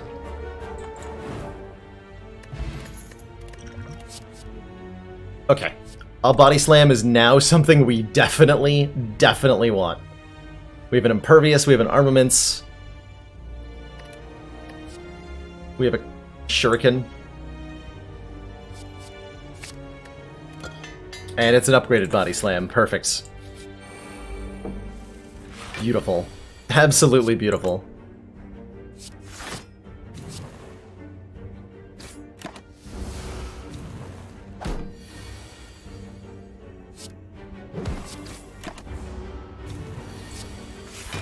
Oh, I just kind of assumed I was drawing the body slam, so I just played Impervious.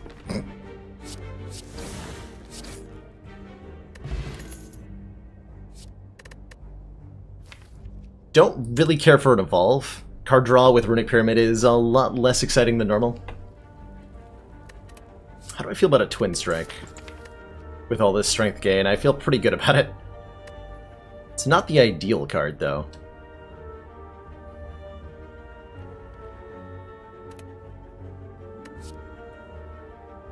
Maybe I want a Boomerang better, or a Pummel instead? I'm not pressured to make a decision on this matter. I think we can skip that one. Because we're in no rush. Actually just gonna pass turn here.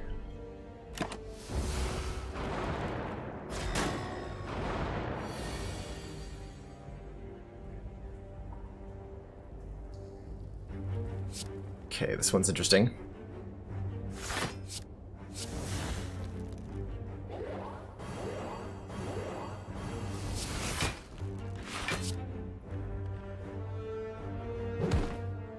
Pow.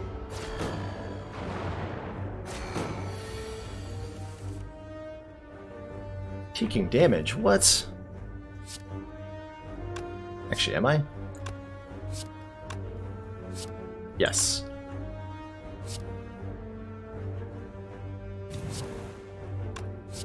Yeah, can't quite score a kill. That's okay, because next turn I sure can.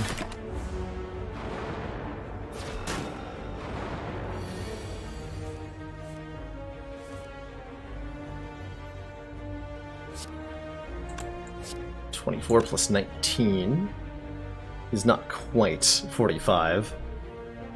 It's 43.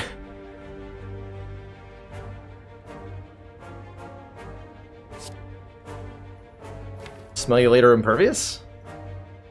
No, that's a waste.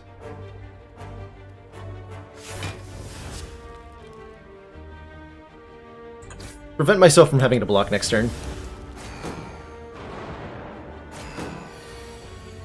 So I can go like this.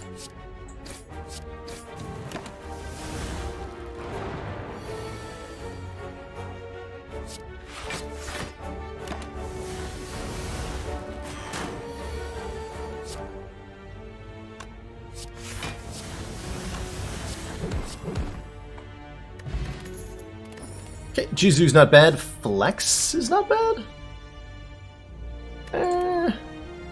Flex is normally okay with Runic Pyramid.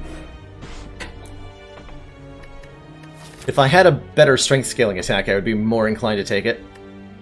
A lot more inclined to take it. I don't think I'm willing to, and if we really cared, we can find another one.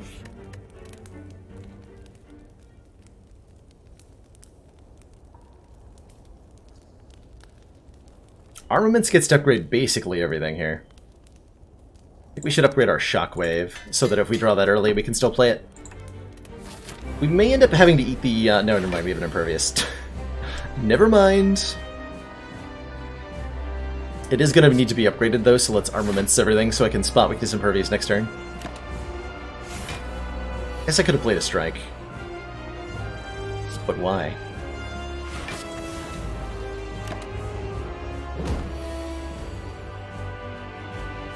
But why even bother?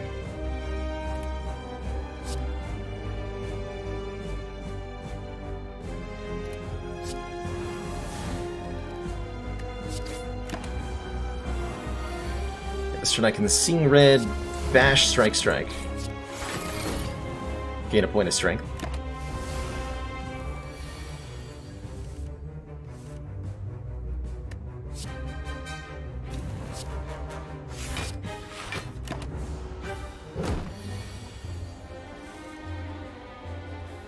Damage. Gasp.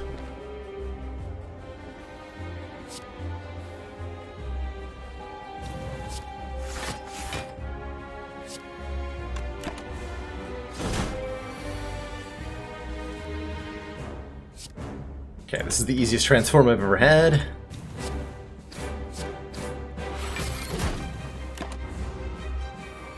"17 strength already, and climbing.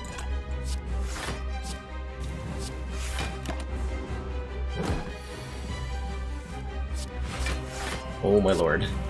This is significantly faster strength gain than Demon Form, by the way.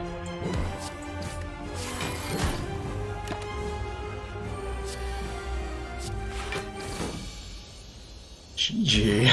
And another regen potion, because we needed a third one. Both a Double Tap and Immolate are kind of insane.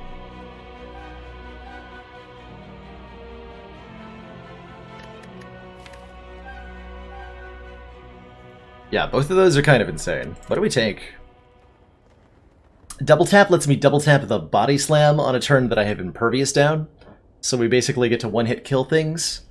Immolate lets me do AoE damage.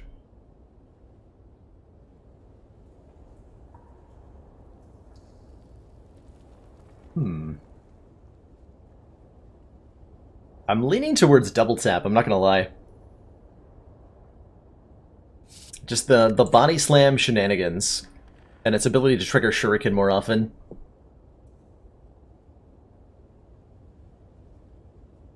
I'm late for the early part of the fight. Yeah, the later part of the fight, once we have like 20 strength, we're fine. Either way, yeah? Yeah.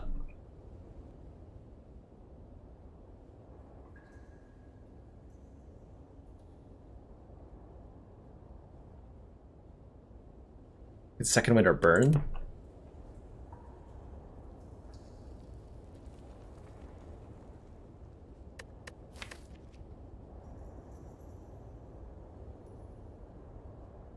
Shockwave to go with the Immolate? It's a lot of damage.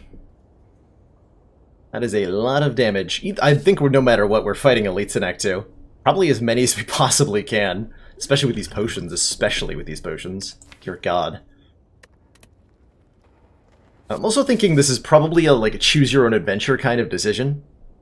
Where no matter which of these we take, we're going to be fine. Black Star? I would prefer an energy, but Black Star would be acceptable. I would happily take a Coffee Dripper. Oh god, I would happily take a Coffee Dripper. It's gonna be better in hallway fights.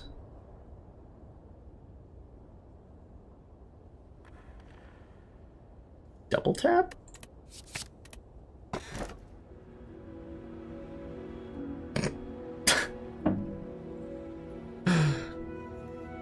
There's the Black Star and the Coffee Dripper. Which is amazing. I could also easily see this deck getting away with taking the Fusion Hammer, given our armaments.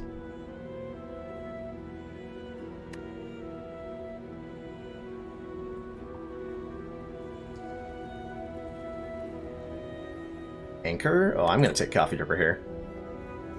Gain a 4th energy, but we can no longer rest at rest sites. I've actually already like forgotten that last defect run started with a frickin' Coffee Dripper. How did we do that? Well, I can fight 1, 2, 3. Oh my god, I can fight so many elites. Could have taken Black Star and fought 4 of them. And not gotten a single campsite. There are no campsites. We don't need campsites. We don't get to rest at them. Should we just take 4 elites? I think we have a really good matchup. We want to remove strikes at the moment.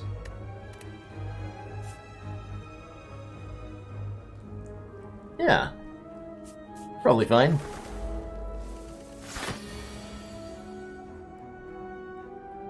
I'm actually going to hold on to these strikes so I can knock birds out of the air. Sometimes our turn 1 is just like, pass. And then our turn 2 is murder everything. Excuse me, what? How dare you? This is actually not as bad as it looks.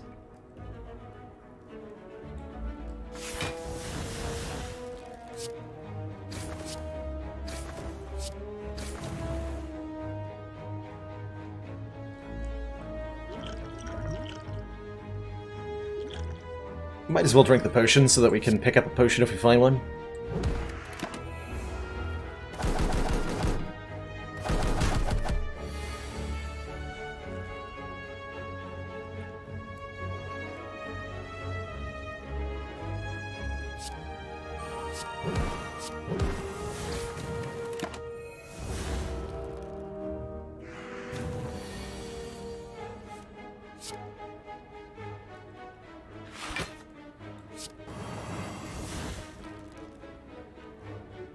Okay.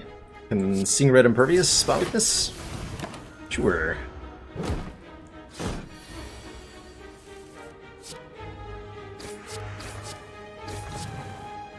Kill. I don't want to kill.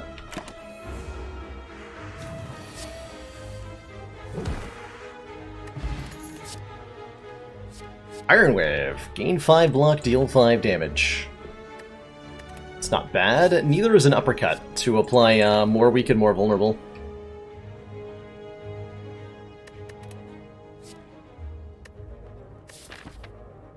Tough call, actually. Surprisingly tough call. I think we're looking for cheaper attacks than this, so maybe the Iron Wave? Oh, Body Slam? Alright. I think 1 Iron Wave. And with a Runic Pyramid, a Ritual Dagger is very strong. So we're going to take this. Ritual Dagger says, deal 15 damage. If this kills an enemy, permanently increase this card's damage by 3. And believe me, this is worth it. Just trust me.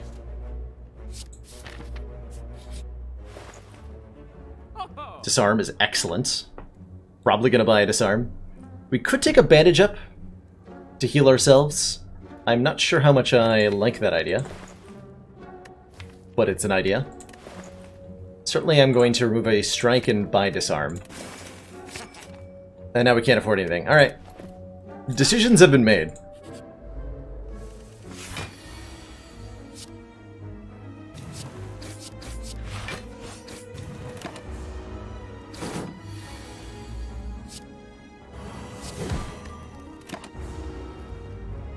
Spoon Dagger. If only, right? We can double tap the dagger, just like murder Chosen. See you later. Which of those do I take? I'm taking one of these, obviously. Between dual wield and feel no pain. It's probably the feel no pain. Tetris Battle Royale? Why am I playing this game? You ask an excellent question. Dual wield for the dagger.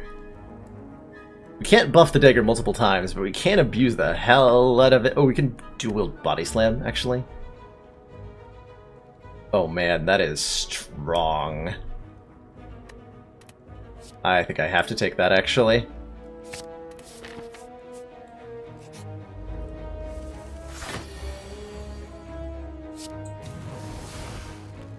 Well, Pyramid Snecko is going to be fun.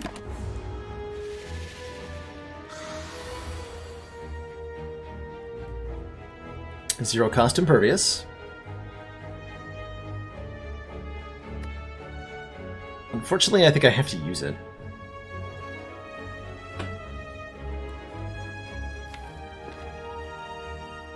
It's a little bit rude.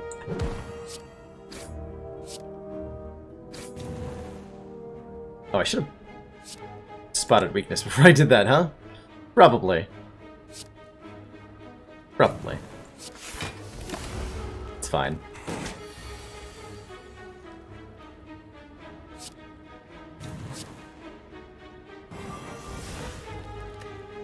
So we double tap the Iron Wave? Yeah.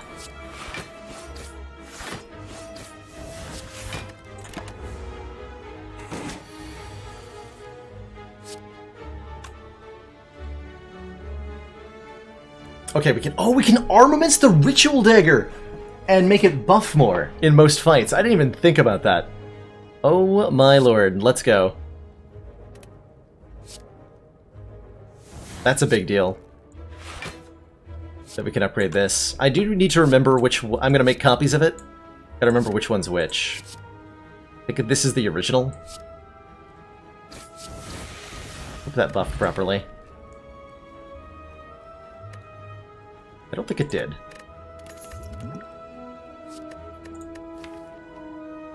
I'm thinking about a second armaments, but not gonna take one. That not actually buff. I think I targeted the wrong dagger there for the kill, and I missed out on 5 damage on our dagger, which hurts. Which really, really hurts. You have to use the original copy of the dagger in order to get the bonus. Which it looks like we punted. We'll take another armaments. Yeah, we totally punted getting the dagger kill, which is a really unfortunate thing.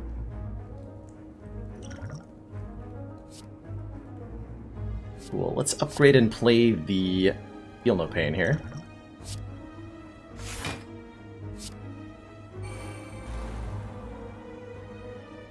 Do we full block? I think we do.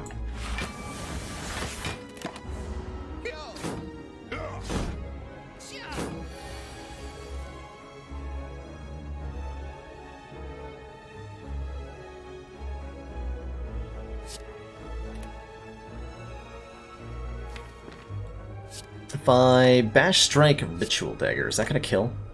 After I spot weakness, it might.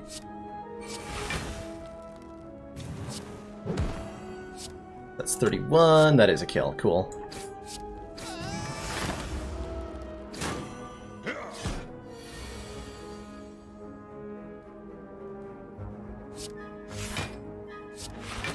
Let's wait for Dual Wield to show up so we can copy Body Slam and get some kills.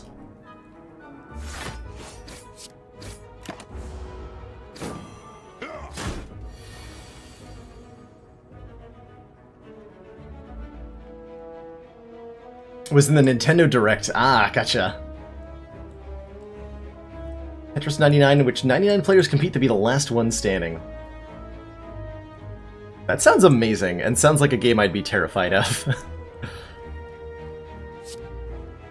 Given the quality of Tetris players that I know exists.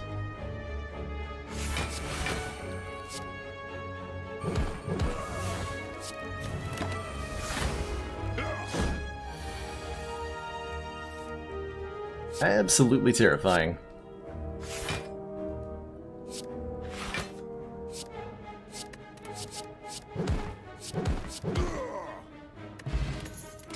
Got a Mercury Hourglass, deal 3 to all enemies at the start of the turn. And we can take either an upgraded Trigrit, which is incredible, or a Whirlwind, which is also incredible.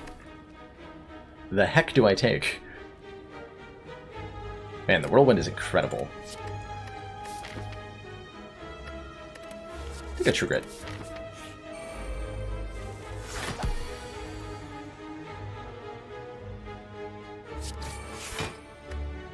Okay, we could do Impervious Body Slam, but given that we're not being attacked, I don't want to.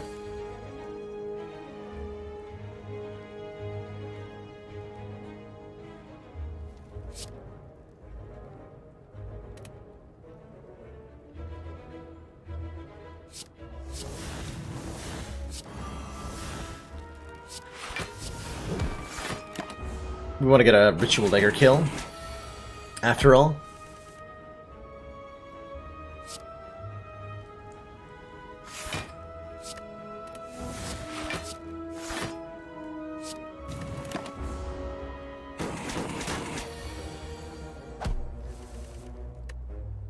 An upgraded Ritual Dagger kill, to be clear.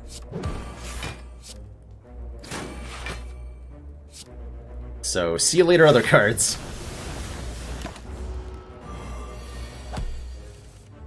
Armaments the Ritual Dagger, kill with Ritual Dagger. Easy game. There's the pummel I was talking about. That I will take. That I will definitely take. And I see no reason we can't just fight 3 more elites in a row. We're in great shape here. Book of Stabbing, more like Book of Dying to my deck. It's a good fight for our Liquid Bronze.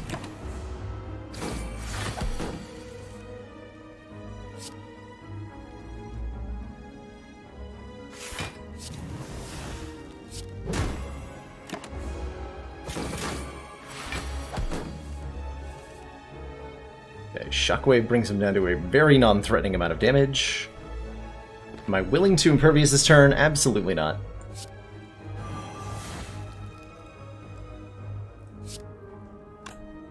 It's almost a kill already.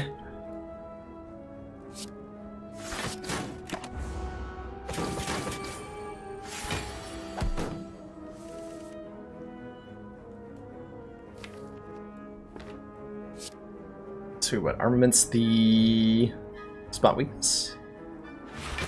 Yeah.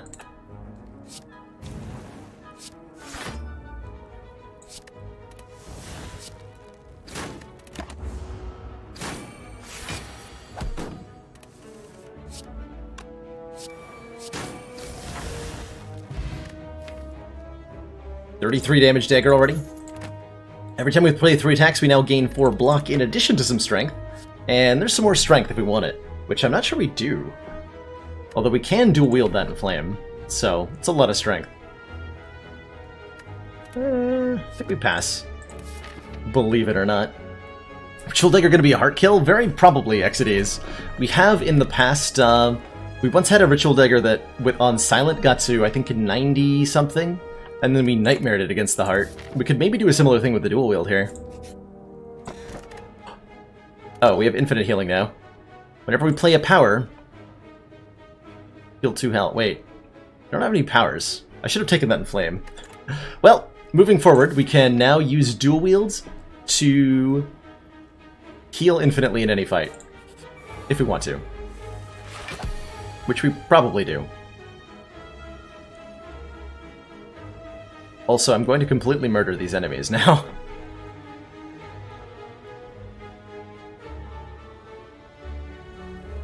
So if I don't want to take damage this turn, I have to Impervious. Let's dual wield the Body Slam, actually. And let's just Impervious do that. Now we're almost all the way to a kill.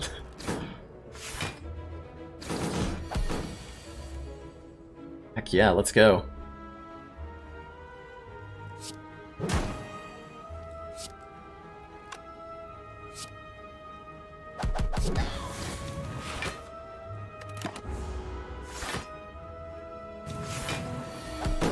Attacking me. How about nope? Smell you later, nerd. The boot. Ooh. Barricade, to go with our block shenanigans. Sounds excellent, and will open up opportunities for us to... Yeah, okay. Sure. Sure.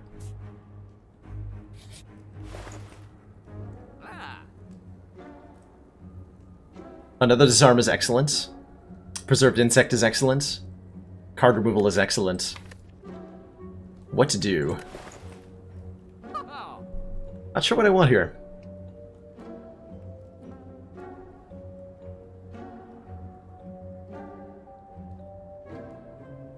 Switch definitely seems like the sort of thing that fits really well into, like, a backpack. Or a book bag, or whatever the equivalent that you have is. I could see this going, by body slam, by disarm. I think insect wins here, really. I'm not sure it does. Mostly because I'm not sure we need any help against elites. Elites seem like big fat nerds, mostly.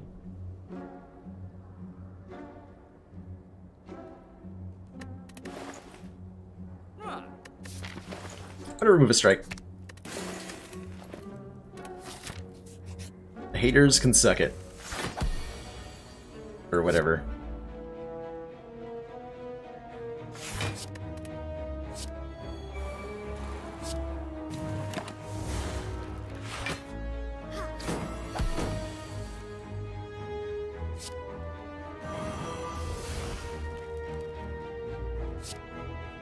I don't like armamentsing this early, but we have two of them. I should actually play this body slam, because that'll do enough damage to Centurion to force Mystic to heal. So that she's not attacking me that turn. I should wait to play Impervious till I'm no longer frail, at the very minimum, though.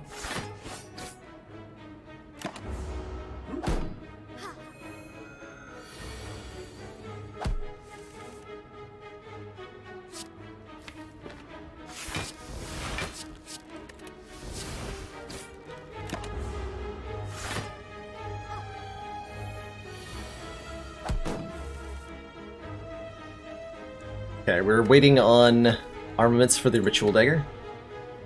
I'm okay using Second Wind this turn.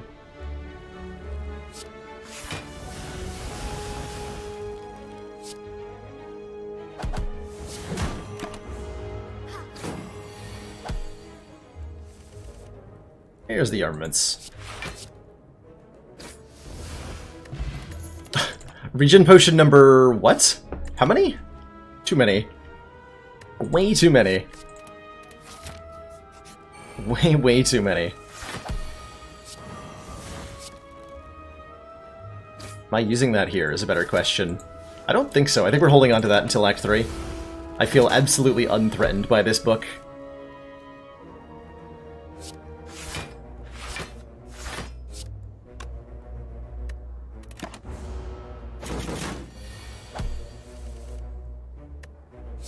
Okay, excellent armaments turn.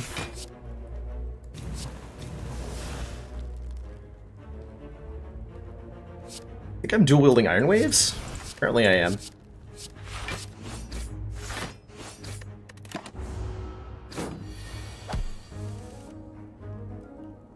Okay, we have to wait to draw armaments again. Oh, no, wait. I have one in my hand. What am I talking about? Never mind. Yeah, just completely never mind what I just said.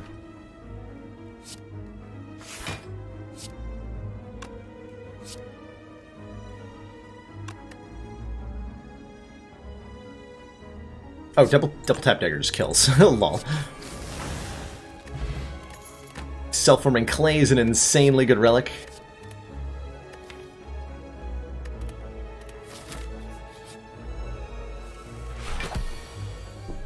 So what's the most overpowered run you've ever had, chat? Since that's on my mind right now. What is the silliest or wackiest thing you've ever done in, if maybe not even this game, but any game? What's the silliest thing you've ever done in a game? I'd love to know.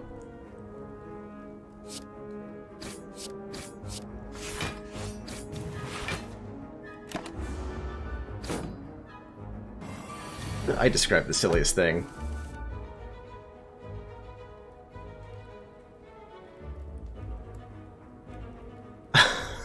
I definitely remember in Path of Exile, I found an item interaction that I could use to crash somebody else's game instance. There was a particular spell that if you spammed it over and over again, the visual effect would like amplify on itself. So if I found somebody who's like sitting AFK in their hideout, and I spammed the spell visual effect repeatedly, thanks to my hardware being ahead of the curve at the time, I could usually get the other guy to crash before I crashed, which was very amusing to me.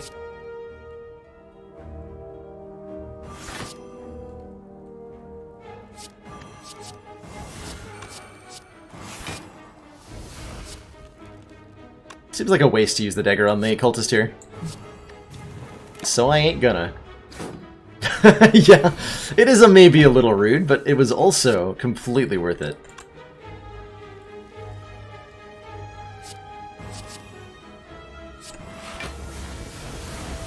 Alright, I guess I'm getting a kill with each of these.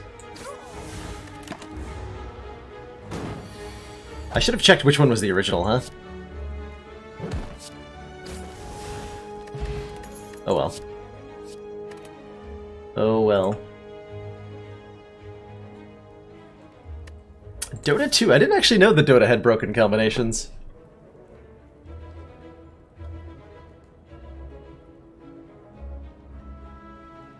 Oh, you've done playtesting, Tom.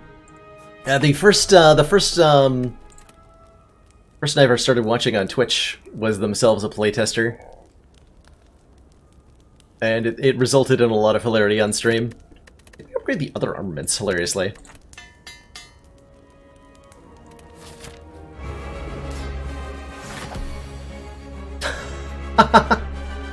That sounds like something you could do in Morrowind or the other Elder Scrolls games.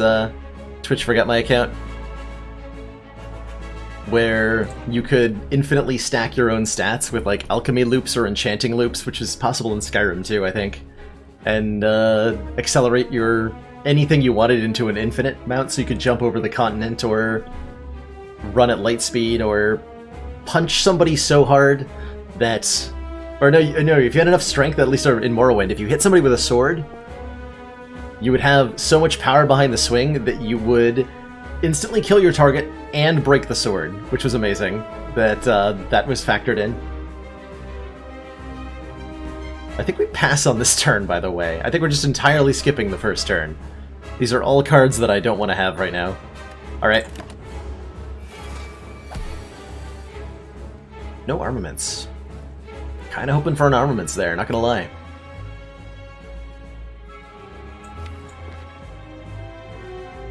We're going to have Barricade and Impervious or Double Tap stolen. That's fine.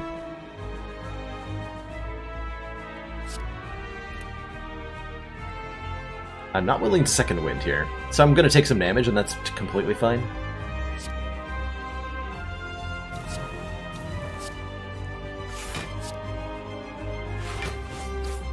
That's acceptable.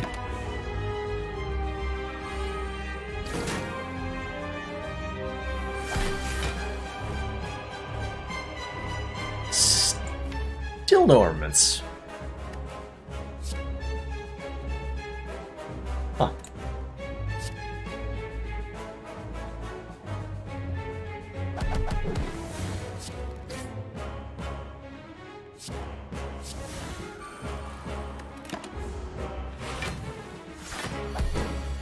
There it is. Hooray.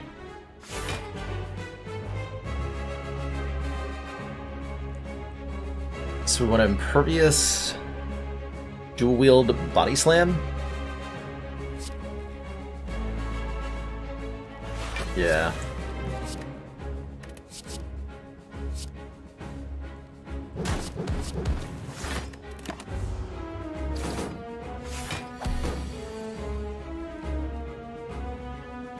Yes, Ritual Dagger does skill by killing minions, so I can Ritual Dagger this guy and it's fine. Like so. Like so.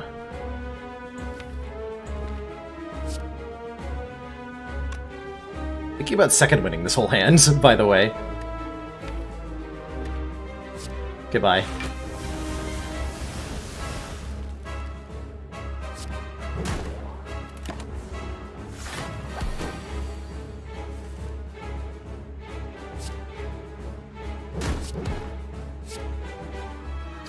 Good fight. Oh man. Exhume, Limit Break, Dark Embrace. Oh my. The options. The options are so good. I'm fairly certain there's a mechanism in place that prevents Ritual Dagger from scaling more than once per fight, and we can test that if I take the Exhume. Which I think is enough reason just to grab it. Just to show people that it's not possible.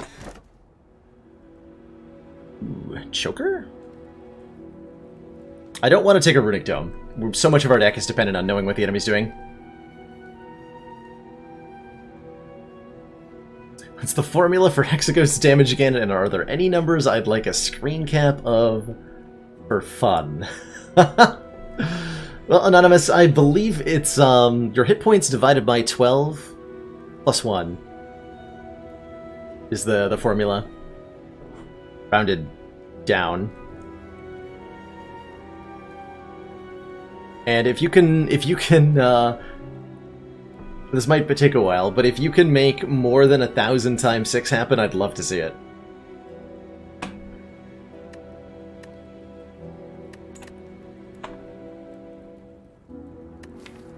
How often are we playing 6 cards a turn? Sometimes with dual wield. Sometimes with dual wield. I'm pretty sure we would greatly appreciate some extra energy, though. So Velvet Choker's a solid consideration. Dome I'm just not going to take for fun value. And the White Beast Statue.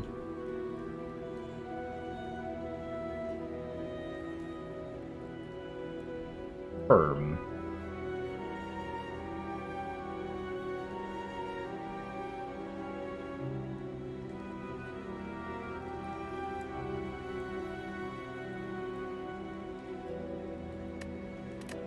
Let's take the Choker. I'm sure the 5th energy will be well worth the occasionally having ourselves limited. And it's not like we lose out on cards. They stay in our hand if we can't play them. How many elites can I take? I think we should just fight as many as possible, right? Only 2, huh? Well, that's unfortunate. Truly a sad day in the Spire. Can't even fight an unlimited number of elites. I should be taking hallway fights over events, right? For the extra Ritual Dagger stacks? Well.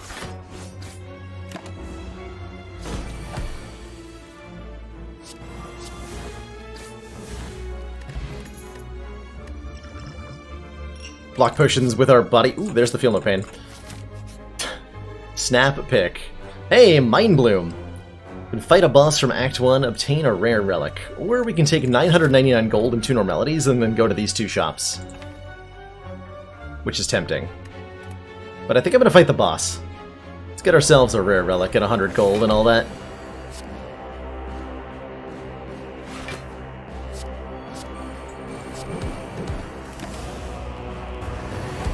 Speaking of Hexaghosts opening attack. This looks like a great time to exhume a disarm, wouldn't you say?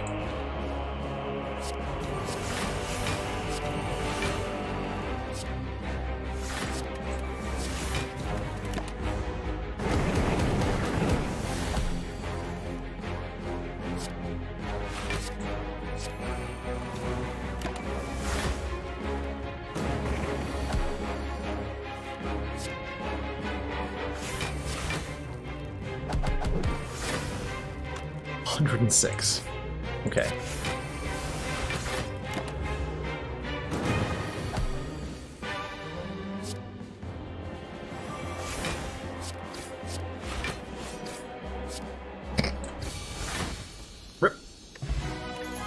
Champion belt. When we apply vulnerable, apply 1 week. Corruption. Skills cut. We took a choker. Well, there's the reason to have not taken the choker. Huh. I like the champ belt, though.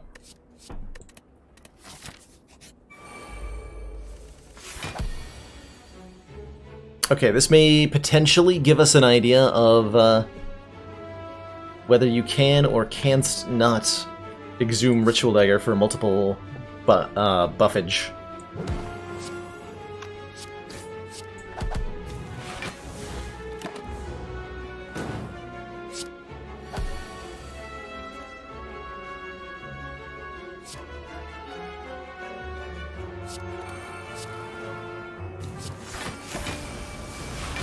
Depending on if I draw it here. Yep, but I didn't draw it with armaments. So I guess let's find out, right? Let's, so it's currently at 68 base in the deck. So we're going to play the Ritual Dagger unupgraded on this Exploder. It goes to 71, so it increased by 3. We're going to pull it back. We're going to upgrade it, and we're going to play it again. And then we're going to see if it scales up or not. So again, currently at 71. Ritual Dagger scores a kill. It's the same copy. Oh, it did. Oh, it did go up. Oh my! It did go up. I wonder if that's related to the upgrade or not. We have to do more science, chat. We have to do more science. I am very excited by this. Here's more science. Science is now happening. Oh man.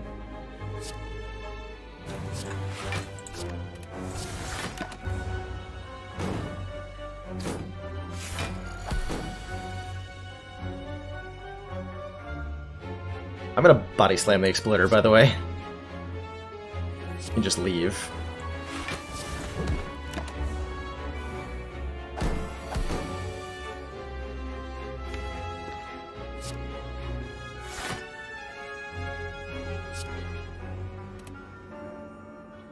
But why all the damage, though?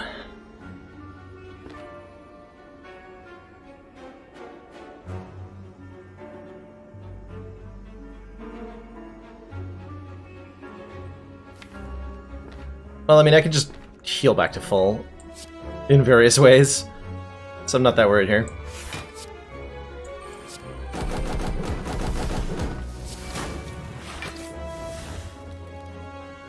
Oh, I'm actually... Whoops, I killed him. I killed him with the hourglass. My bad. Forgot the strike was gonna double tap too. Whoops.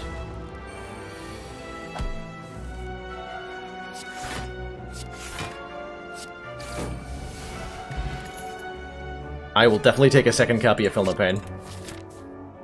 Yeah, we are fighting this elite. We are also losing, I guess, 4 maximum hit points because I don't want Madness or Wrath. Suck. Confirmed. That can go at least... Are you cheating your, That's amazing, by the way. You cheating your max HP? Because that's a smart way to do it, actually. Brilliance.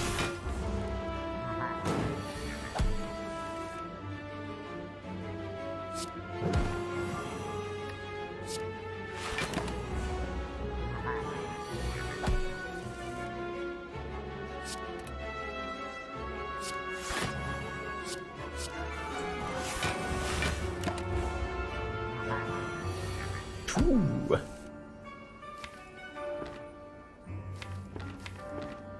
All the attack cards are gone.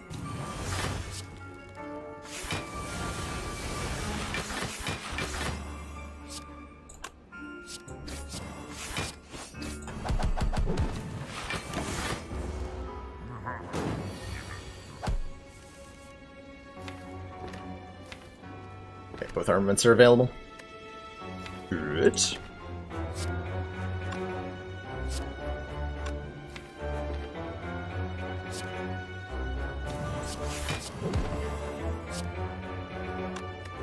So I could kill with Ritual Dagger Exhume this turn, but I'd rather get it upgraded.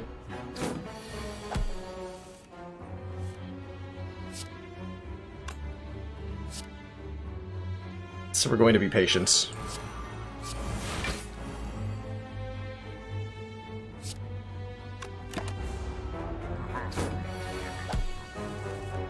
There we go.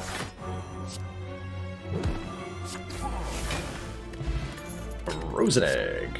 And a Flame Barrier Plus is a good block card. We don't have that many good block cards, so I'll take one more. Happily, in fact. And I think we're going to continue to take fights so we can buff that dagger more. Let's go. Let's go. Okay, here we go. This I can definitely, properly get multiple procs this fight, I think. Probably.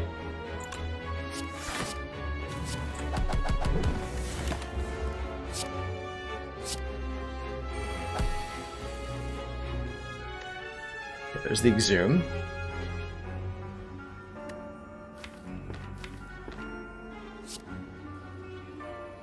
I think I have to kill one of these two. Just so I don't draw too many days.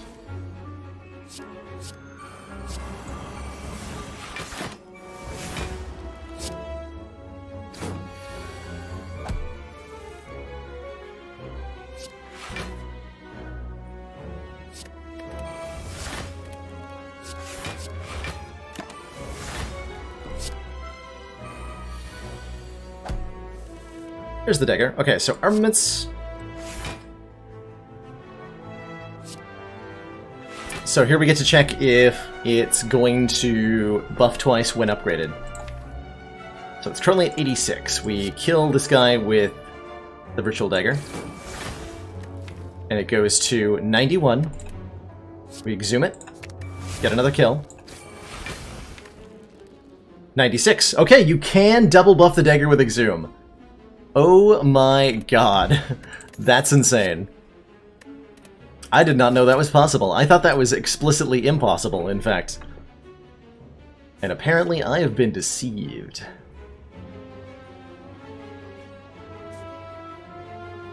Well, that changes everything.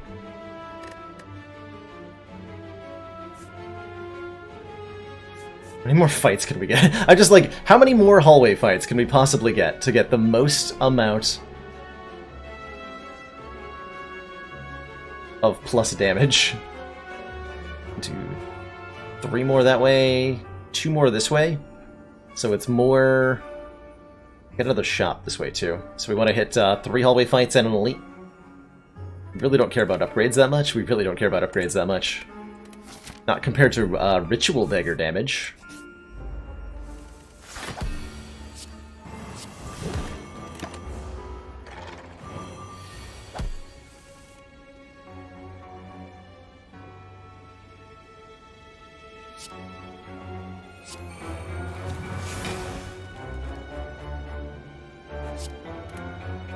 I don't second win this hand, do I? 6 block per. So I only need to... Okay, we can do spot week to spot week to second wind. There we go.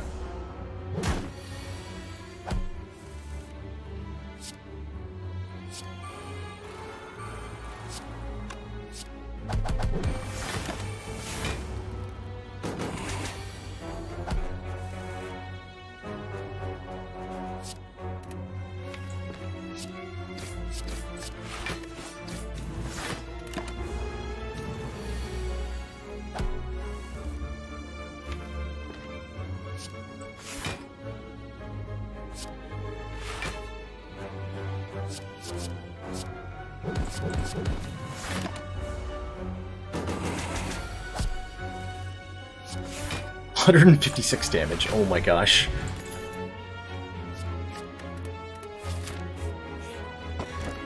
A kunai? We have to take the key, right? Yeah, we have to take the key. Rip kunai. Was nice knowing you. Oh, I get to buff the dagger twice in this fight. Hooray!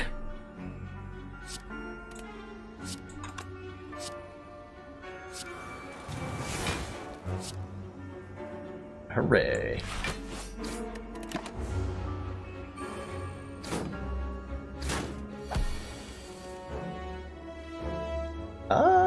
Terrifying.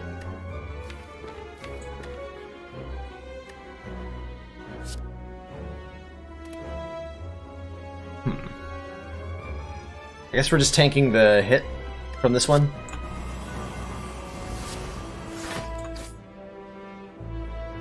Which is not that much damage, actually.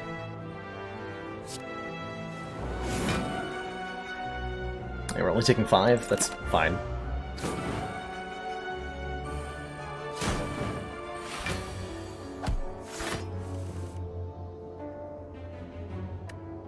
Okay, we get to do a lot of things this turn. So 151 damage is what the dagger does, currently. We're gonna kill a dagger with it. We're gonna feel no pain first, actually. Feel no pain. Ritual dagger. Exhume the ritual dagger. Now it's 159.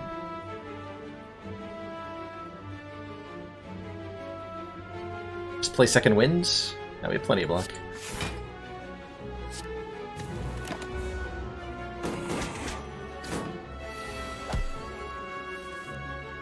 Let's make copies of it.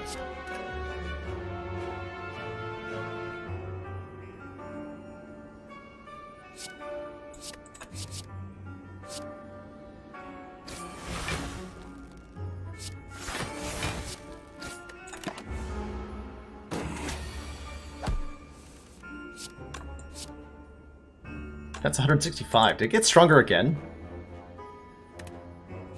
No, I just gained strength, right? Yeah. Okay, good fight. +1 strength. A dual wield is being offered.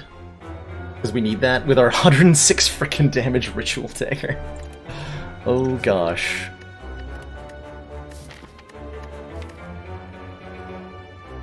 Contemplating the power through.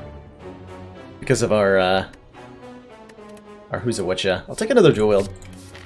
There's nothing that could possibly go wrong with that decision.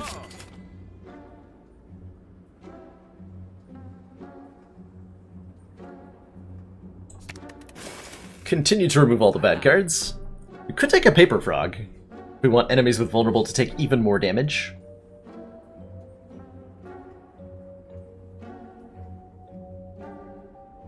Ah, gotcha. Yeah, I think we frog it up, right? We just frog it up and instantly kill Time Eater.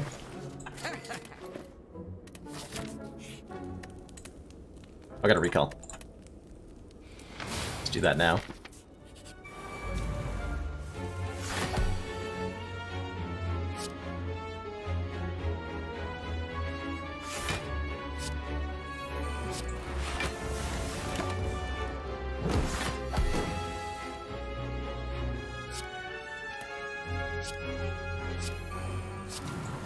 If I body slam, I can always follow up with a strike if he does the curse. And let's let that happen. We're just gonna let it happen.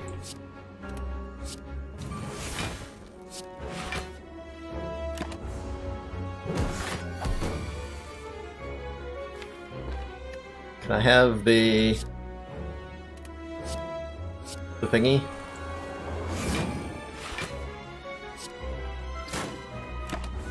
No?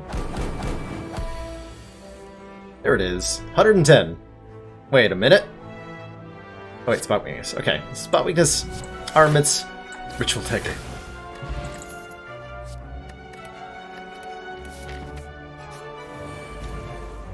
Two more. Two more. I may have to actually kill the exploders with this, though, right? Well, no, I can dual wield the pummel? Yeah, that'll work.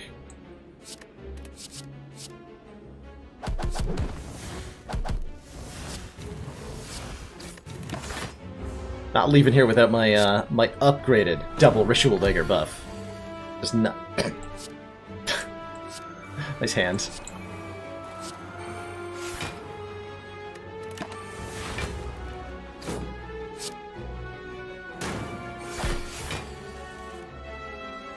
There it is. Armaments. Ritual dagger. Exhume. Play ritual dagger. Could have dual wielded it. But that's for nerds.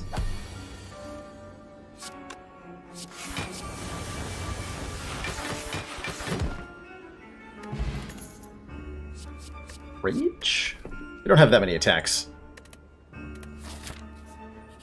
Okay, we are up against Time Eater with a 121 damage unupgraded ritual dagger.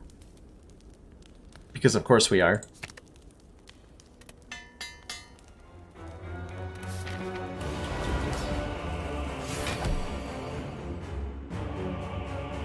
Am I playing Impervious on turn 1, or am I taking damage willingly? I'm okay playing the Impervious on turn 1, I think. You can always exhume it back if you really, really, really need it. Yeah, it's fine. Totally fine.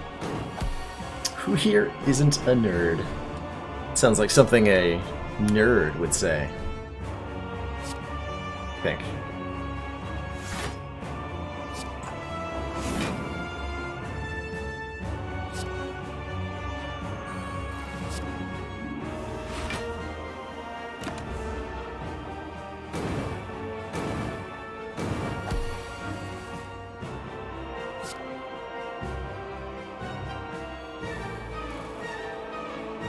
I don't know which ritual dagger is the original, so I don't really want to dual wield it that much.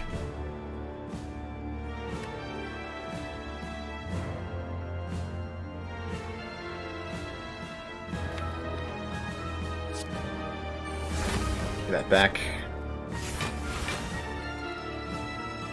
I should have played Feel No Pain before I did that. Derp.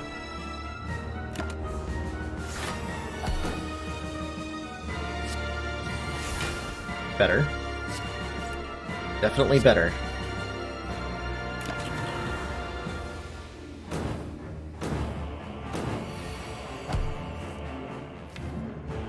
Waiting on Shockwave, mainly here.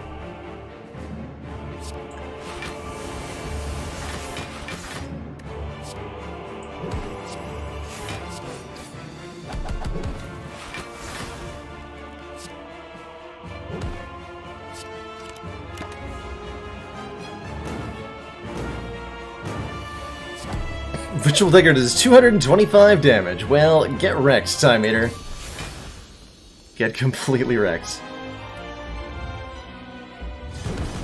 1642. The heart squirms and bleeds.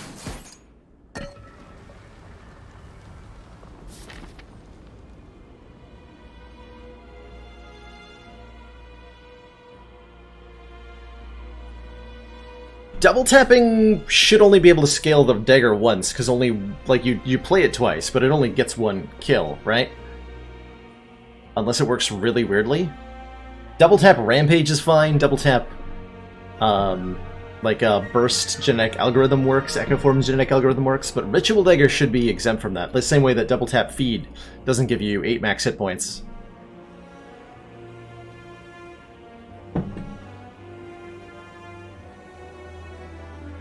Oh my...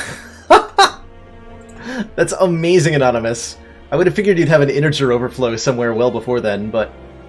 Dear God. It just, like, goes off the side of the screen, practically. I love it. Okay, yeah. If you do get a buff one time, but not twice. Cool. Everybody's on the same page there, then. Good stuff. Thinking about upgrading a Feel No Pain doesn't matter that much. It does not matter that much. We have no money, and we don't care. Cool. All right, our dagger's at 126. Can we get it to 136 before the hard fight? Odds are looking good.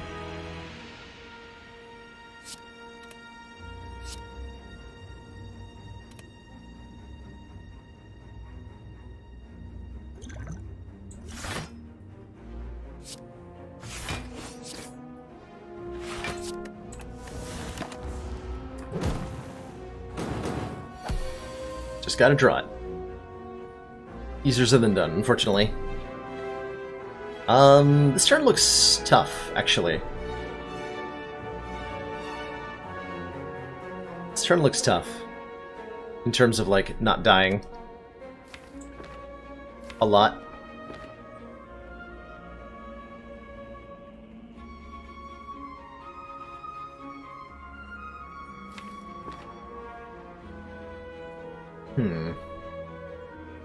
What's the best play here?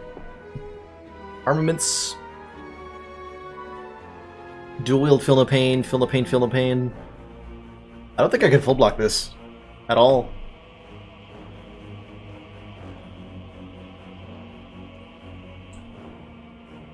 I do not think I can do that.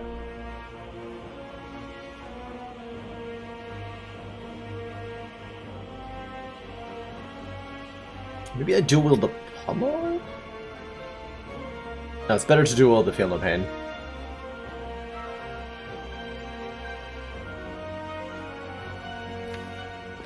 Okay.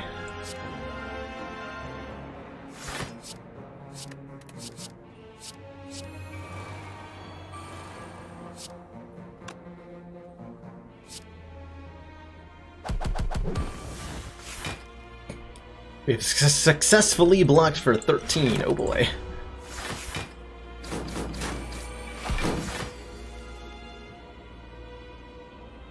Okay. Play the other Feel No Pain. Do I make more copies of it, actually? No, I think I'm making copies of Dual Wield. I think I actually need to kill the Spire Shield here. I don't think we can mess around with the dagger here. I think we just have to kill. That feels correct.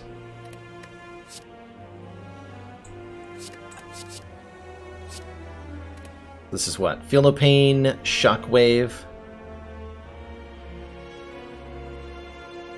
Second Wind Body Slam.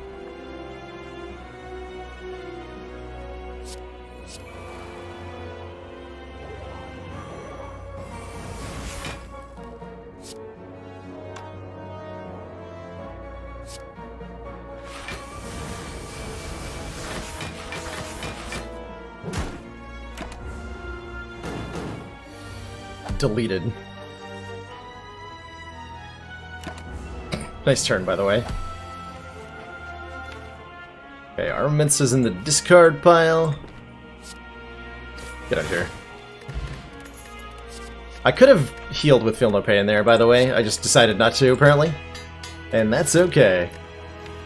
Alright, Ritual Dagger is at 129 as the final figure going into the heart fight. Not ideal, but not too shabby.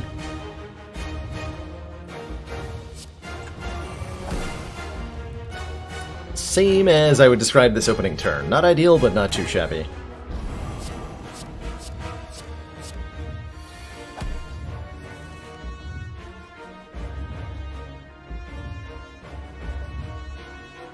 This turn is shabby.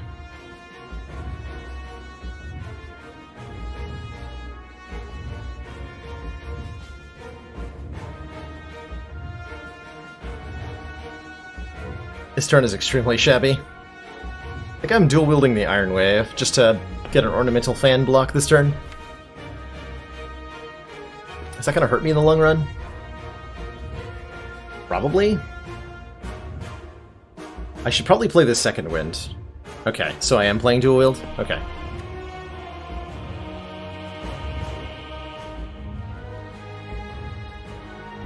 So this is what, dual-wielded Iron Wave, play Iron Wave twice, do some other stuff. Gotta play this first, too. Oh, we actually want to take Beat of Death damage, because we have Self-Forming Clay. What am I talking about? Balls. Well, that's fine.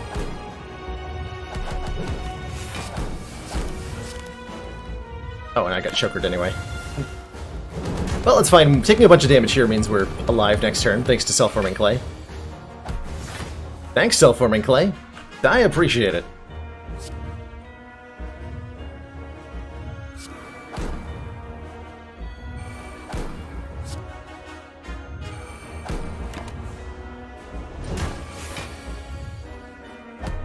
Okay, I think we have our feet under us now.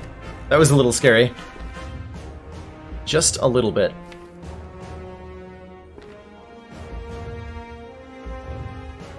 Prefer that be upgraded. Not sure that I got a choice in the matter.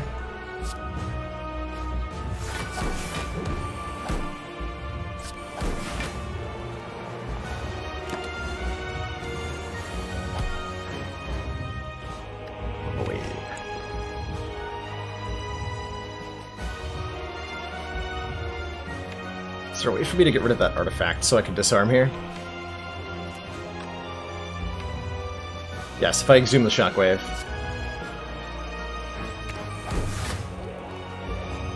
So that'll render next turn harmless.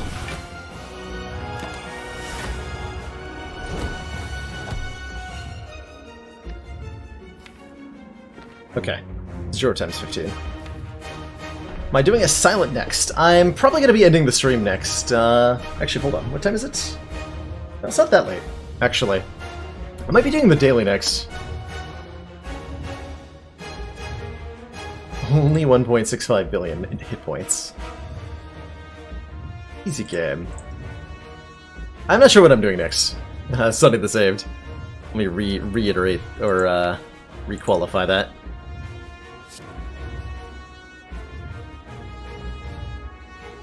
I want to second wind all these defends, so they're going away now.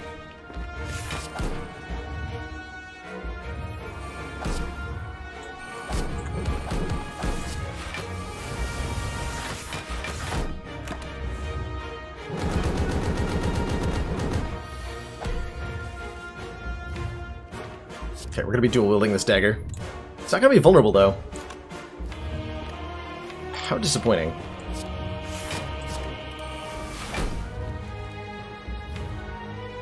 That is disappointing.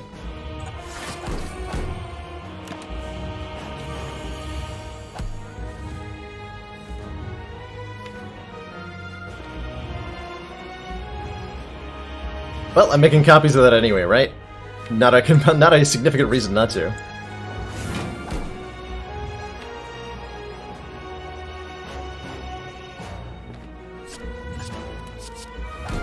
Let's do 134 each, so all told that's 400 damage in our hands. Might as well play one right now.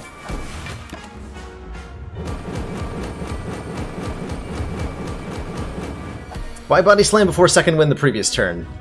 Because I'm dumb, mainly. My brain was telling me to play all the important cards in my hand before I second winded so that I wouldn't exhaust them with the second wind. But body slam is obviously not exhausted by the second wind, though I kind of thought it would be. So that's where that came from. 191. No, that's just because of the damage cap. Alright. Now let's, armaments, ritual dagger hits for 239. G. Frickin' G. Wow. That is by far the beefiest ritual dagger I've ever had. Holy crap. I had no idea that could buff twice with Exhume. I don't think that was the real dagger. We did not get the final upgrade. Alas.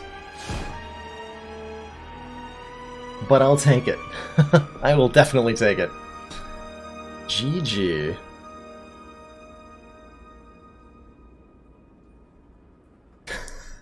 Crap. Sponsored by my home province of Alberta. There's the beef. Overkill? Damn right we got overkill. Damn right.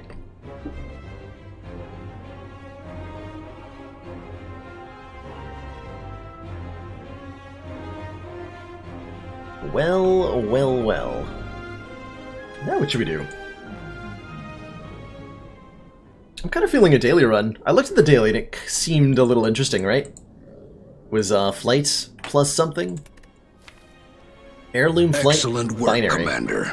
This council is pleased to see our continued support of this project has been worthwhile. Kakaspaj, thanks so much for those 2 months. Council support. Was that ever not a heart win? Probably not, truthfully. Probably not.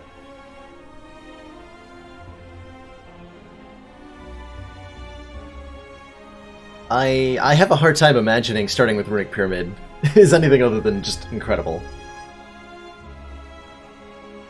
And that right there is the run I've been, like, kind of waiting for. Playing boss relic runs, you just know sometimes you're gonna get carried. Get top 5. Could certainly make an effort of that. This might be one of those runs where we can get a bunch of curses. Let's give it a shot. Defect. Starting with a rare relic, can ignore paths when choosing the next room to travel to. Hard words contain only 2 cards. Time for a challenge. Okay. So the key to success in Flight Dailies is just fight every single elite on the map. And something curses. I'm not sure. Maybe I'll go for Highlander. It's a little difficult to get the required curses there.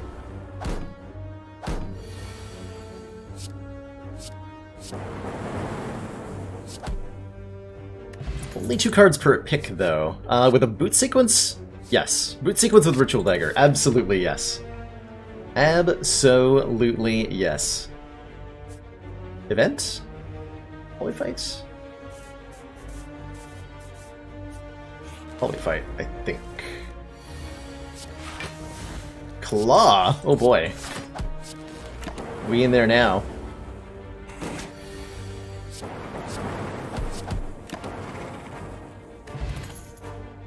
This also exhausts, so I'm gonna also take it.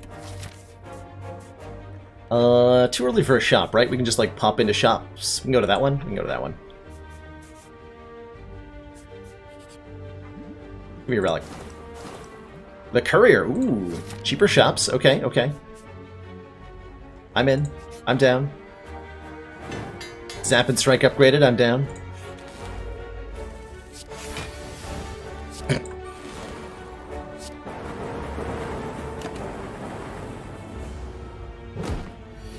Virtual Dagger.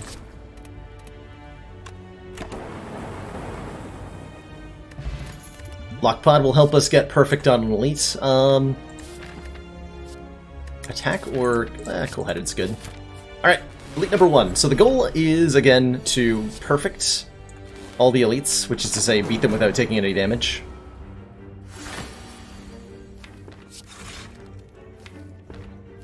We'll wake up Legavilla next turn. I think we struggle to do this on the first one here.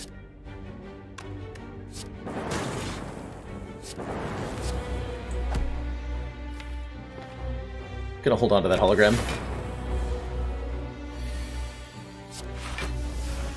A Darkness Orb. Absolutely.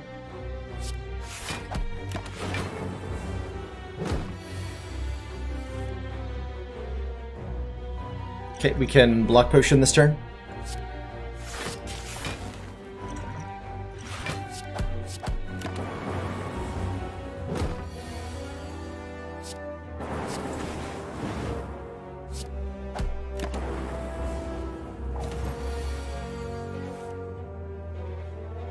Strike hologram strike is good enough. Good. 1 perfect elite. No damage taken is a 25-point boost to our score. I don't think I want to claw. How do I feel about a Doom and Gloom? Not very excited, but I will try it. I don't think we're perfecting this one. This does not look like something we can reasonably perfect.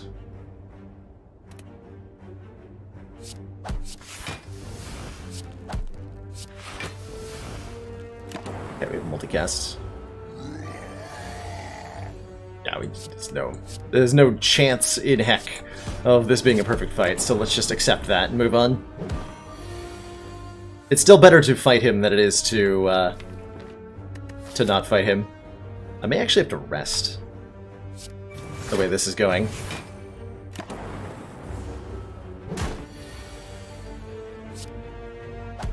Please stop murdering me.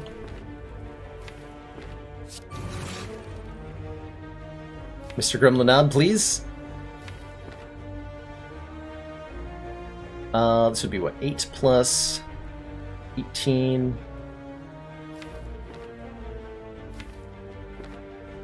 Ugh.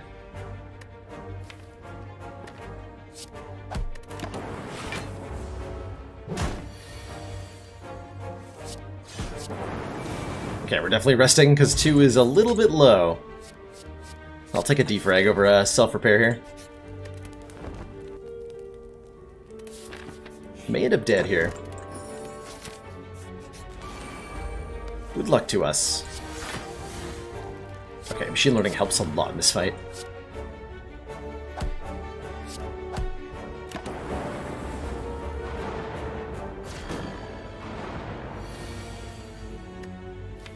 Didn't think it entirely through, Tom. I did not think it entirely through, is the short answer there. Is there any way for me to... Yeah, hologram can give me a card that blocks? That'll work.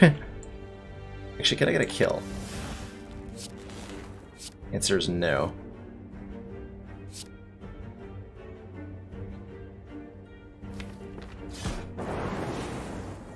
Okay, so much for this elite as well. This may be a short daily. Binary is tough, as it turns out.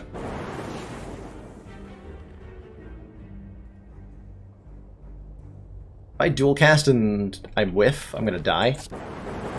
Okay, good, we didn't die.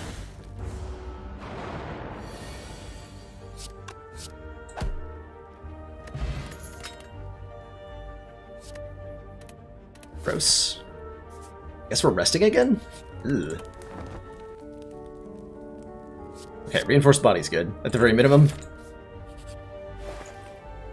Waffle's even better, potentially. Maximum hit points, you say? I could take another one of any of these 3 cards, but... if I do... then... I am very notably...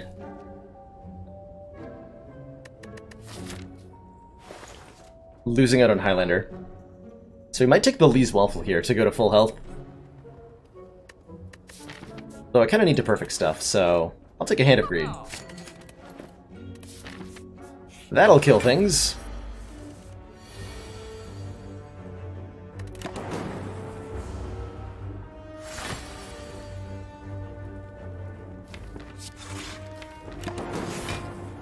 Yeah, Waffle is, puts us closer towards a score bonus. Certainly. Would have liked the finesse as well, especially with the letter opener. So anyway, yeah, we just draw a potion. Buffer. Ooh. It's not 1, but 2 turns of guaranteed block. I will take it.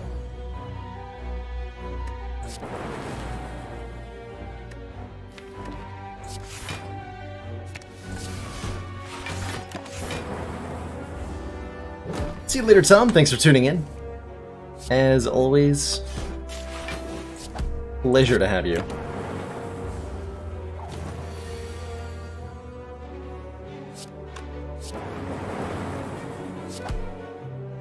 Give me that Hand of Greed kill next turn. Perfect.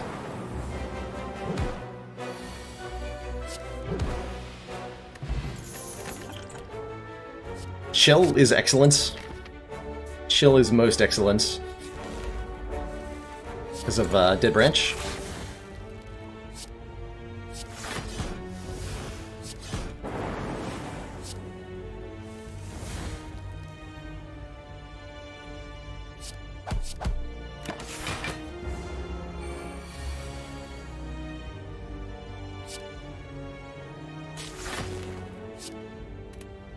This won't be a kill. I wanted to get a Hand of Greed kill here. We can wait for it to cycle around, maybe?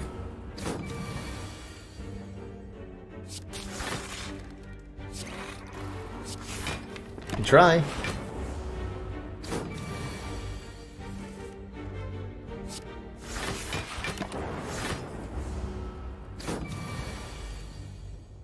It's the 44th day of the year! Oh my gosh! That's amazing, Snakebird. That calls for a celebration. We should celebrate with some Slay the Spire. Was my title accurate, by the way?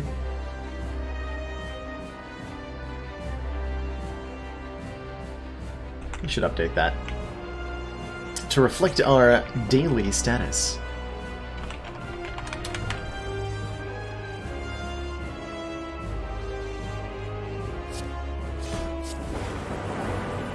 Okay, so that's gonna make it easy to transform Guardian on this turn, I hope. Yeah.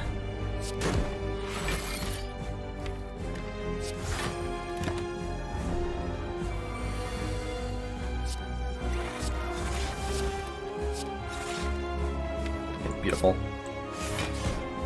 It's a shame I played the chill after the defrag, otherwise we would have gotten to amplify it, which would have been really nice.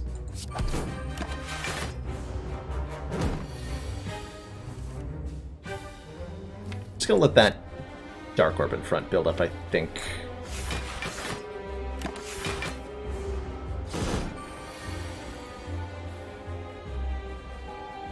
Seems like a good time to pop it. Does.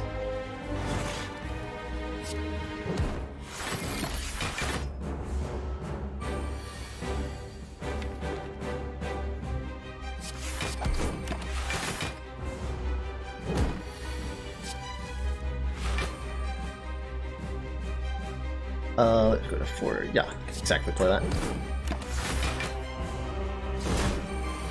Good.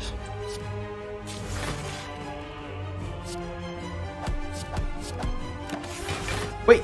No! I did math wrong. I totally hit a full block and I just like punted it into the ground. Into the sad, sad ground. I have been streaming a little bit too long, clearly. And that is okay.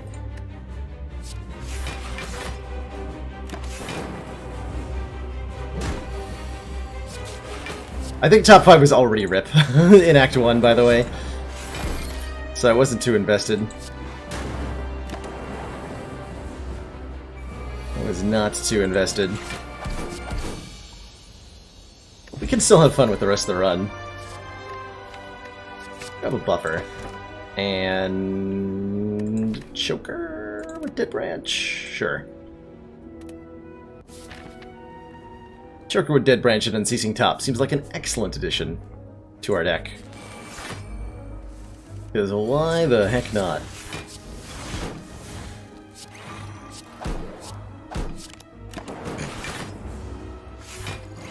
The immediate punish.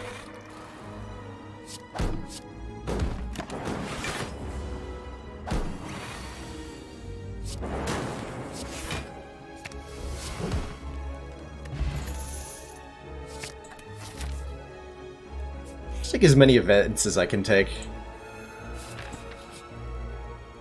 Move a card. Go to the store. Membership card is a definite buy. Zero question there. Read the book, absolutely. Now we have a Necronomicon, apparently. Not sure how that's going to work, but we have Necronomicon Hand of Greed, ladies and gentlemen, so that's exciting. That's hilarious, actually.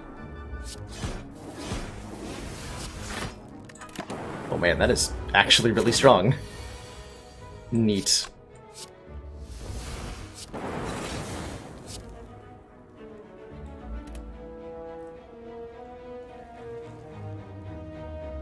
I'm trying to figure out how to play this hand. Excuse me. Yeah, Rainbow, Hand of Greed, Reinforced Body gets me there. Wow, what a turn.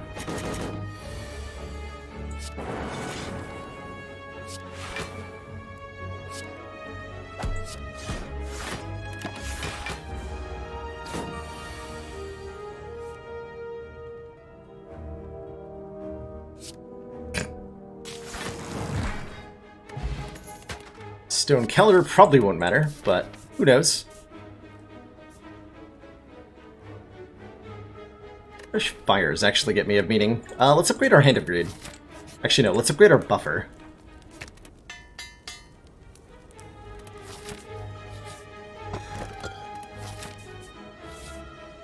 Happy Flower, Bronze Scales, Relics for Days.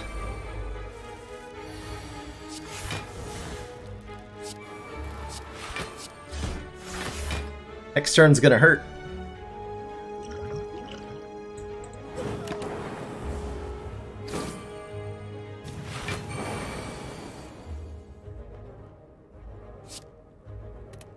Non-minion. Can a hologram reinforce body? That's not gonna kill though, right? No.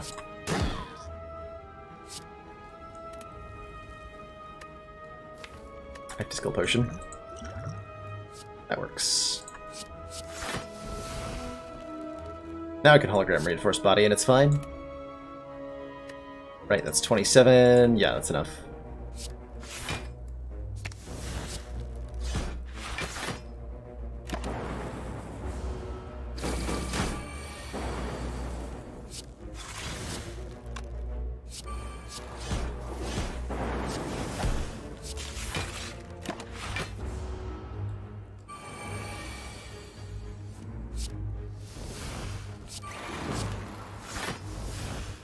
Center.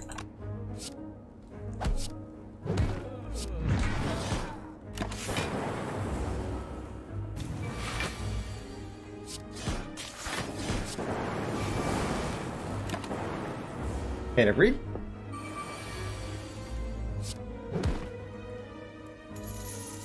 Necronomicon only doubles attacks, so Necro doesn't double buffer. Thermodes. Should be why it wasn't what I chose to do.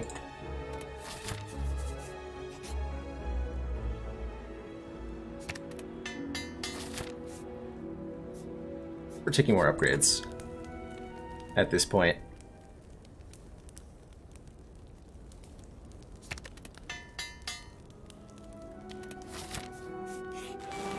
Okay, book Mark 2.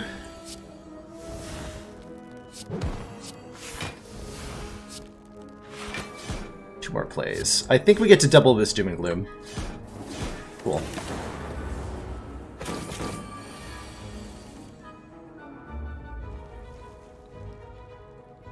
Really?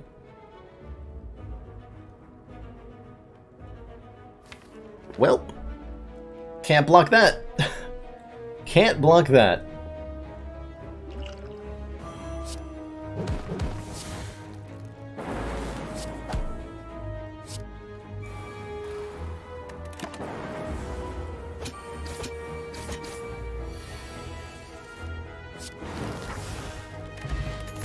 It won't be a high score run, and that's alright. Well, that is okay. Very soft shape. Well deduced. The boot sequence gives a lot away as well. Hey, nice.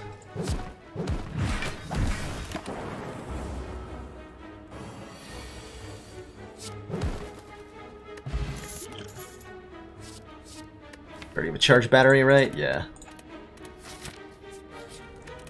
We'll probably beat the Collector.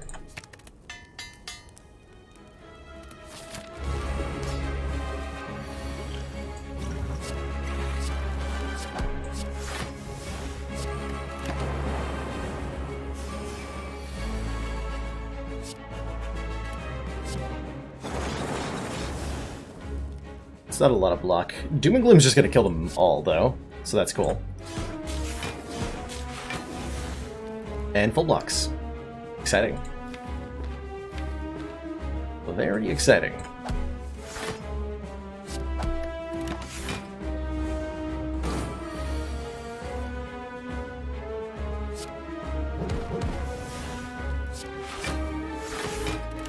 Could have done a little bit more with the letter opener that turn,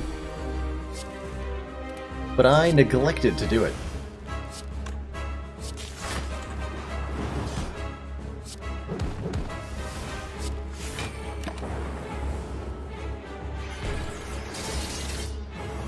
Man, the Necronomicon is doing real work here.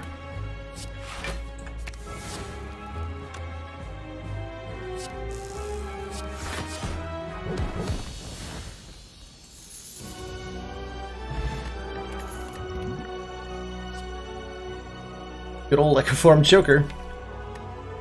We still take, though. Curse Key? I don't think we have the opportunity to gain 5 curses, mind you. You could try.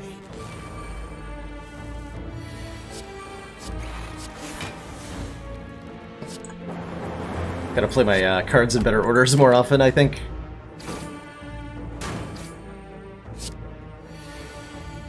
If I was min-maxing here, I'd want to kill all 3 of these with the Hand of Greed. I have nowhere near enough patience for that right now.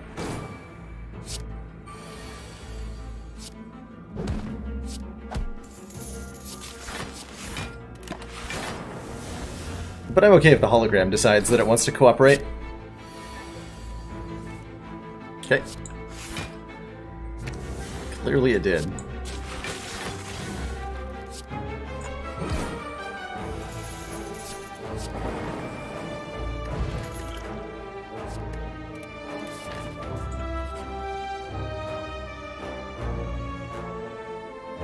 $9.99 gold and 2 normalities.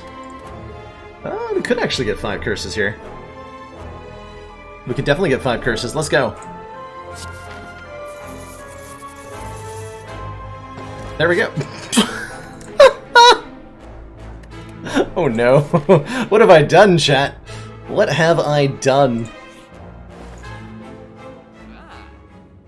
Bag of Prep is yes. Tiny Chest is yes.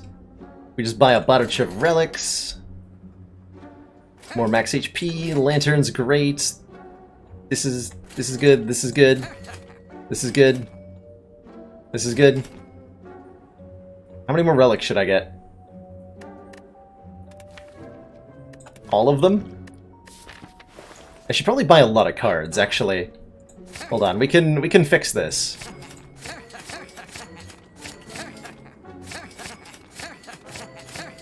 And by this I mean our lack of collector bonuses.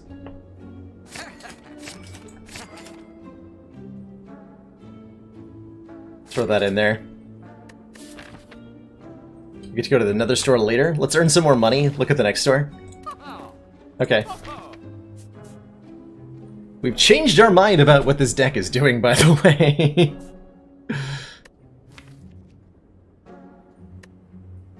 I guess. Is it good now? I don't know. Probably not. But it is big.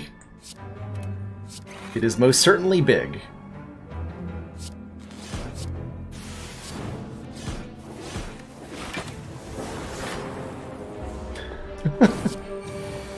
What just happened? A question for the ages. We just got a bunch of curses and then we diluted the curses with better cards, probably. I think they're better. Not actually sure about that.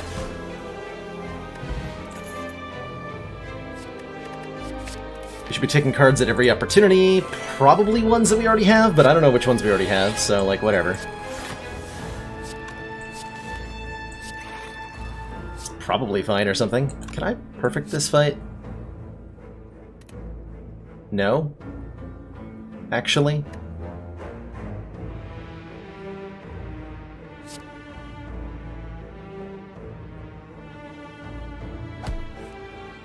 Wait, yes I can. I'm gonna poison potion you.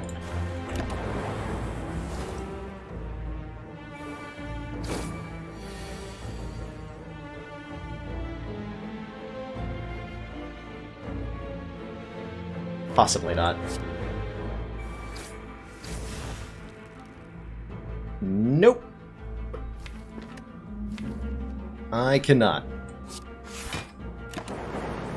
Ooh, almost did though.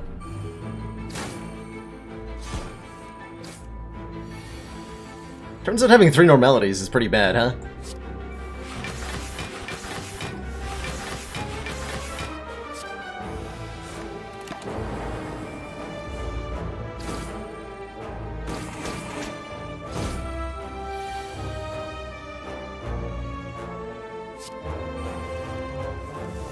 Aha! Wait.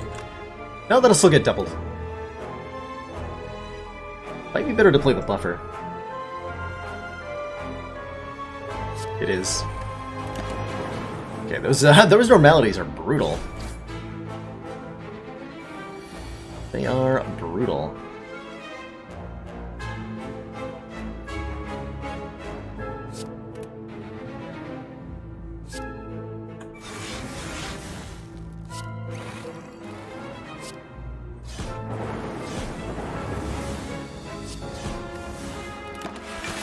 Probably a better order I could have done that in.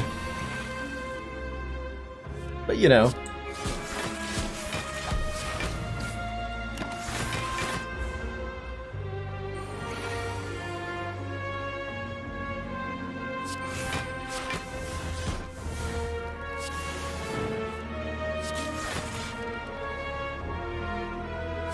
Oh, some calendar's going off? Hilarious.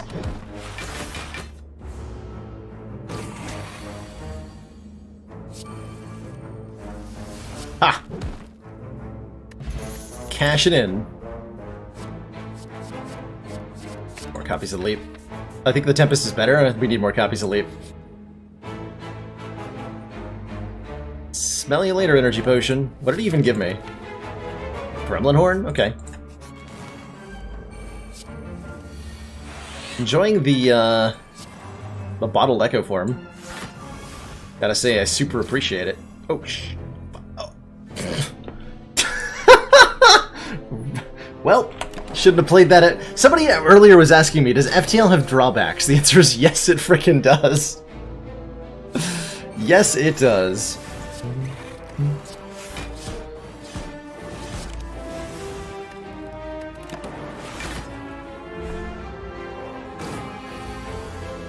God, that's funny.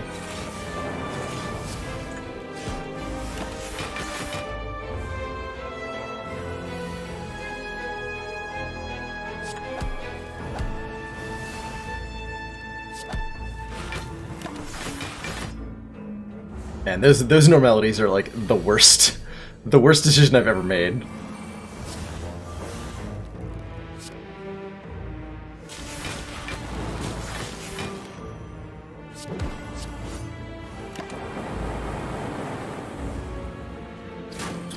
Block off. Whoops.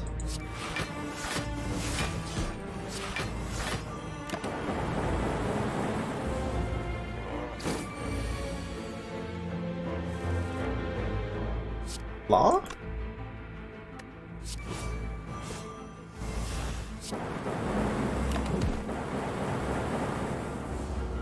Appreciate the calendar chipping in there. Hilarious. If I get rid of all these lightning orbs, I'm gonna die, aren't I? I didn't even know I had another buffer.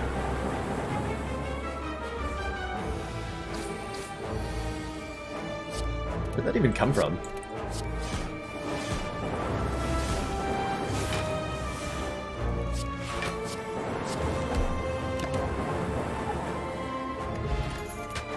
Okay, Focus Potion's excellent. Glacier's pretty excellent. Frozen Egg's pretty excellent. We have 5 curses now. I really don't want to do hallway fights, so I'm not going to. It's a bottled echo form. I love it. Absolutely not actually really bottled, but man, is it pretty good.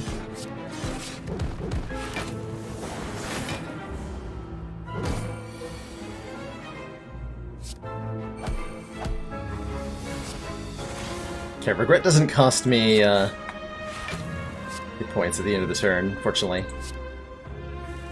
Not sure why I decided to play that. Should maybe think my decisions through a little bit more. Just a little bit.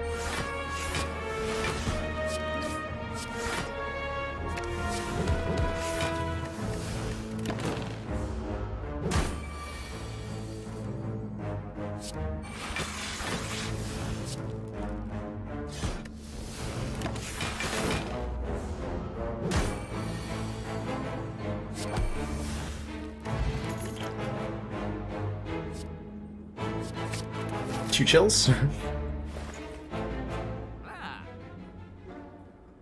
Okay, we just keep buying cards.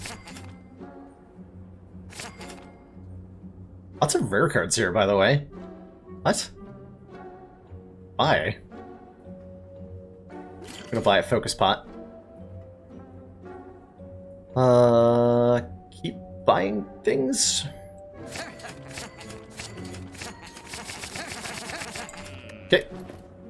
Probably enough cards.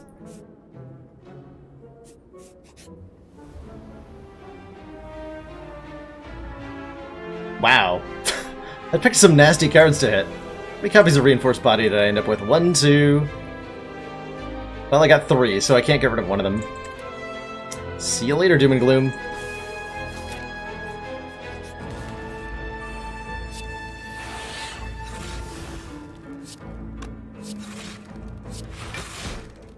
I guess this is the kind of deck we are now. This kind.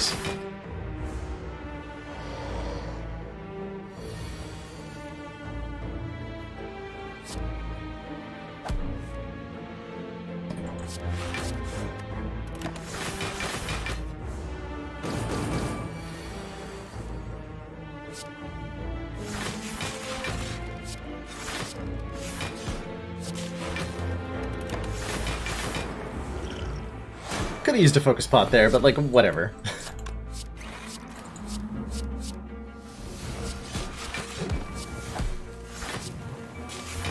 I'm curious how much score this is gonna get on the basis of like the deck size and stuff.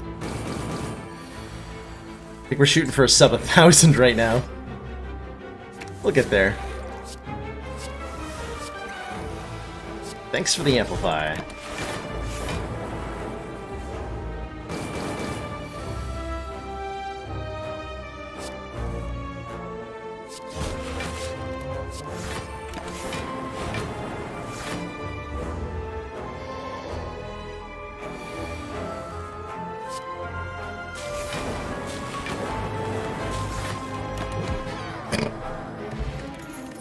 Calendar.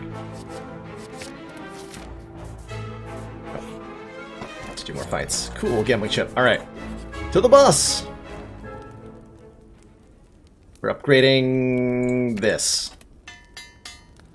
I'd be very surprised if we perfect this fight. Bottle Echo Form saves the day? How the heck does it keep doing that? Oh man. It's turn 1 though.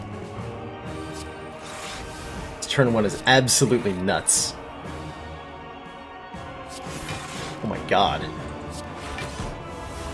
What? Okay. Maybe we are perfecting this fight. Dear lord.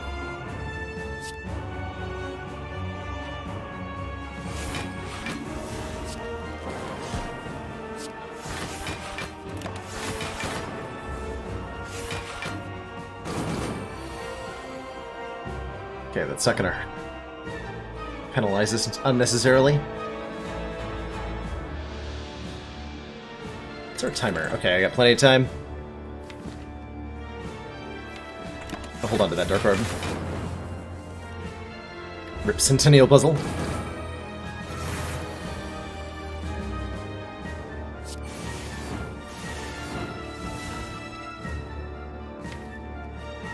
It's played. Tempest can wait.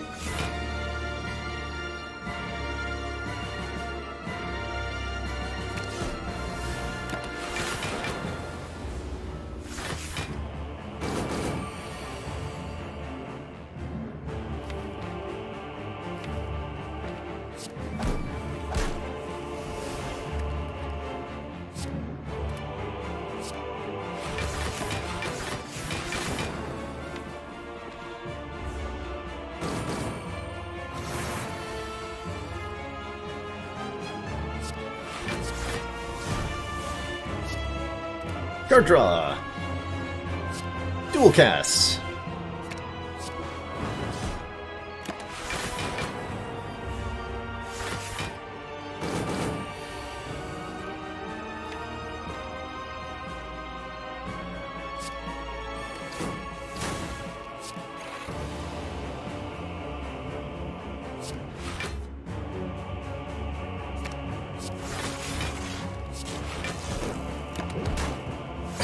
Got him with the calendar.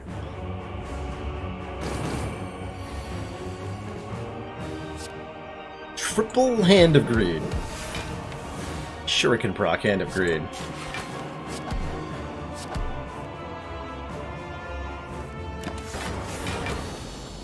Alright, GG, we perfected the last boss. I'll take it. 1313's actually, you know what, not that bad. It's not that bad. We would have 1413 if I had managed to perfect the first boss. Dear lord. Decent 50 card deck. If we'd farmed the Hand of Greed, we could have gotten another 25 points there as well. Huh. That's better than expected, right? Way better than expected. Where's that place? 10. We could have easily been number 2 on the board if we hadn't screwed up on Guardian. Son of a bitch. That one mistake on Guardian. Oh well, that's how the cookie crumbles sometimes, right? Not too shabby, regardless. Not too shabby. Alrighty, well, that is gonna do it for me tonight. Thank you so much for joining, everybody. Had some really awesome runs today. And I'm looking forward to streaming again tomorrow. Doing who knows what? Maybe some more boss relic starts. Maybe some other stuff. I don't know. Either way, it was a good time, and I'll hope you all join me then.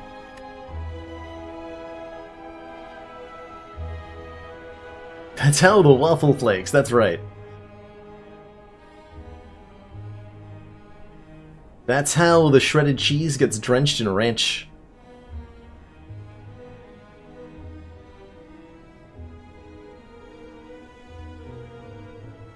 It's interesting, actually. Like, I could have sworn we could have easily done like 200 more points with a slightly different outcome. Not my best daily performance, but gave me that courier into buying all the cards combo I was not expecting. I was not expecting.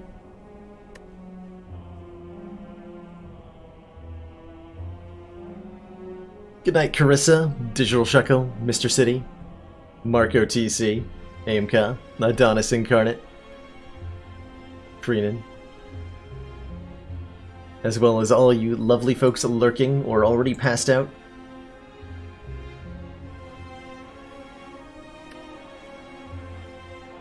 See you later, Zizification.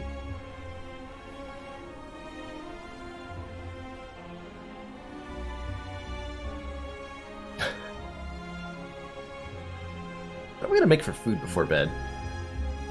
We could do a salad. I think I've got some salad fixins left around. I've got kale, tomatoes, celery, and some pine nuts. That's probably good enough. See you later, Rickon.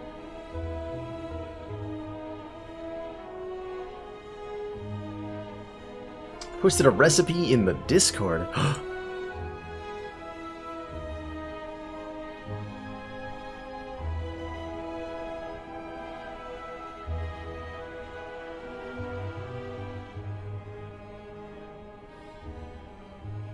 I don't have any Greek yogurt on me at the moment, no. I do not. I do not. Although, since you're here, Mr. City, I gotta show you something. Hold on, I'll be right back. Because I do have...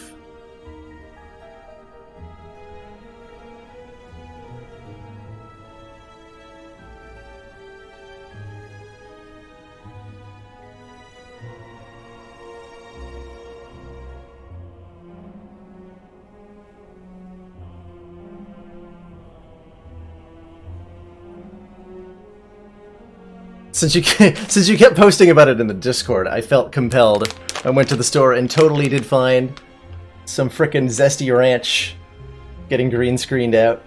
Taco Bell cheese. Hell yeah. Not sure what I'm gonna do with it, but I have it.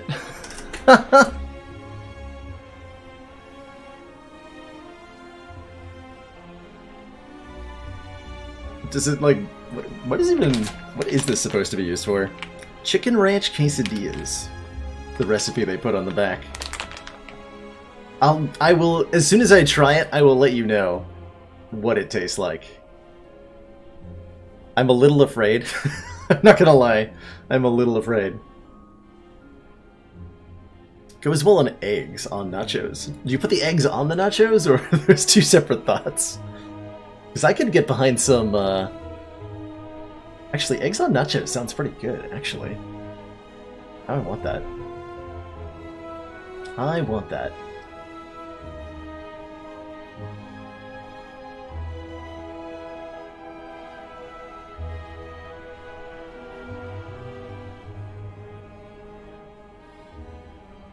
Breakfast nachos. Oh, man. With, like, bacon and eggs? Ooh. That sounds incredible, actually. That sounds incredible. I might have to do that. I could also do, like, breakfast quesadillas with egg. I'm down for that. I am definitely down for that. Alright, there might be some cooking posts in the Discord over the next couple days once I assemble the other pieces for that.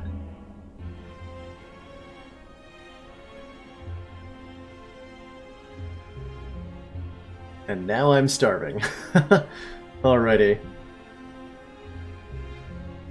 I am gonna call it here so that I can grab something to eat that isn't, since I don't have breakfast nachos available to me at the exact moment. We're lacking the chip part of that ingredient, unfortunately. But ideas are forming in my head already. Sleep well, everybody. Have a great night. I'm going to throw a host on over to the Munchdown, who is not playing Slay the Spire, but is in fact playing Breath of the Wild on Switch, blind for the first time. And she looks like she could use some company. So let's say hello to the Munchdown.